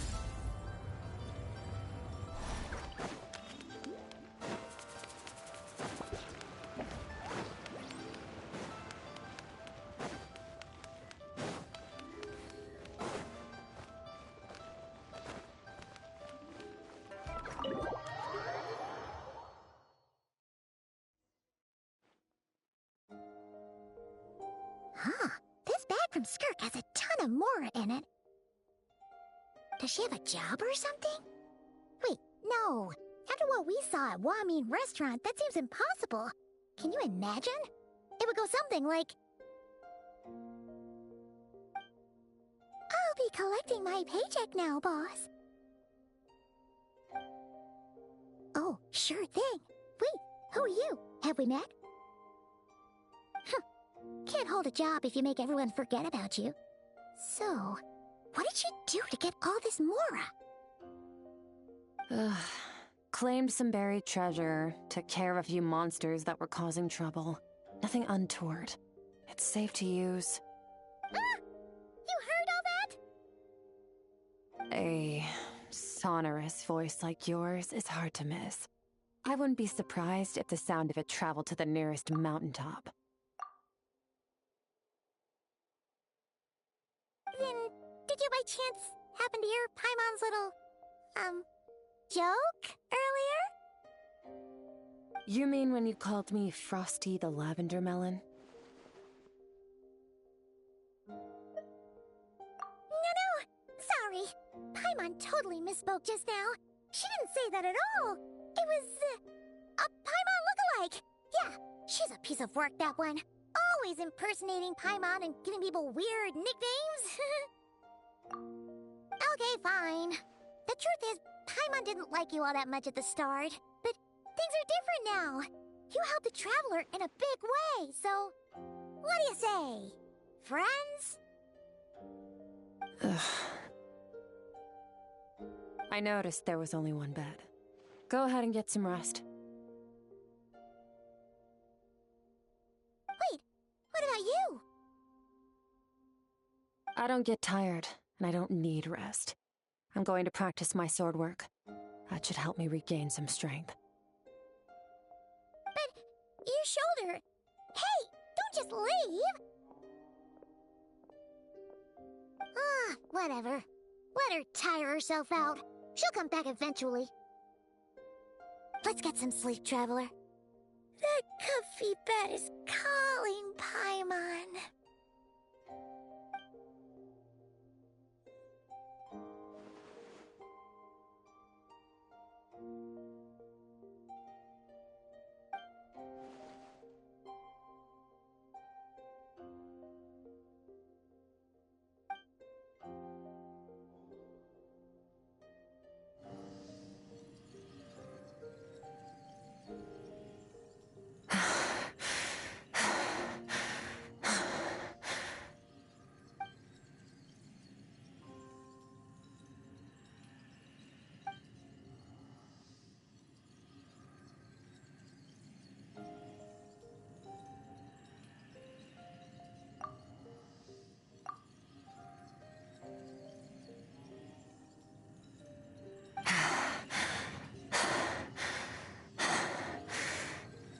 Quiet.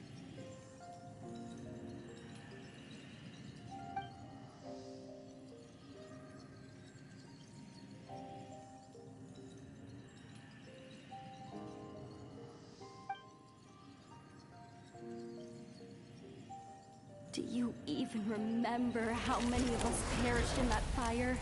How many bodies were left to rot on the scorched earth? Yet you alone live on. Keep your gaze fixed on your blade. You don't deserve to rest. Run, Skirk. Run! Only death awaits us here. Keep running, and don't ever look back.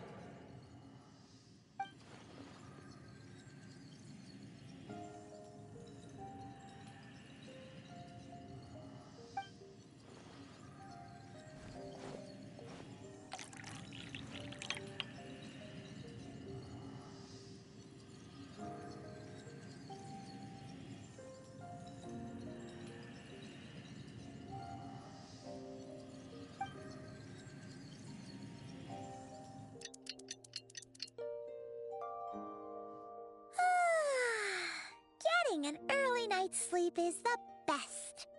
That bed was so comfy. Wait, Skirk? Have you been sitting out here the whole night? The bed's all yours if you want it.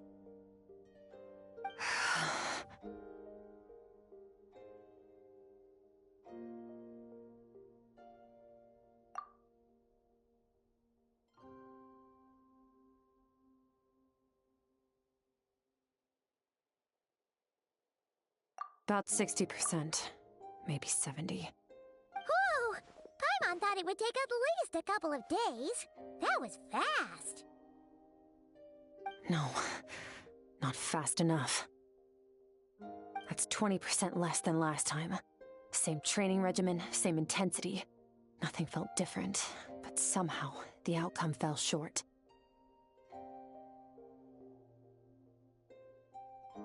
No, I think the problem's with me.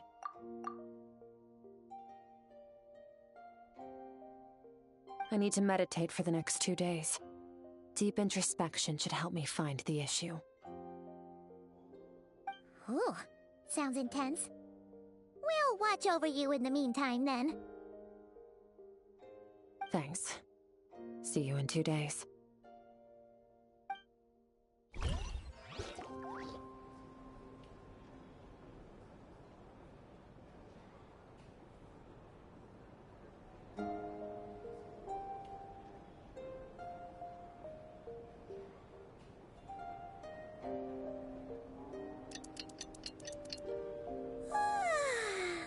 Morning! Skirk is still meditating, huh? It's been 2 days already. Shouldn't she be awake by now?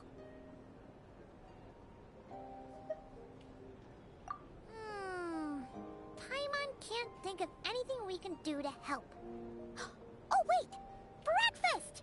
That's it! Paimon will go get breakfast! Skirk is gonna be starving when she wakes up. Be right back.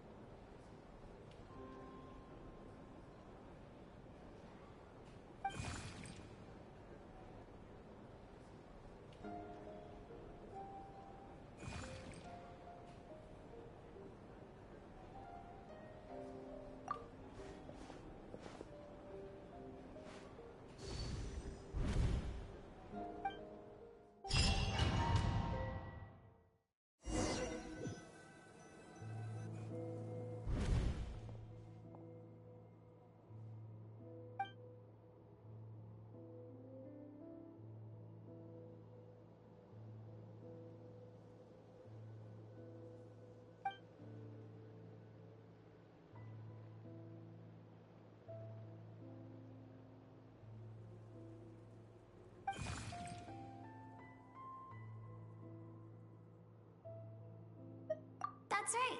This is Skirk's inner world. Think of it as the threshold between the soul and dreams. This isn't your first time here, but what you remember is probably a space covered in darkness. I only managed to illuminate a small portion for you back then. Actually, it's my first time talking to someone like this. I only managed to break free and bring you here because the injury weakened her power. I guess that's why I can speak again, too. Call it fate, if you want. I think that's the word they use in this world for lucky coincidences like this, right? Now, before I take you to her, I gotta ask. You're the first outside visitor to ever come here, so what's your impression of this place? Oh, you noticed. This river represents Skirk's strength. Strength accumulates over time. It is the summation of a person's lived experience. So this river is where all the fragments of Skirk's life should converge into a single stream of memories and emotions, flowing forward as one. But as you can see, this river has been severed numerous times. It's because Skirk doesn't like who she was in the past. And all she sees reflected in the river is a disgraceful shadow of who she was. She cuts through water and rock with the sword of reason, severs her connection with the past, and begins anew.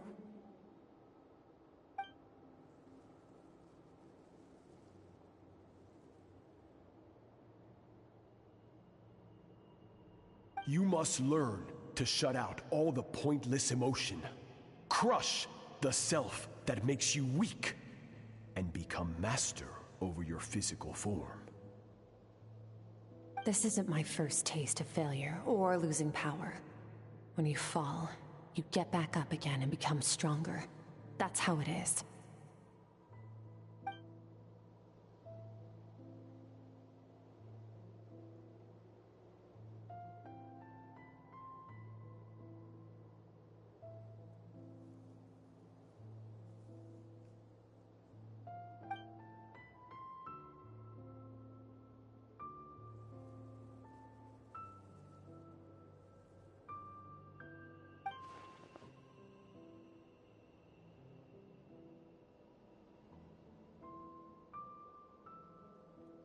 The answer to one mystery invites another question, I see.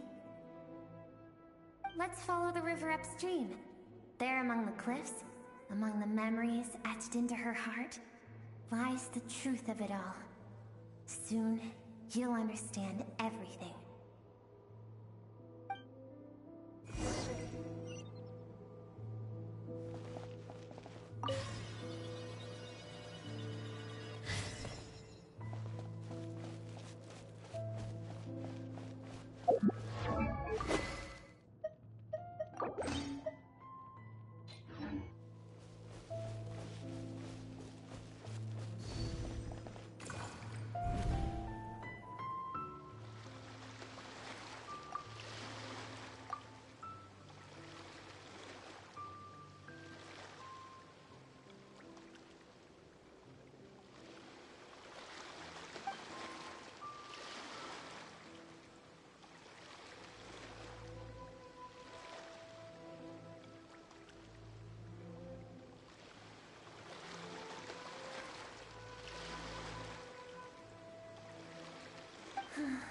I've always thought that, even when falling leaves don't come from the same tree, they can still form bonds of kinship when they meet.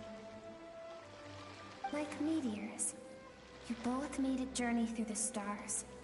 Both travelers who have landed on a planet that is not your home. Yet, when she first noticed your presence, although she hesitated for a moment, she still chose to walk away. Indifferent as ever.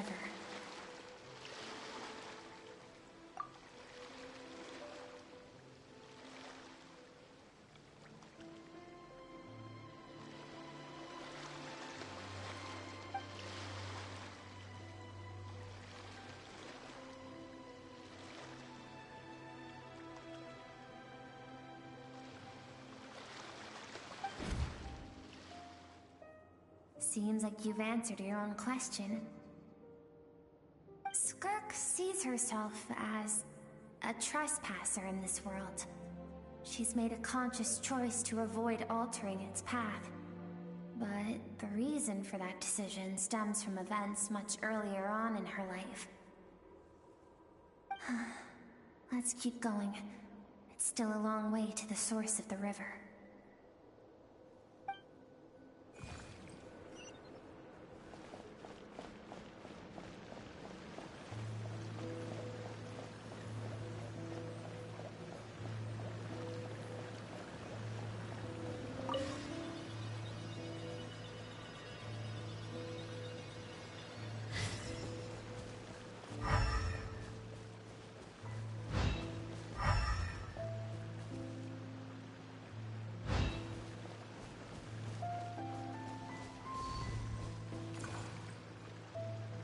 You now have what it takes to wield immense power. From this day forth, I shall teach you no more. No one can become a worthy warrior through imitation alone. I have given you fangs and claws. Now, you must learn to hunt. You wish me to travel the world beyond on my own, Master? Indeed. Make new friends. Embark on your own journey. And piece together a new future from the shattered remnants of your past. We will still have contact through the Abyss. But know this. One day, I will take the life you worked so hard to rebuild and reduce it to ashes. Just like the fire that haunts your mind.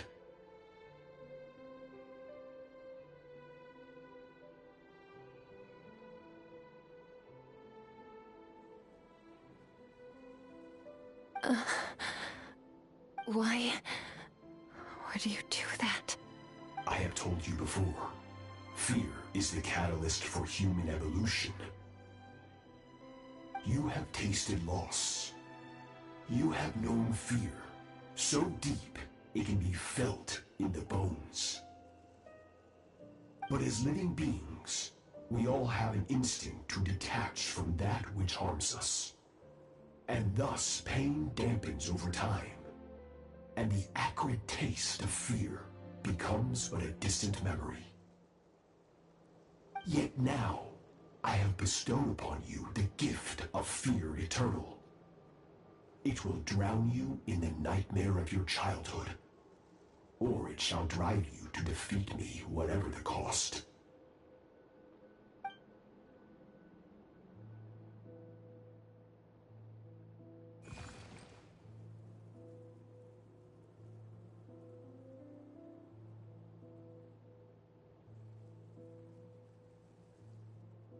That is what Skirk's master, the foul Sertologi, looked like at one point in time.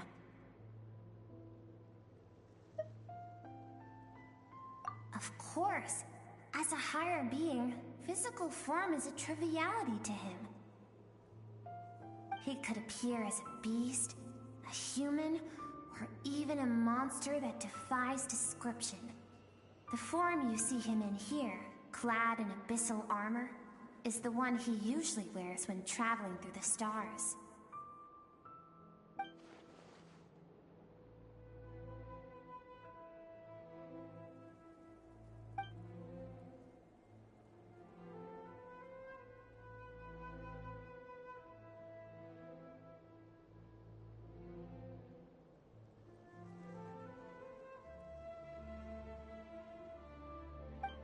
For certain reasons, I need to bridge the power gap between me and my master as quickly as possible. But first, I need to understand the source of his strength. To do that, I need to follow in his footsteps, walk the path he once walked, and somewhere along the way, I'll find out how to defeat him. That is my sole focus and purpose.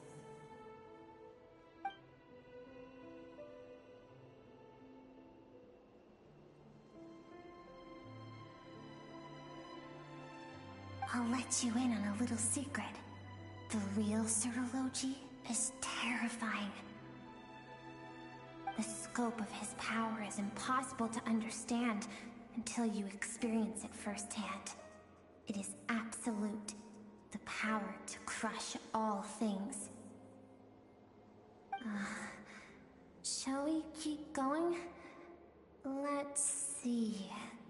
We're about halfway there.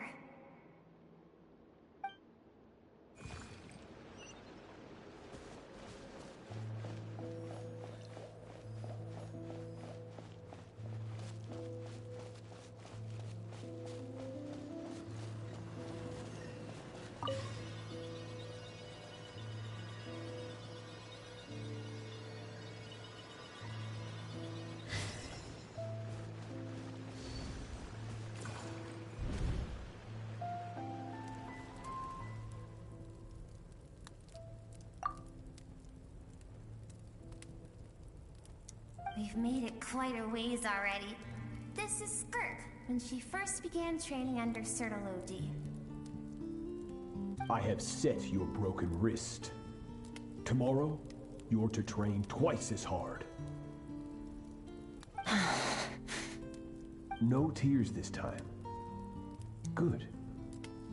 Attempting to garner sympathy through tears is a habit of the weak. A pitiful, useless ploy. Can I ask a question, Master? Why did you save me? I keep thinking, maybe it would be better if I had died. I wouldn't be haunted by that fire all the time.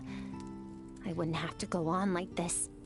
I saved you because I have a plan for you. It has been too long since I fought a battle that demanded my full strength, and I hunger for it. Every so-called genius and prodigy I have faced has crumbled like sand underfoot. Before me, even fate bends the knee. So, I will teach you everything I know. Train you by whatever means necessary, in the hope that one day, you might surprise me. But I don't want to draw my sword against you, Master. What you want matters little. Among the boundless sea of stars, the cries of the weak are but faint murmurs that disappear into the void. You of all people know that well. Yes, Master. From that day forward, all she knew was grueling training, emptiness, and fatigue. After some time, her talent bloomed, and she gained control over her emotions, like her master. How should I put it? It was not that human emotion disappeared from her heart, but that reason came to dictate all she was allowed to feel. I suppose it was at this point that she became the Skirk you know today.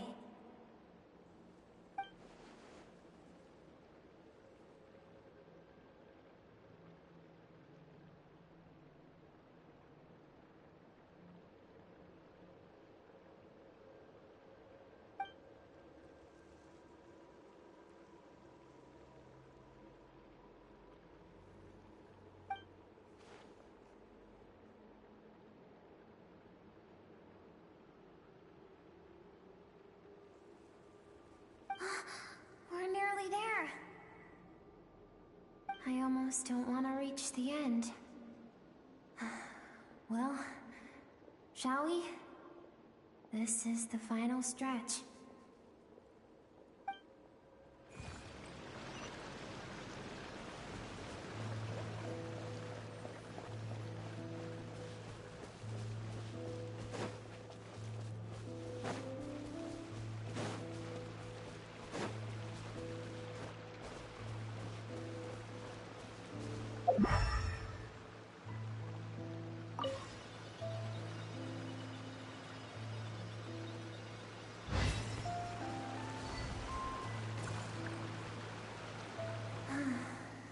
These are Skirk's happiest memories.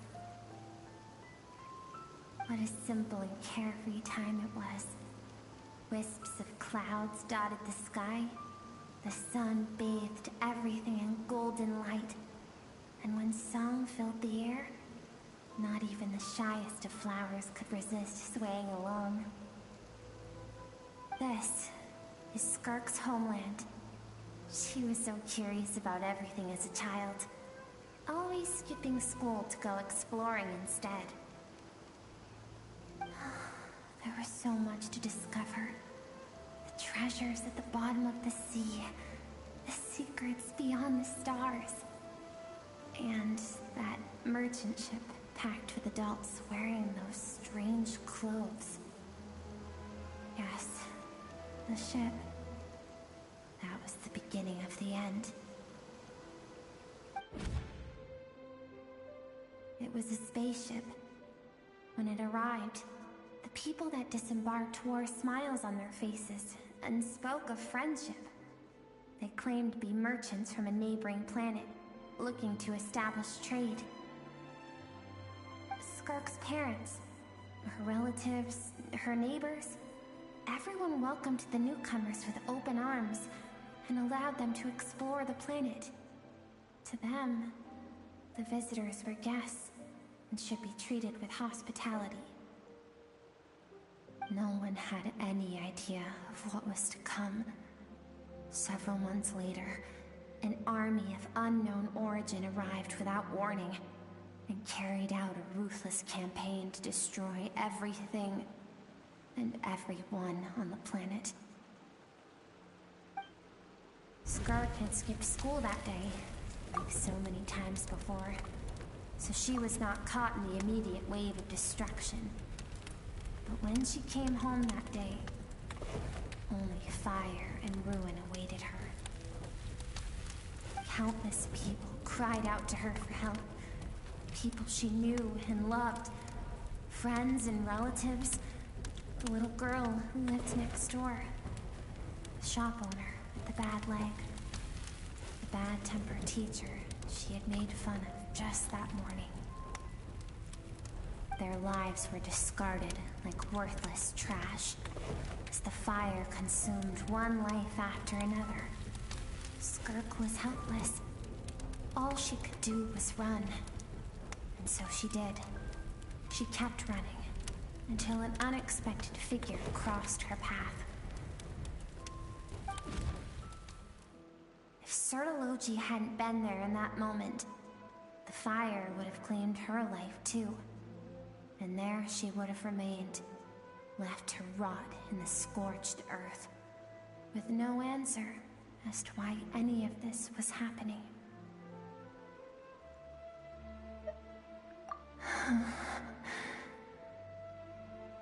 Because she and her people were seen as a threat.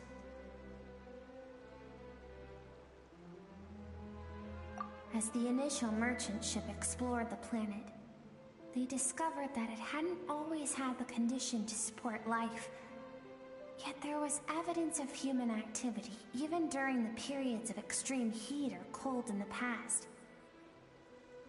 Further research revealed that, over time, the people of this planet had evolved the ability to adapt to any type of environment or energy source. For that reason, the outsiders viewed them as a potential threat, and decided to eliminate them before the threat could rear its head. And so, the army was called, and the so-called danger was wiped from the face of the planet.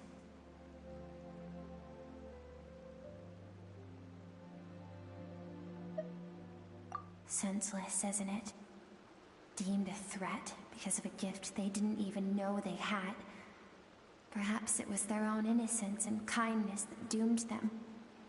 But in the end, that was lost to the blaze as well. If those with power get to decide good and evil, then all you can trust in is the sword in your hand. And so, before death could claim her, she ran. She ran and never stopped.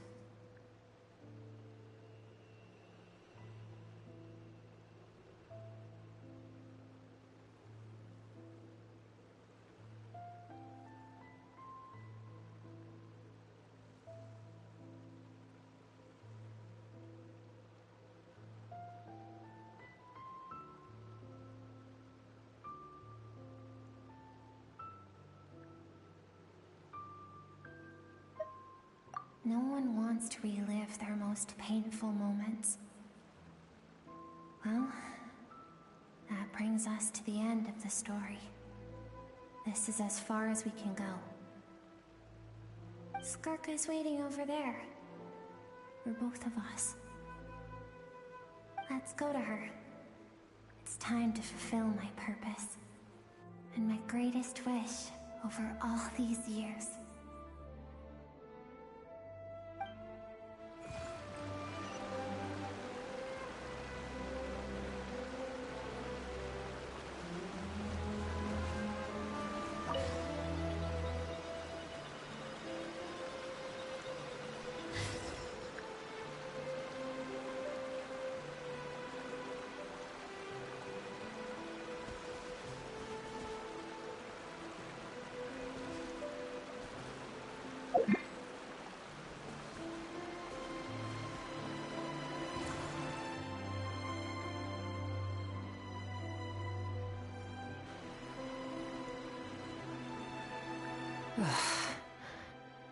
So all this, just so you could bring her here? I have things to say to you. Well, to me. I want someone to witness our reconciliation. even if it takes an argument to get there. And she is the best choice in this moment. Her suppressed emotional self. The version of herself she keeps locked in the recesses of her mind, stifled by reason. All those rejected impulses, those discarded aspects of your past selves, they are a part of me now. I am who you used to be. Someone you have refused to face for too long. So, I came to face you instead. You're wrong. I've faced you all along. And that's exactly why I keep you locked here. Your existence makes me weak. Moments of joy and longing are when we are most vulnerable.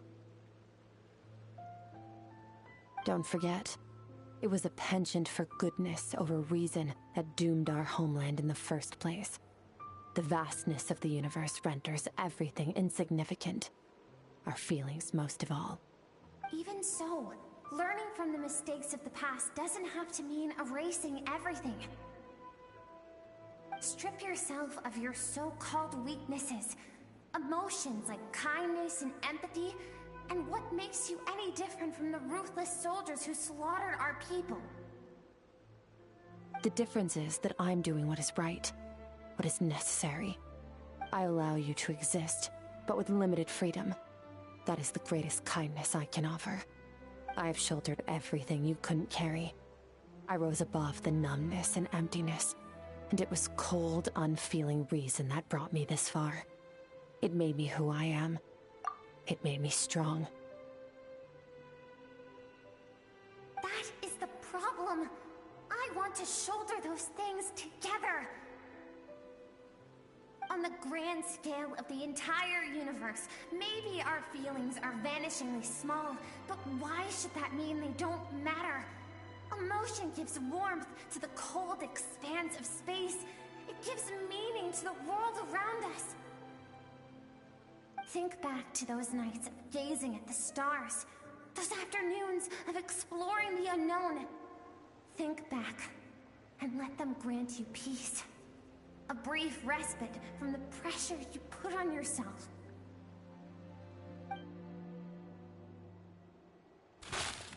That isn't what we need. It's exactly what we need. Aren't you curious about why recovering your strength has taken longer than normal this time? Finally, you get to the important part. That is the only answer I came here to find. Then look around. Look at your inner world. You cast aside your dreams and curiosity, and in doing so, you lost your original motivation. You severed all connection to who you used to be, so you can no longer draw strength from your past. Now, the only things driving you forward are fear and survivor's guilt. But these cannot take you far enough. And so, this river, the source of your strength, grows more polluted by the day. And do you think that means I should seek help from a weak little thing like you?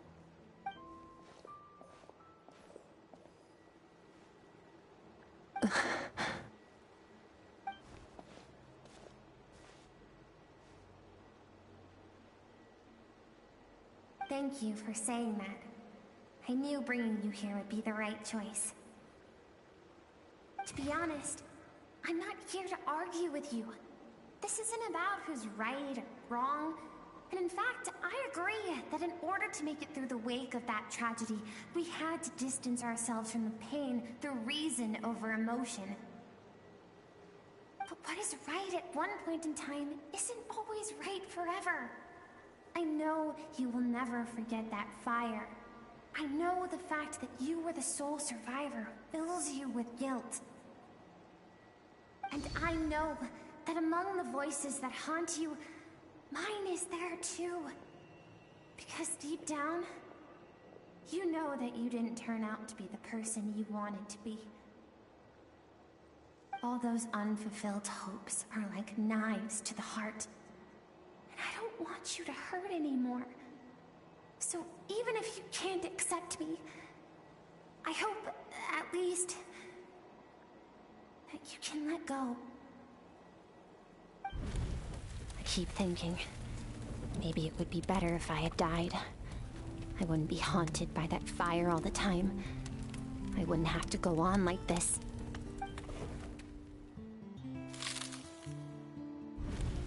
Your dad and I, we're not afraid to stare death in the face, but we need you to survive.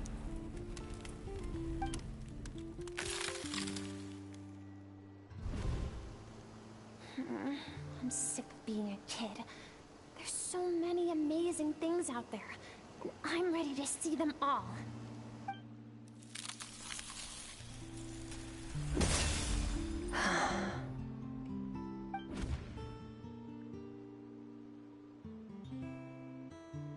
I remember.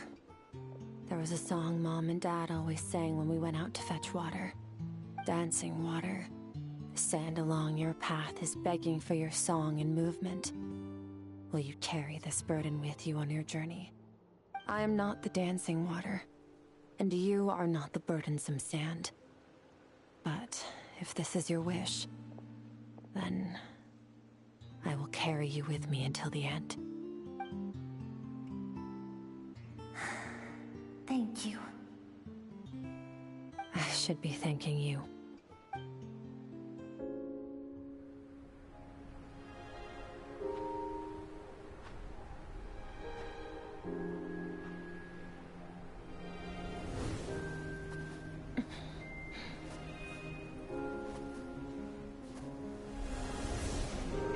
Run, Skirk, run!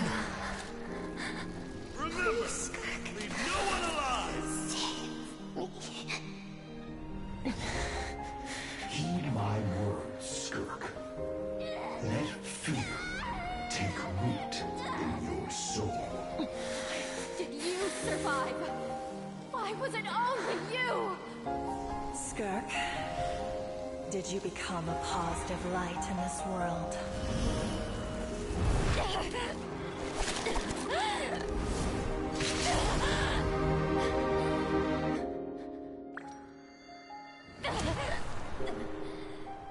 Hey, this doesn't have to be the end.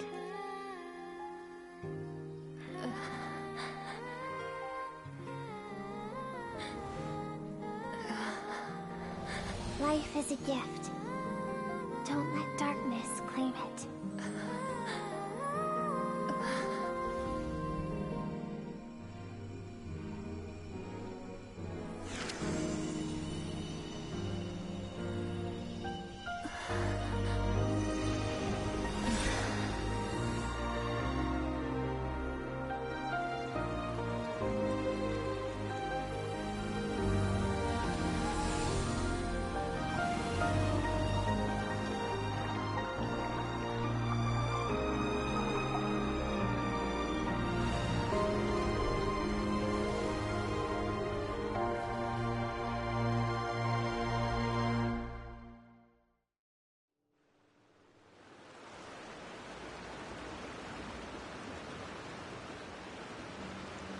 So, you saw my memories then. I once asked my master if survival of the strongest was the law of the universe. He said no. But in a world without order, those with no moral boundaries tend to be the ones who survive.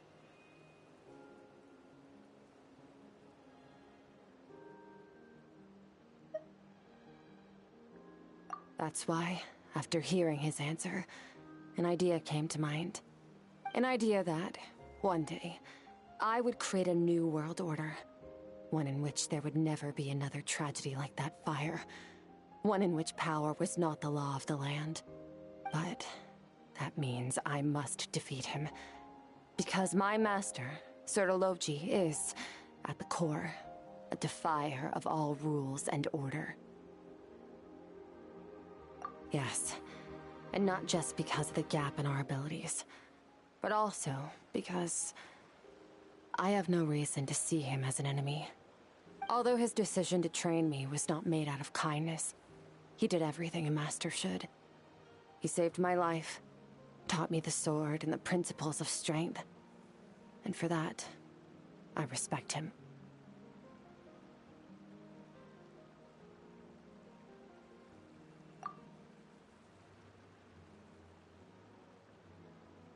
I know. And it's not something I want. But Master never goes back on his word. I have to treat everything he says as a promise. He's no longer into that. But he sends me messages through the abyss every now and then. Most of them are simple greetings, or an answer to one of my questions. Every time I hear from him, my heart skips a beat. And I wonder if this is the moment where he'll finally appear before me and tear down everything I've built to pieces. Maybe that means I do live in eternal fear, just like he said. Yes, I respect him, but I'm also afraid of him. And for that reason, the pursuit of strength consumes every moment of my life. I don't know what Master has planned, but I have to be ready.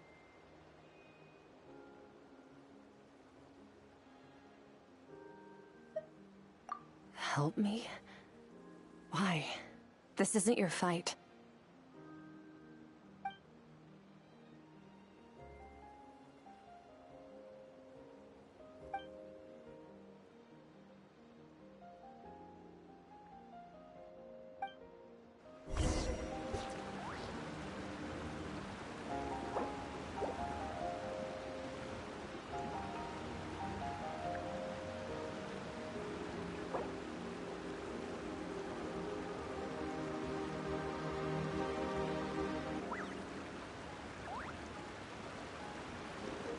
I'm so tempted to restart and put it in Japanese.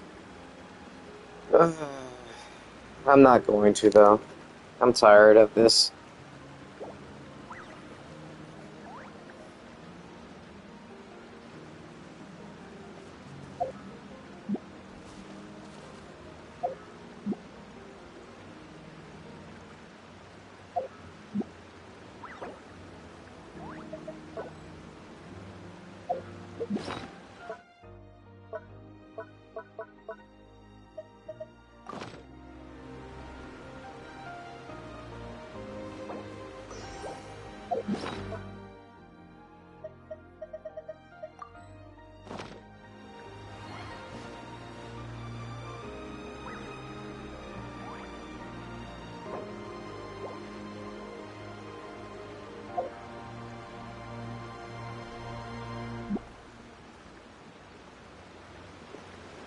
I'm so sad right now. I thought there was a way to get rid of the HUD, but I think I have to be on PC to do that.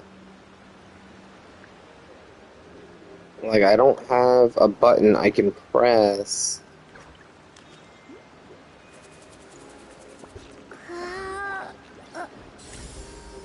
Whoops. Yeah, there's no button that I can press to get rid of the HUD.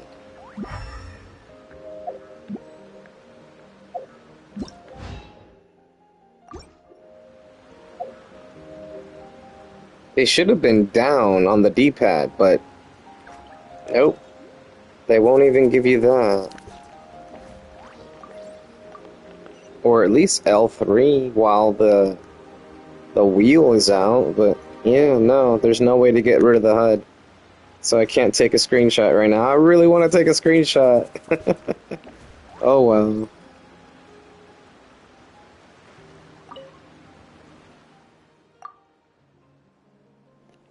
And then as soon as I said that, the game kind of gives it to me. Thank you.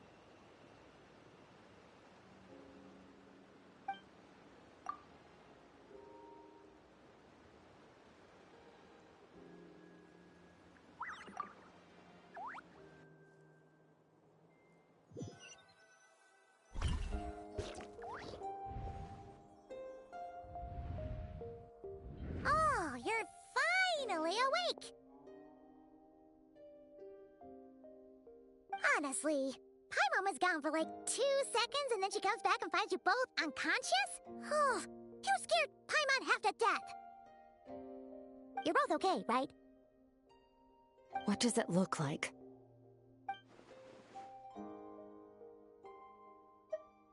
Only water from the source can cleanse the rot and filth that flows from the past into the future.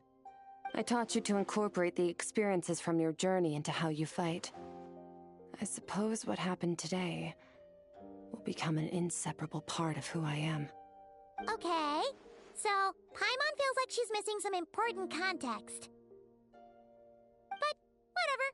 Paimon brought back tons of delicious snacks. Let's dig in.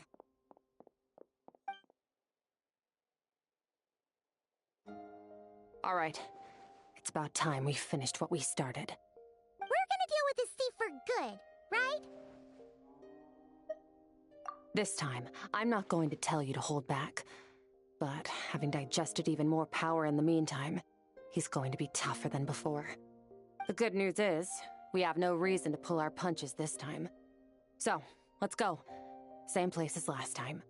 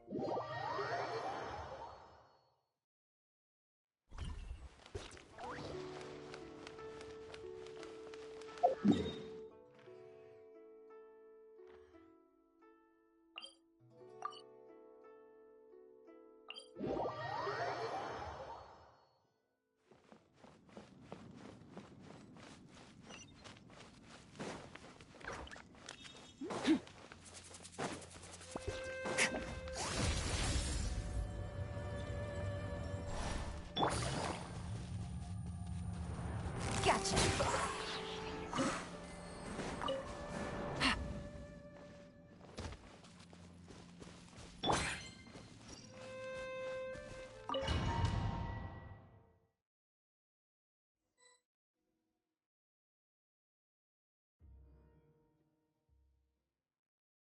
The fog is gone!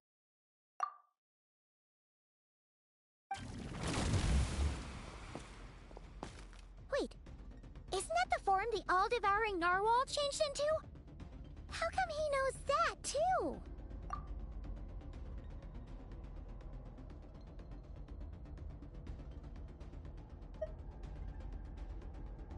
Really? So, you're telling Paimon that giant whale and this guy can both turn into the fowl? How does that work? It's a subconscious instinct.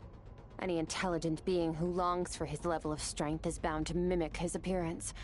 It's a natural response after encountering someone as powerful as Master. To them, he represents ultimate power. We know the person before us has encountered Master, and we know he stole a portion of my power. So it's not surprising that he would assume this form. Okay. Oh, the closer Paimon looks, the more intimidating it gets. Nervalette isn't here this time, so it's up to us. He won't have the nerve to steal again after we're done with him. Let's teach this guy a lesson.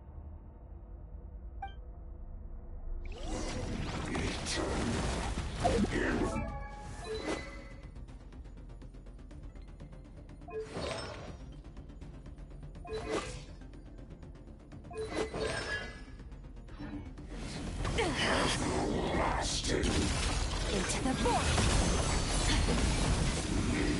Fearless! On the way! Go!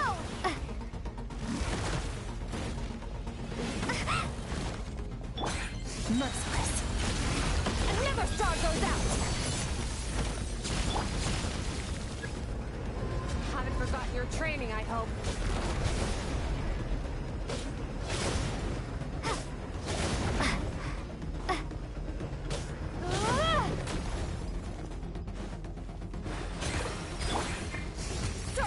Mine to wield.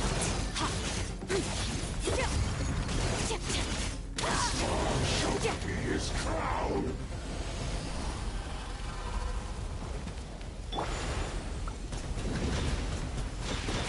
Water jet! Annihilate. Power.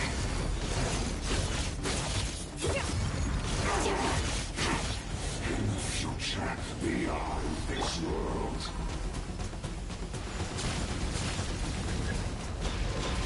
Water jet!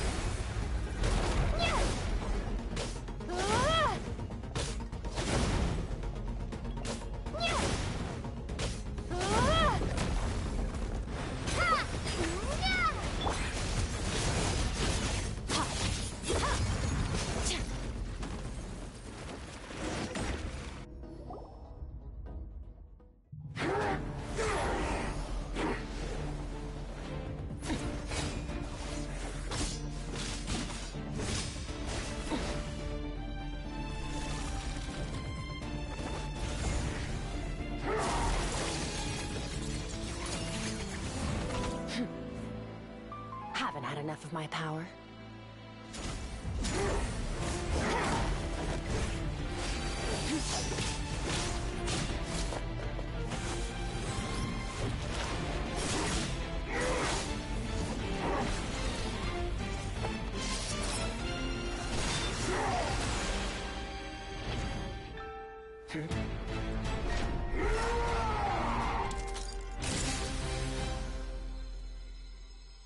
Well then, let's see how much more of this power you can handle.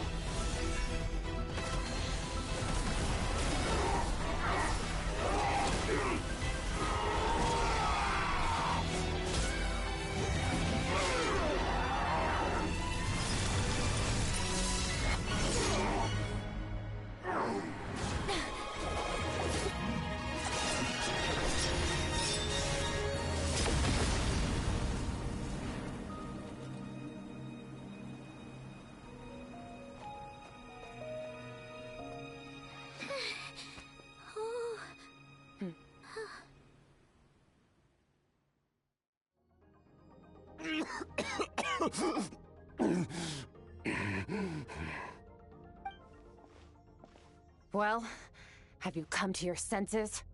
You saw that my body was at its limit. So, you deliberately channeled your power into me, knowing that it would destroy my shell from within. Such power. Such keen battle instincts.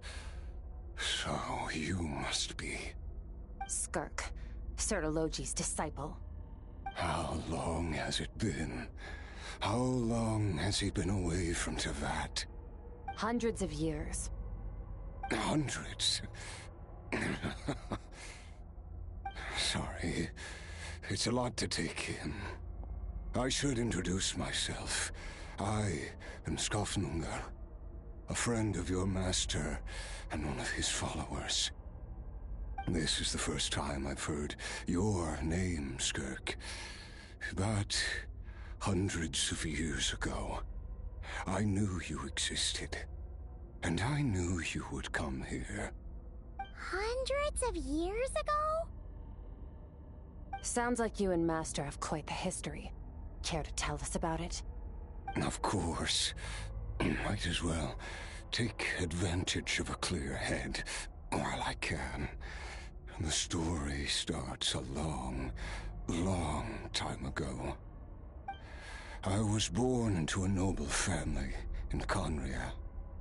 As the eldest son, I was set to inherit our title. But I contracted an incurable illness as a child, and everyone gave up on me. I trained the sword harder than anyone else, defeated all of my peers. But it was all in vain. When other people looked at me, all I saw in their eyes was pity, or a strange glee in my misfortune. Even my parents were just waiting for me to die. Over time, my heart hardened, and I became aimless. That was the point where I met your master, Sir Taloji. We were similar in age, but different in background. He was born in prison, the son of criminals who had been sentenced to death. He spent his childhood wandering the streets, facing more criticism than the literary works in the Universitas Magistrorum. Yet, he always wore a smile on his face, as if kindness and malice were one and the same, and he could not see the difference. I still remember what he said to me when we first met. You need to fight to survive. Even if it's a losing battle, it should light a fire under you. How can you sit back like this and go down without a fight? That does sound like something he would say. He was the first to acknowledge that I was worth something, and he inspired me to keep going. When we sparred together, it was the first time I'd actually felt the thrill of combat. When I was 10, he stole forbidden research materials and managed to cure my illness. It was like there was nothing in this world he couldn't accomplish. When it came to the human form, he was always intent on pushing the boundaries of possibility. But somewhere along the way, I fell behind. My talents were nothing compared to his, and at some point, I realized he had pulled so far ahead, I was too embarrassed to even ask him to spar. After his grand endeavor was successful, he sought me out and said to me, "This planet no longer holds anything of interest to me, so I'm leaving. But first, I have an offer. I can use a power I have just refined to break the curse of immortality for you. Your death was once what we worked so hard to prevent. But the immortality you now face is a different kind of pain altogether." I'll pass. Immortality doesn't sound so bad to me. Since I can't die, it means I have an infinite amount of time to get stronger. Maybe I'll finally catch up to you one day, and we can spar like we used to. Are you sure? I cannot say when I will return. Your body, or rather, your soul, might not be able to withstand this curse. All I can do is try. After all, a wise man once told me, people need to fight for their own survival. Wise indeed. Nevertheless, if you grow weary of the pain of immortality, and wish to experience a good sparring match before you wither away, seek out my disciple. Disciple? Never thought I'd hear that word coming from you. Nor I. But Vedifenir said I was destined to find a disciple out there in the universe, and bring her to Tibet. You know as well as I, Vedifenir's prophecies are never wrong.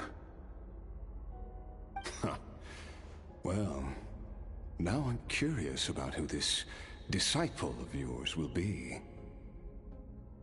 All Vedifenir said was that one day, the stars shall bow in her honor. Sounds pretty impressive. Of course. Only the most outstanding people would have the right to become my disciple. Still self-assured as ever, I see. But you're not wrong. I'll be leaving then. Oh, and if you were serious about getting stronger, I left you a little gift in the Primordial Sea. As I've said before, walk whatever path you want. Freedom means even the wicked get to make their own choices.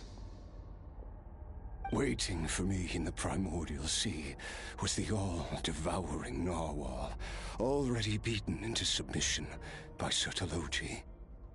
In its weakened state, I was able to cut off part of its flesh and sew it into my own heart. Your heart? That sounds like torture! How did you even survive that?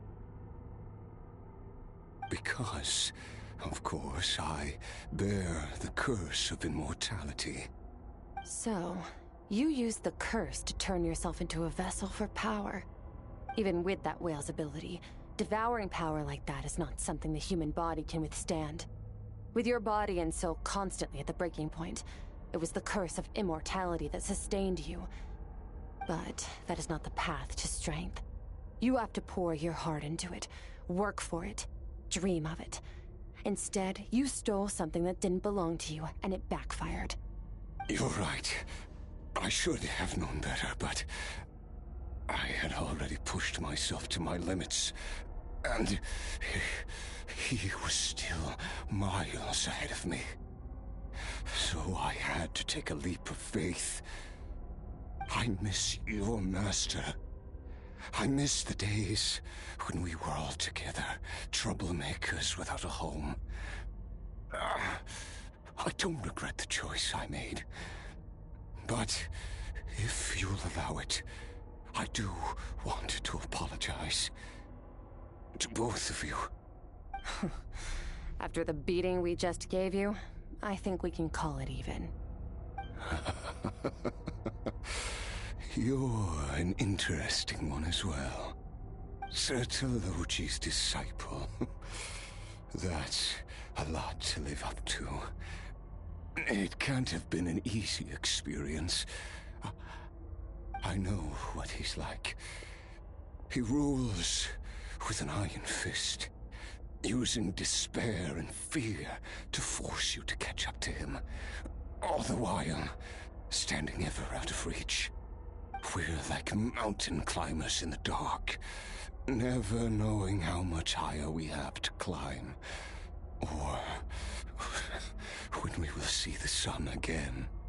True. But I made up my mind long ago. No matter how dark it gets, I will not give in to despair. I will overcome it. Besides, after hearing your story, I suspect what Master really wants is not a battle that demands his full strength, but rather a defeat without regrets. Oh? Since you're his friend, you must have some things in common. First time we came here, when you stabbed me through the fog and stole my power, I felt no emotion coming from that spike. But when you had to devote all your strength fighting me just now, I could feel joy and passion emanating from your blade. It was the joy of a researcher discovering the truth of the world, the joy of an artist uncovering a temple of wonders. Interesting. I'm certain I didn't express those emotions outright. Yet you were able to read them from my blade, like a glimpse into my inner world. You're right. That battle brought me an unbridled sense of joy, and my defeat brings me no regret whatsoever. Exactly.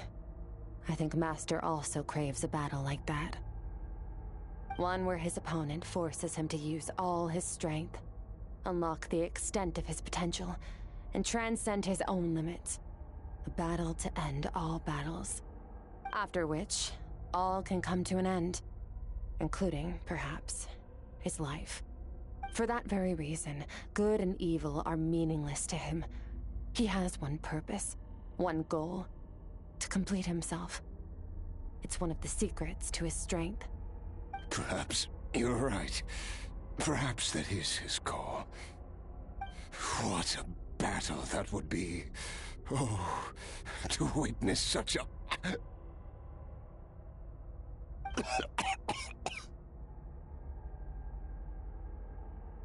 you okay? Too many different kinds of power are surging through my body. The curse of immortality allows it all to coexist, but it does not remove the pain. I won't be able to hold on to my sanity for much longer. What a shame. I would have loved to witness that battle. Sir Telogi once offered to free me from this curse. Now, I must ask that of you, Skirk. Can you release me from the pain? I can, but not through death, if that's what you were hoping for. It's not a suitable punishment for your crime. As an alternative, I can take your consciousness, along with all the power you've consumed, and smash it to pieces. The impurities will dissipate, and under the curse of immortality, your mind and body will regenerate. When that process is complete, you will be back to who you were before, no longer tortured by powers you can't control. But it will be a time-consuming and painful process. The decision is yours to make.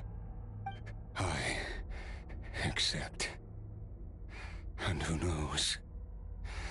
Perhaps I'll wake up in time to witness your great battle with Sir Telogi. I have faith that you'll be able to stand against him one day. Though I know it'll be a long and arduous road. If we are climbers in the dark, it appears the dawn has finally broken for me. But your ascent continues. At least, it looks like you are not alone on your journey. I will reach the top of this mountain, no matter what it takes. And you, Skofnungr, will be my witness at the end of all things. That's finally over. Let's get out of here. At least we don't have to make a mad dash for the exit like last time.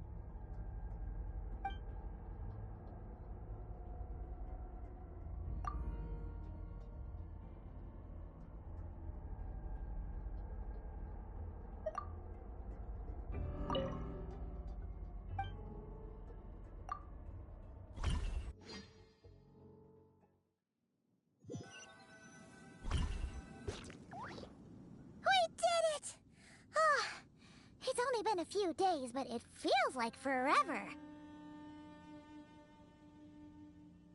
Once again, we've proved there's nothing we can't overcome. We're just that awesome. Wow, you sound even more confident than usual. Guess you really have become stronger. Today sure went by fast. It's night already. Oh wait, that reminds Paimon. The stars you mentioned, the ones that died out, are they back now? Yes. The power Skofnungur stole has been returned. So, the stars have regained their light. Great! Huh, it's crazy that you even noticed their light was gone. There are so many stars in the sky. If a few disappeared, Paimon definitely wouldn't be able to tell. I suppose it's because I have gazed upon this sky for centuries. The false stars, hanging in the meticulously planned sky, glittering with rotten light. It's not real. And yet, it is for that very reason that I can look upon it and enjoy the momentary peace it brings.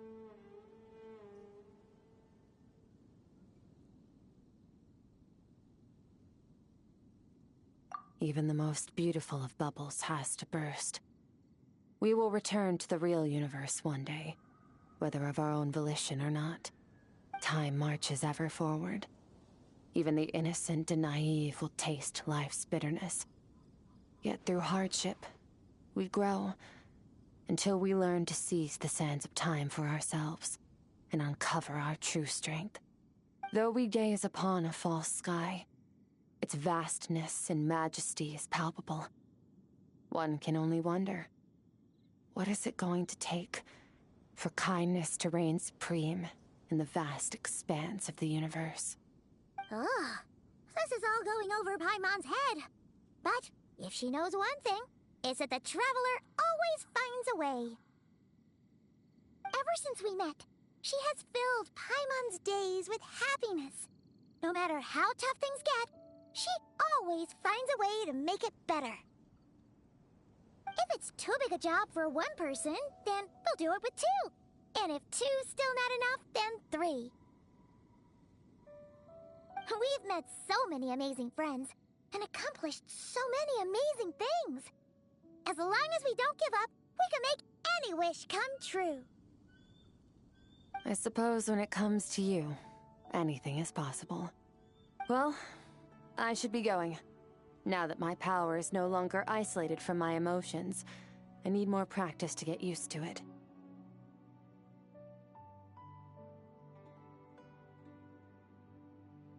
I suppose fate will decide. Maybe we'll bump into each other on the street. Or maybe we'll reunite on a different planet entirely. Regardless, reunions and partings are but passing moments. More than anything, I hope that at the end of this journey, wherever it takes us, we stand in a world reborn. One without war, pain, or forced partings. One where new life can bloom, even where there was once nothing but scorched earth. For this, we must all work to become stronger.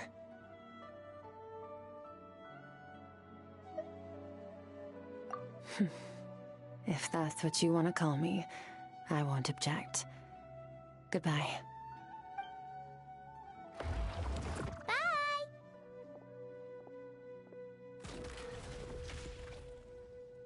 Is it just Paimon, or is she being nicer than before? We definitely count as friends after all that, don't you think? Hey, what do you think about camping here tonight? There's nothing quite like sleeping under the stars. Come tomorrow, we can continue our journey. Oh, and since Paimon treated you to that super nice meal at Wanmin Restaurant, it's about time you returned the favor.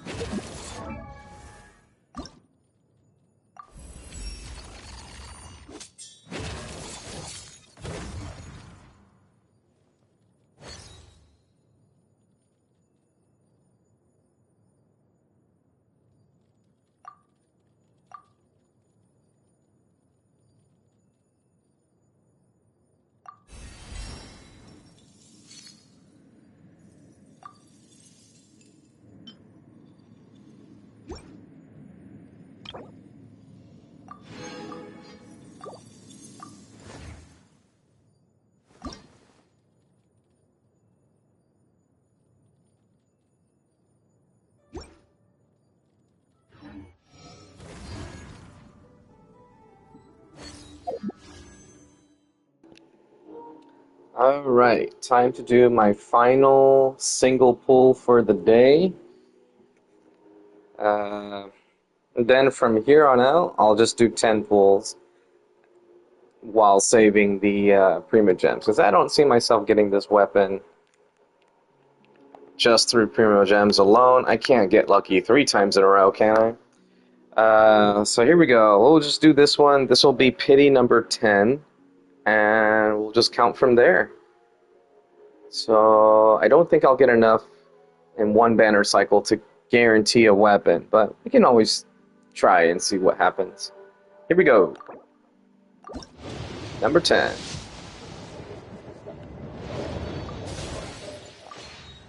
Can't imagine if that was gold. Oh my god.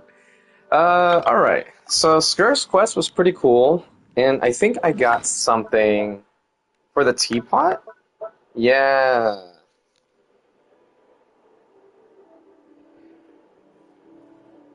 I wonder if it's just a statue, or if I can actually use it?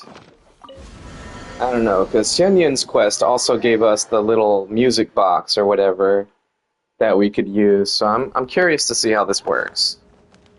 And if I can place it. Ooh, I have to use the restroom. That'll come later. I can hold it. Let's see, would it be this one? Oh, I got a harp.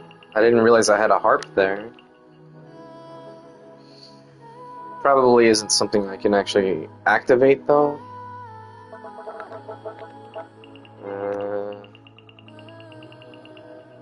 No, okay, maybe it's an indoor furnishing. Let's check and see. Maybe I can place it then, if it's an indoor furnishing.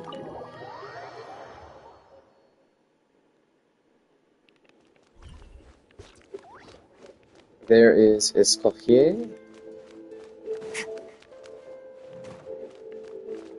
Dahlia's in this room. Oh! I get a unique thingy. I have the exact set of furniture in the room I was given by the church. Seeing it here feels like coming home. Thank you, O great traveler, for all you've done to adorn this world. Allow me to compose an ode to exalt your efforts. What? Too dramatic?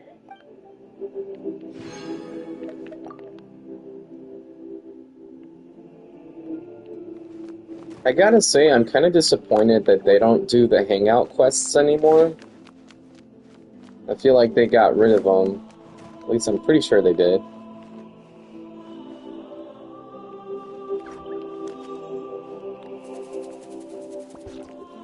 Alright, let's see. Whoops. Alright.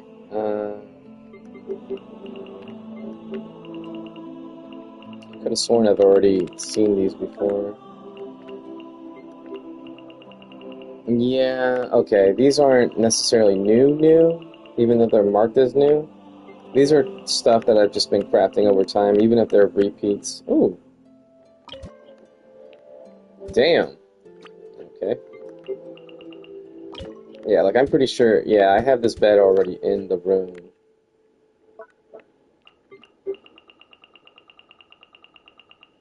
Yeah. I don't know why it's marking it as new. Ah, here it is.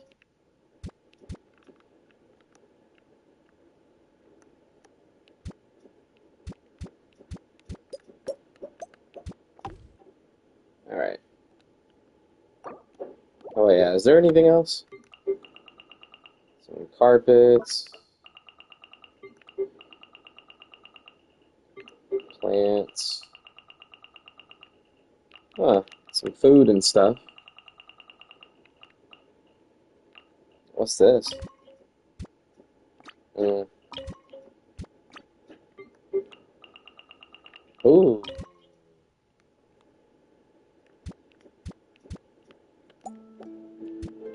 Oh, I can't put that on there? Ah, come on, let me... There we go.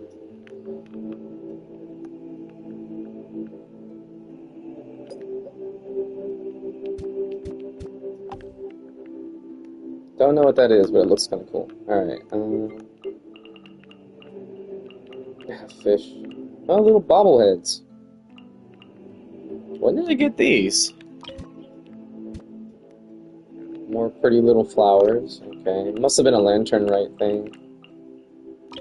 Yes. Oh. It lights up the room.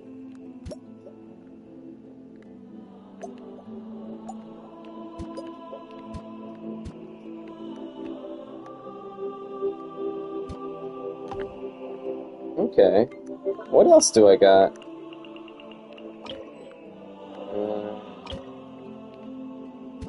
Oh, this actually looks like it would go in the room. Oh, but I can't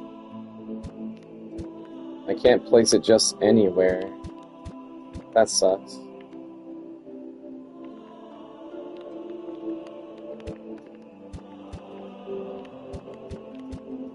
Oh, this kind of works, I guess. Man, I really haven't messed up. Oh, little one.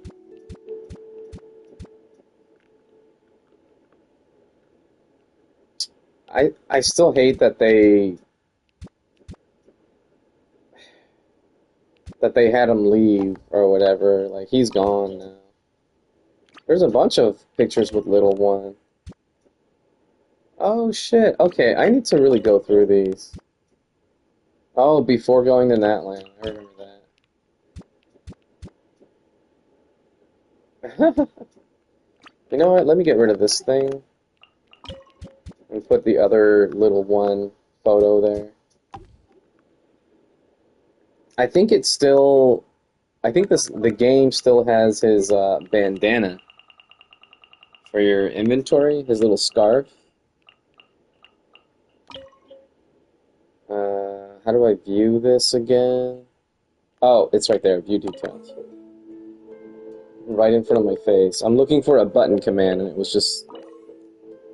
all I had to do was scroll down. Yeah, there's a lot of sets I still need to make. Alright, let's see. Play.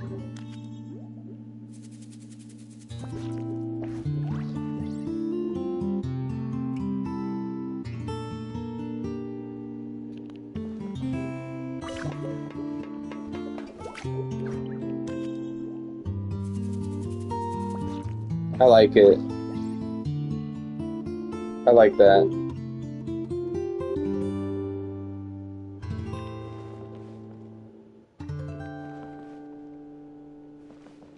That's pretty cool.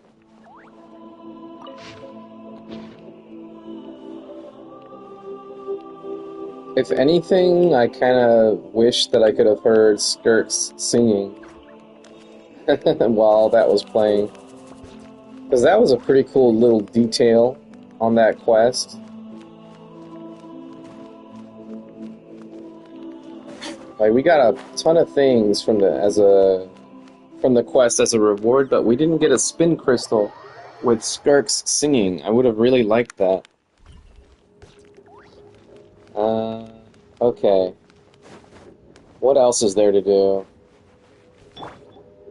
Also, I'm just now noticing that Skirk's burst, the color is not the same as Cryo, and it makes sense. She's not a specifically Cryo element. She's an Abyss element that can use Cryo, or something like that. So I wonder, it just makes me curious what they're going to do when Dainsley finally comes out, right? Clearly there's potential that he can be a playable character. I feel like it's going to be Hydro-based, in which case, if he is, could he be the Hydro Bennett that Skirk needs? Or something like that. He could be that final teammate. I don't know. But the fact that we got Skirk and Dainsley in the same patch, as far as content goes, it really makes you think, huh? Alright, let's see what my resin is at. Oh yeah, I got enough to do another boss fight. Way over here.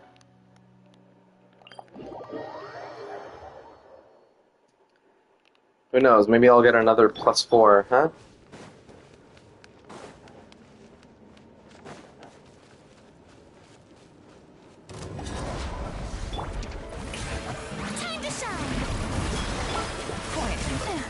Ow. Game's up. Fun's over.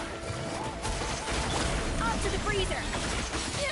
Deuce on the loose. Paradise shift. Extinguished. Whoops. I didn't have to normal attack at all. Nothing good there. So I currently have 4. I need 16 more. So possibly 4 boss fights would do it? 4, 8, 12. I only have enough for 3 boss fights with transient resin, but fuck it. I'm just gonna do it. Did I just say butt? Fuck it. Oh. Alright. This will give me 2 boss fights right now. So let's do it.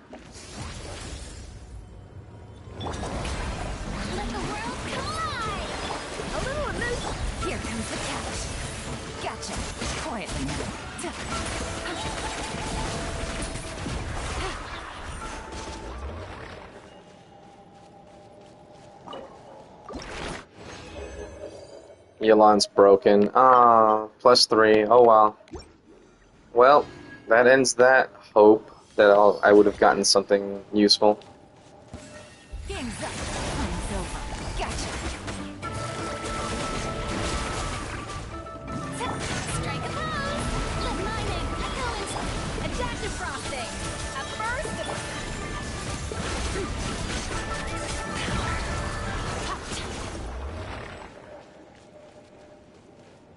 Where'd it go? Oh, there it is.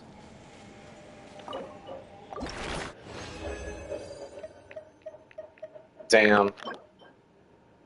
Damn. That's unfortunate. I kind of want to lock it. You know what? Fuck it. I need to level up artifacts for the battle pass anyway. So let's see what this gives me, eh? Just +4. Actually, we'll use this. And that's dead. Thanks, game. Thanks for making it easy on me.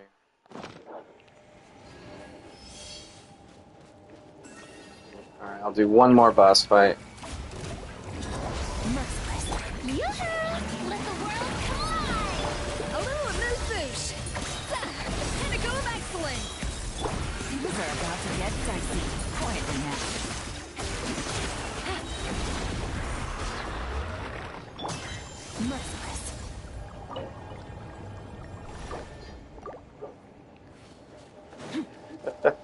I went way too far.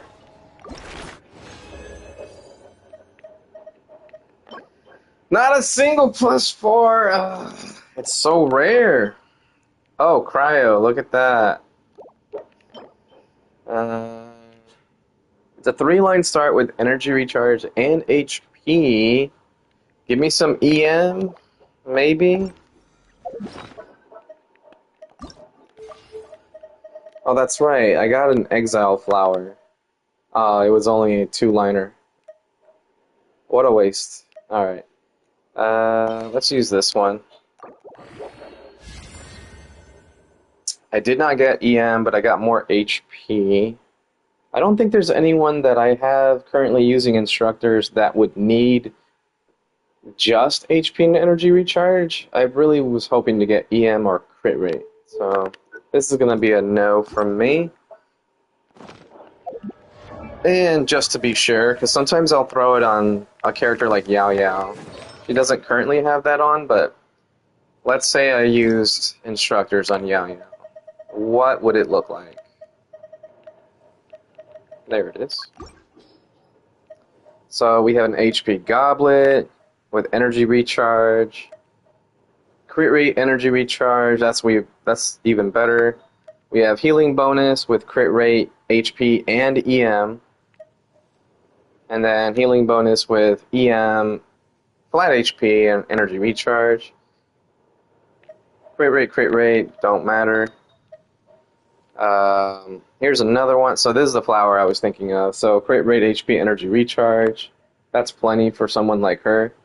So yeah, the characters that I would use instructors on, this is not a good flower. Like, these are better. I already have a better flower.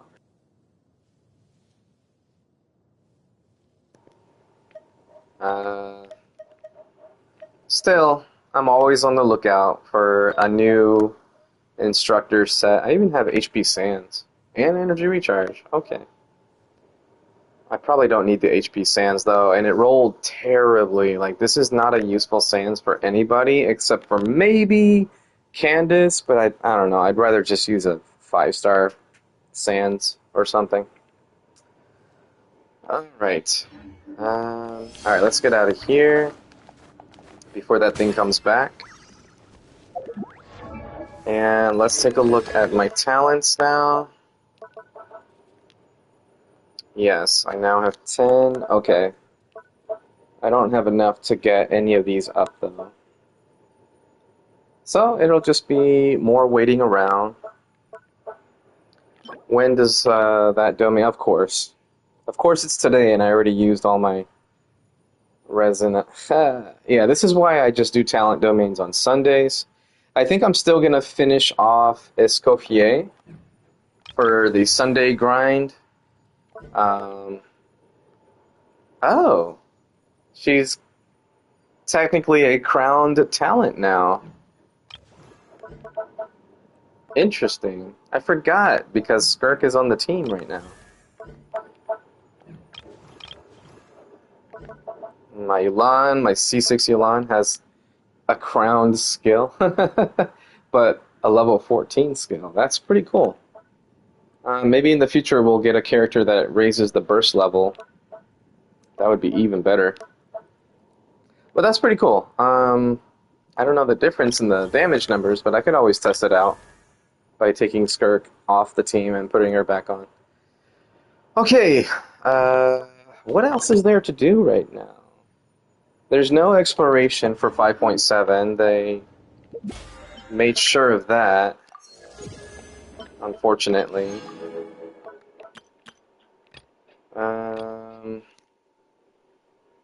And I have no resin left. I'm not going to do resinless behavior. I feel like I forgot to do something while I was in the teapot. Yeah, I forgot to do the furnishings. All right, let's go get that now.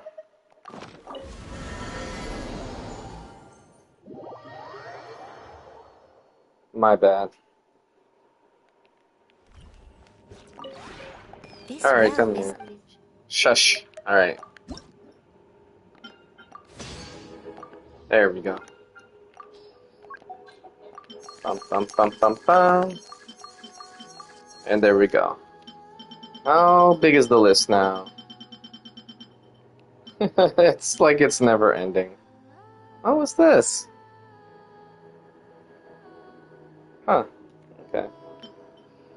I don't think there's any other furnishing things to buy, recipe-wise. Yeah, there's nothing left to buy yet.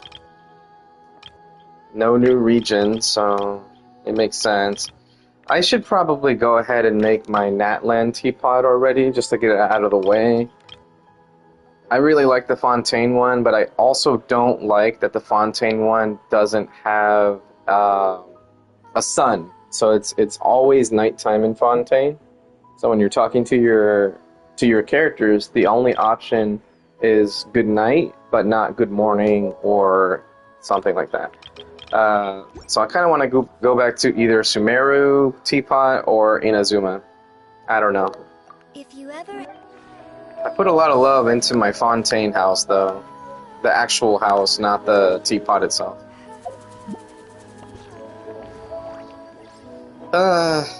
Whatever. We'll just stay here. We got the other little one here.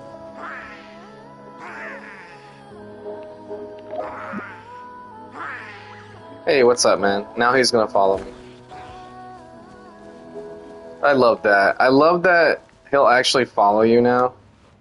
As soon as he sees you, he's like, hey, it's you! It's my mother!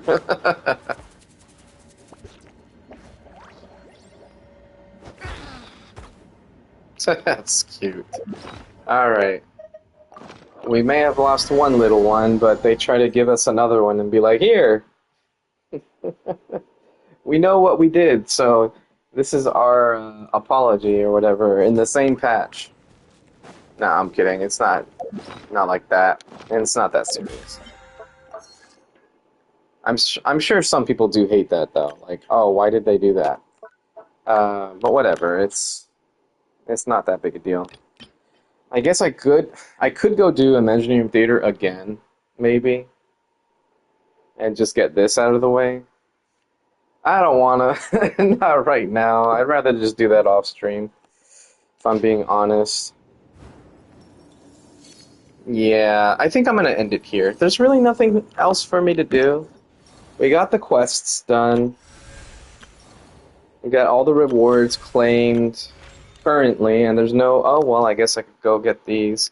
Again, I'd rather just do that off stream and claim these. This isn't even a single pull anyway.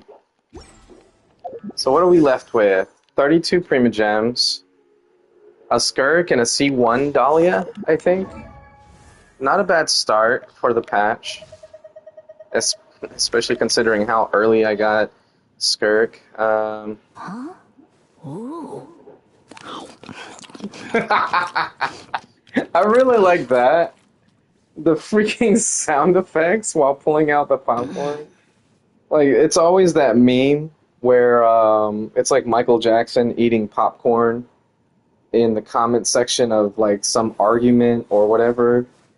And you just see people arguing back and forth in the comments. So then that one meme is just, I'm just here for the comments. And he's just staring while watching and eating popcorn or whatever. It's just a funny little thing. And they gave it to Dahlia. They gave him the meme, the Michael Jackson meme. Next thing you know, he's going to start moonwalking. But yeah, not bad. We got a C1 Dahlia, and we got a Skirk with a decent build already. Without farming her set. I will farm her set eventually, but for now, oh, I have 22,000 HP on my Skirk. Oh, stupid. Double Hydro, that's why. I'm dumb. I'm dumb. That isn't because of her artifacts or anything like that. It's because of Double Hydro. I was like, that can't be right. And yeah, Primary... Why do I forget these things? I'm so forgetful. Yeah, this gives HP, and then Hydro Resonance also gives HP. So I guess in this situation, Jade Cutter is so much better than like anything else I could give her, because the attack bonus you get from the extra HP does matter. And it's not a high base attack weapon, but it's still a 5-star weapon. So it has a higher base attack than something like this, right? The Sword of Nazgûl. If I switch to this right now, it doesn't go down. Wait, what? 2063. Oh, shit, never mind. The main stat of this was better than the base attack and bonus attack from this. Well, shit. It still doesn't supplement the fact that this gives you 44 crit, right? So whatever, Jade Cutter wins anyway. But yeah, if I had a Finale of the Deep or whatever, or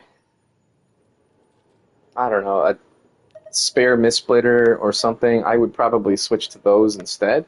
But I don't, so this is what I'm using. What was this again? Oh, that's right, it scales off of Elemental Mastery. Completely useless. I do want to see what my stats would look like. Damn! That would be nuts. Oh, man. If it actually... Like, 300% crit damage looks great on paper, but when you lose so much attack, it's not worth it. It's just not worth it. It is funny, though, because this gives 4 crit rate, too.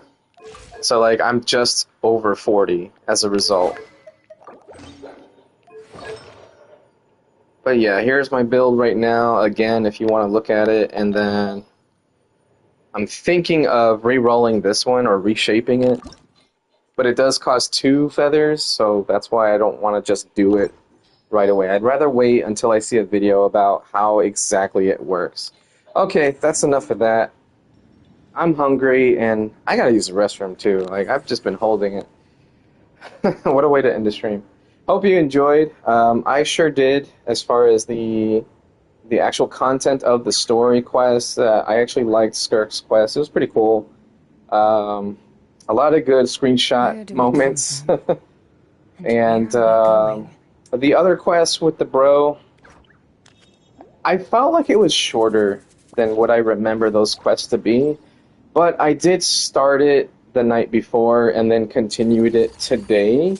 So maybe it wasn't as short as I'm thinking, and maybe it's just felt short because I did it, I don't know, the second half today or something. I don't know. But it did still feel very short. Like, there wasn't that much Dainsleif stuff in there. He came in, he was mentioned by word of mouth from Eon-san, and then showed up, and then we just went somewhere, did some stuff with him, and then he talked to his friend or something from the past or whatever, and then killed him 200 times in total, apparently. Die 100 deaths. Anyway, isn't that an Akuma? I think that's an Akuma reference from Street Fighter. His Raging Demon in Street Fighter 4 or 5 or something like that. Anyways, Dainsleif is Akuma. Wow. That's nuts. Okay, but overall, I did feel like the quest was really short, but also really freaking sad after I realized that the little girl that we met that was like, Savior, you saved me, and all this other shit, apparently she turned into a Hilichurl, and her character model had me thinking she was going to be a future character. Like, those eyes were just very unique. Her hairstyle was unique from like a generic NPC hairstyle. Even from some of the more unique generic NPCs we've had in the past, it definitely looked like a player character's hairstyle and eyes and face and stuff like that.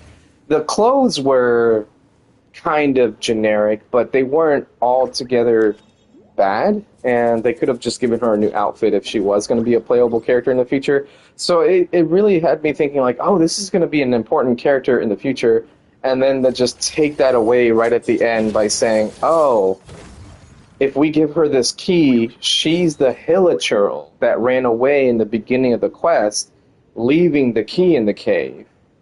So, yeah. And for all we know, because the Hilichurl didn't go back to the cave. So for all we know, that Hilichurl ran out of the cave, and then Dainsleif just like saw the Hilichurl and was like, oh ho ho, hunting season. Which is even more sad when you think about it. Like, oh shit, she dead. She lived for hundreds of years, apparently, and now she's dead.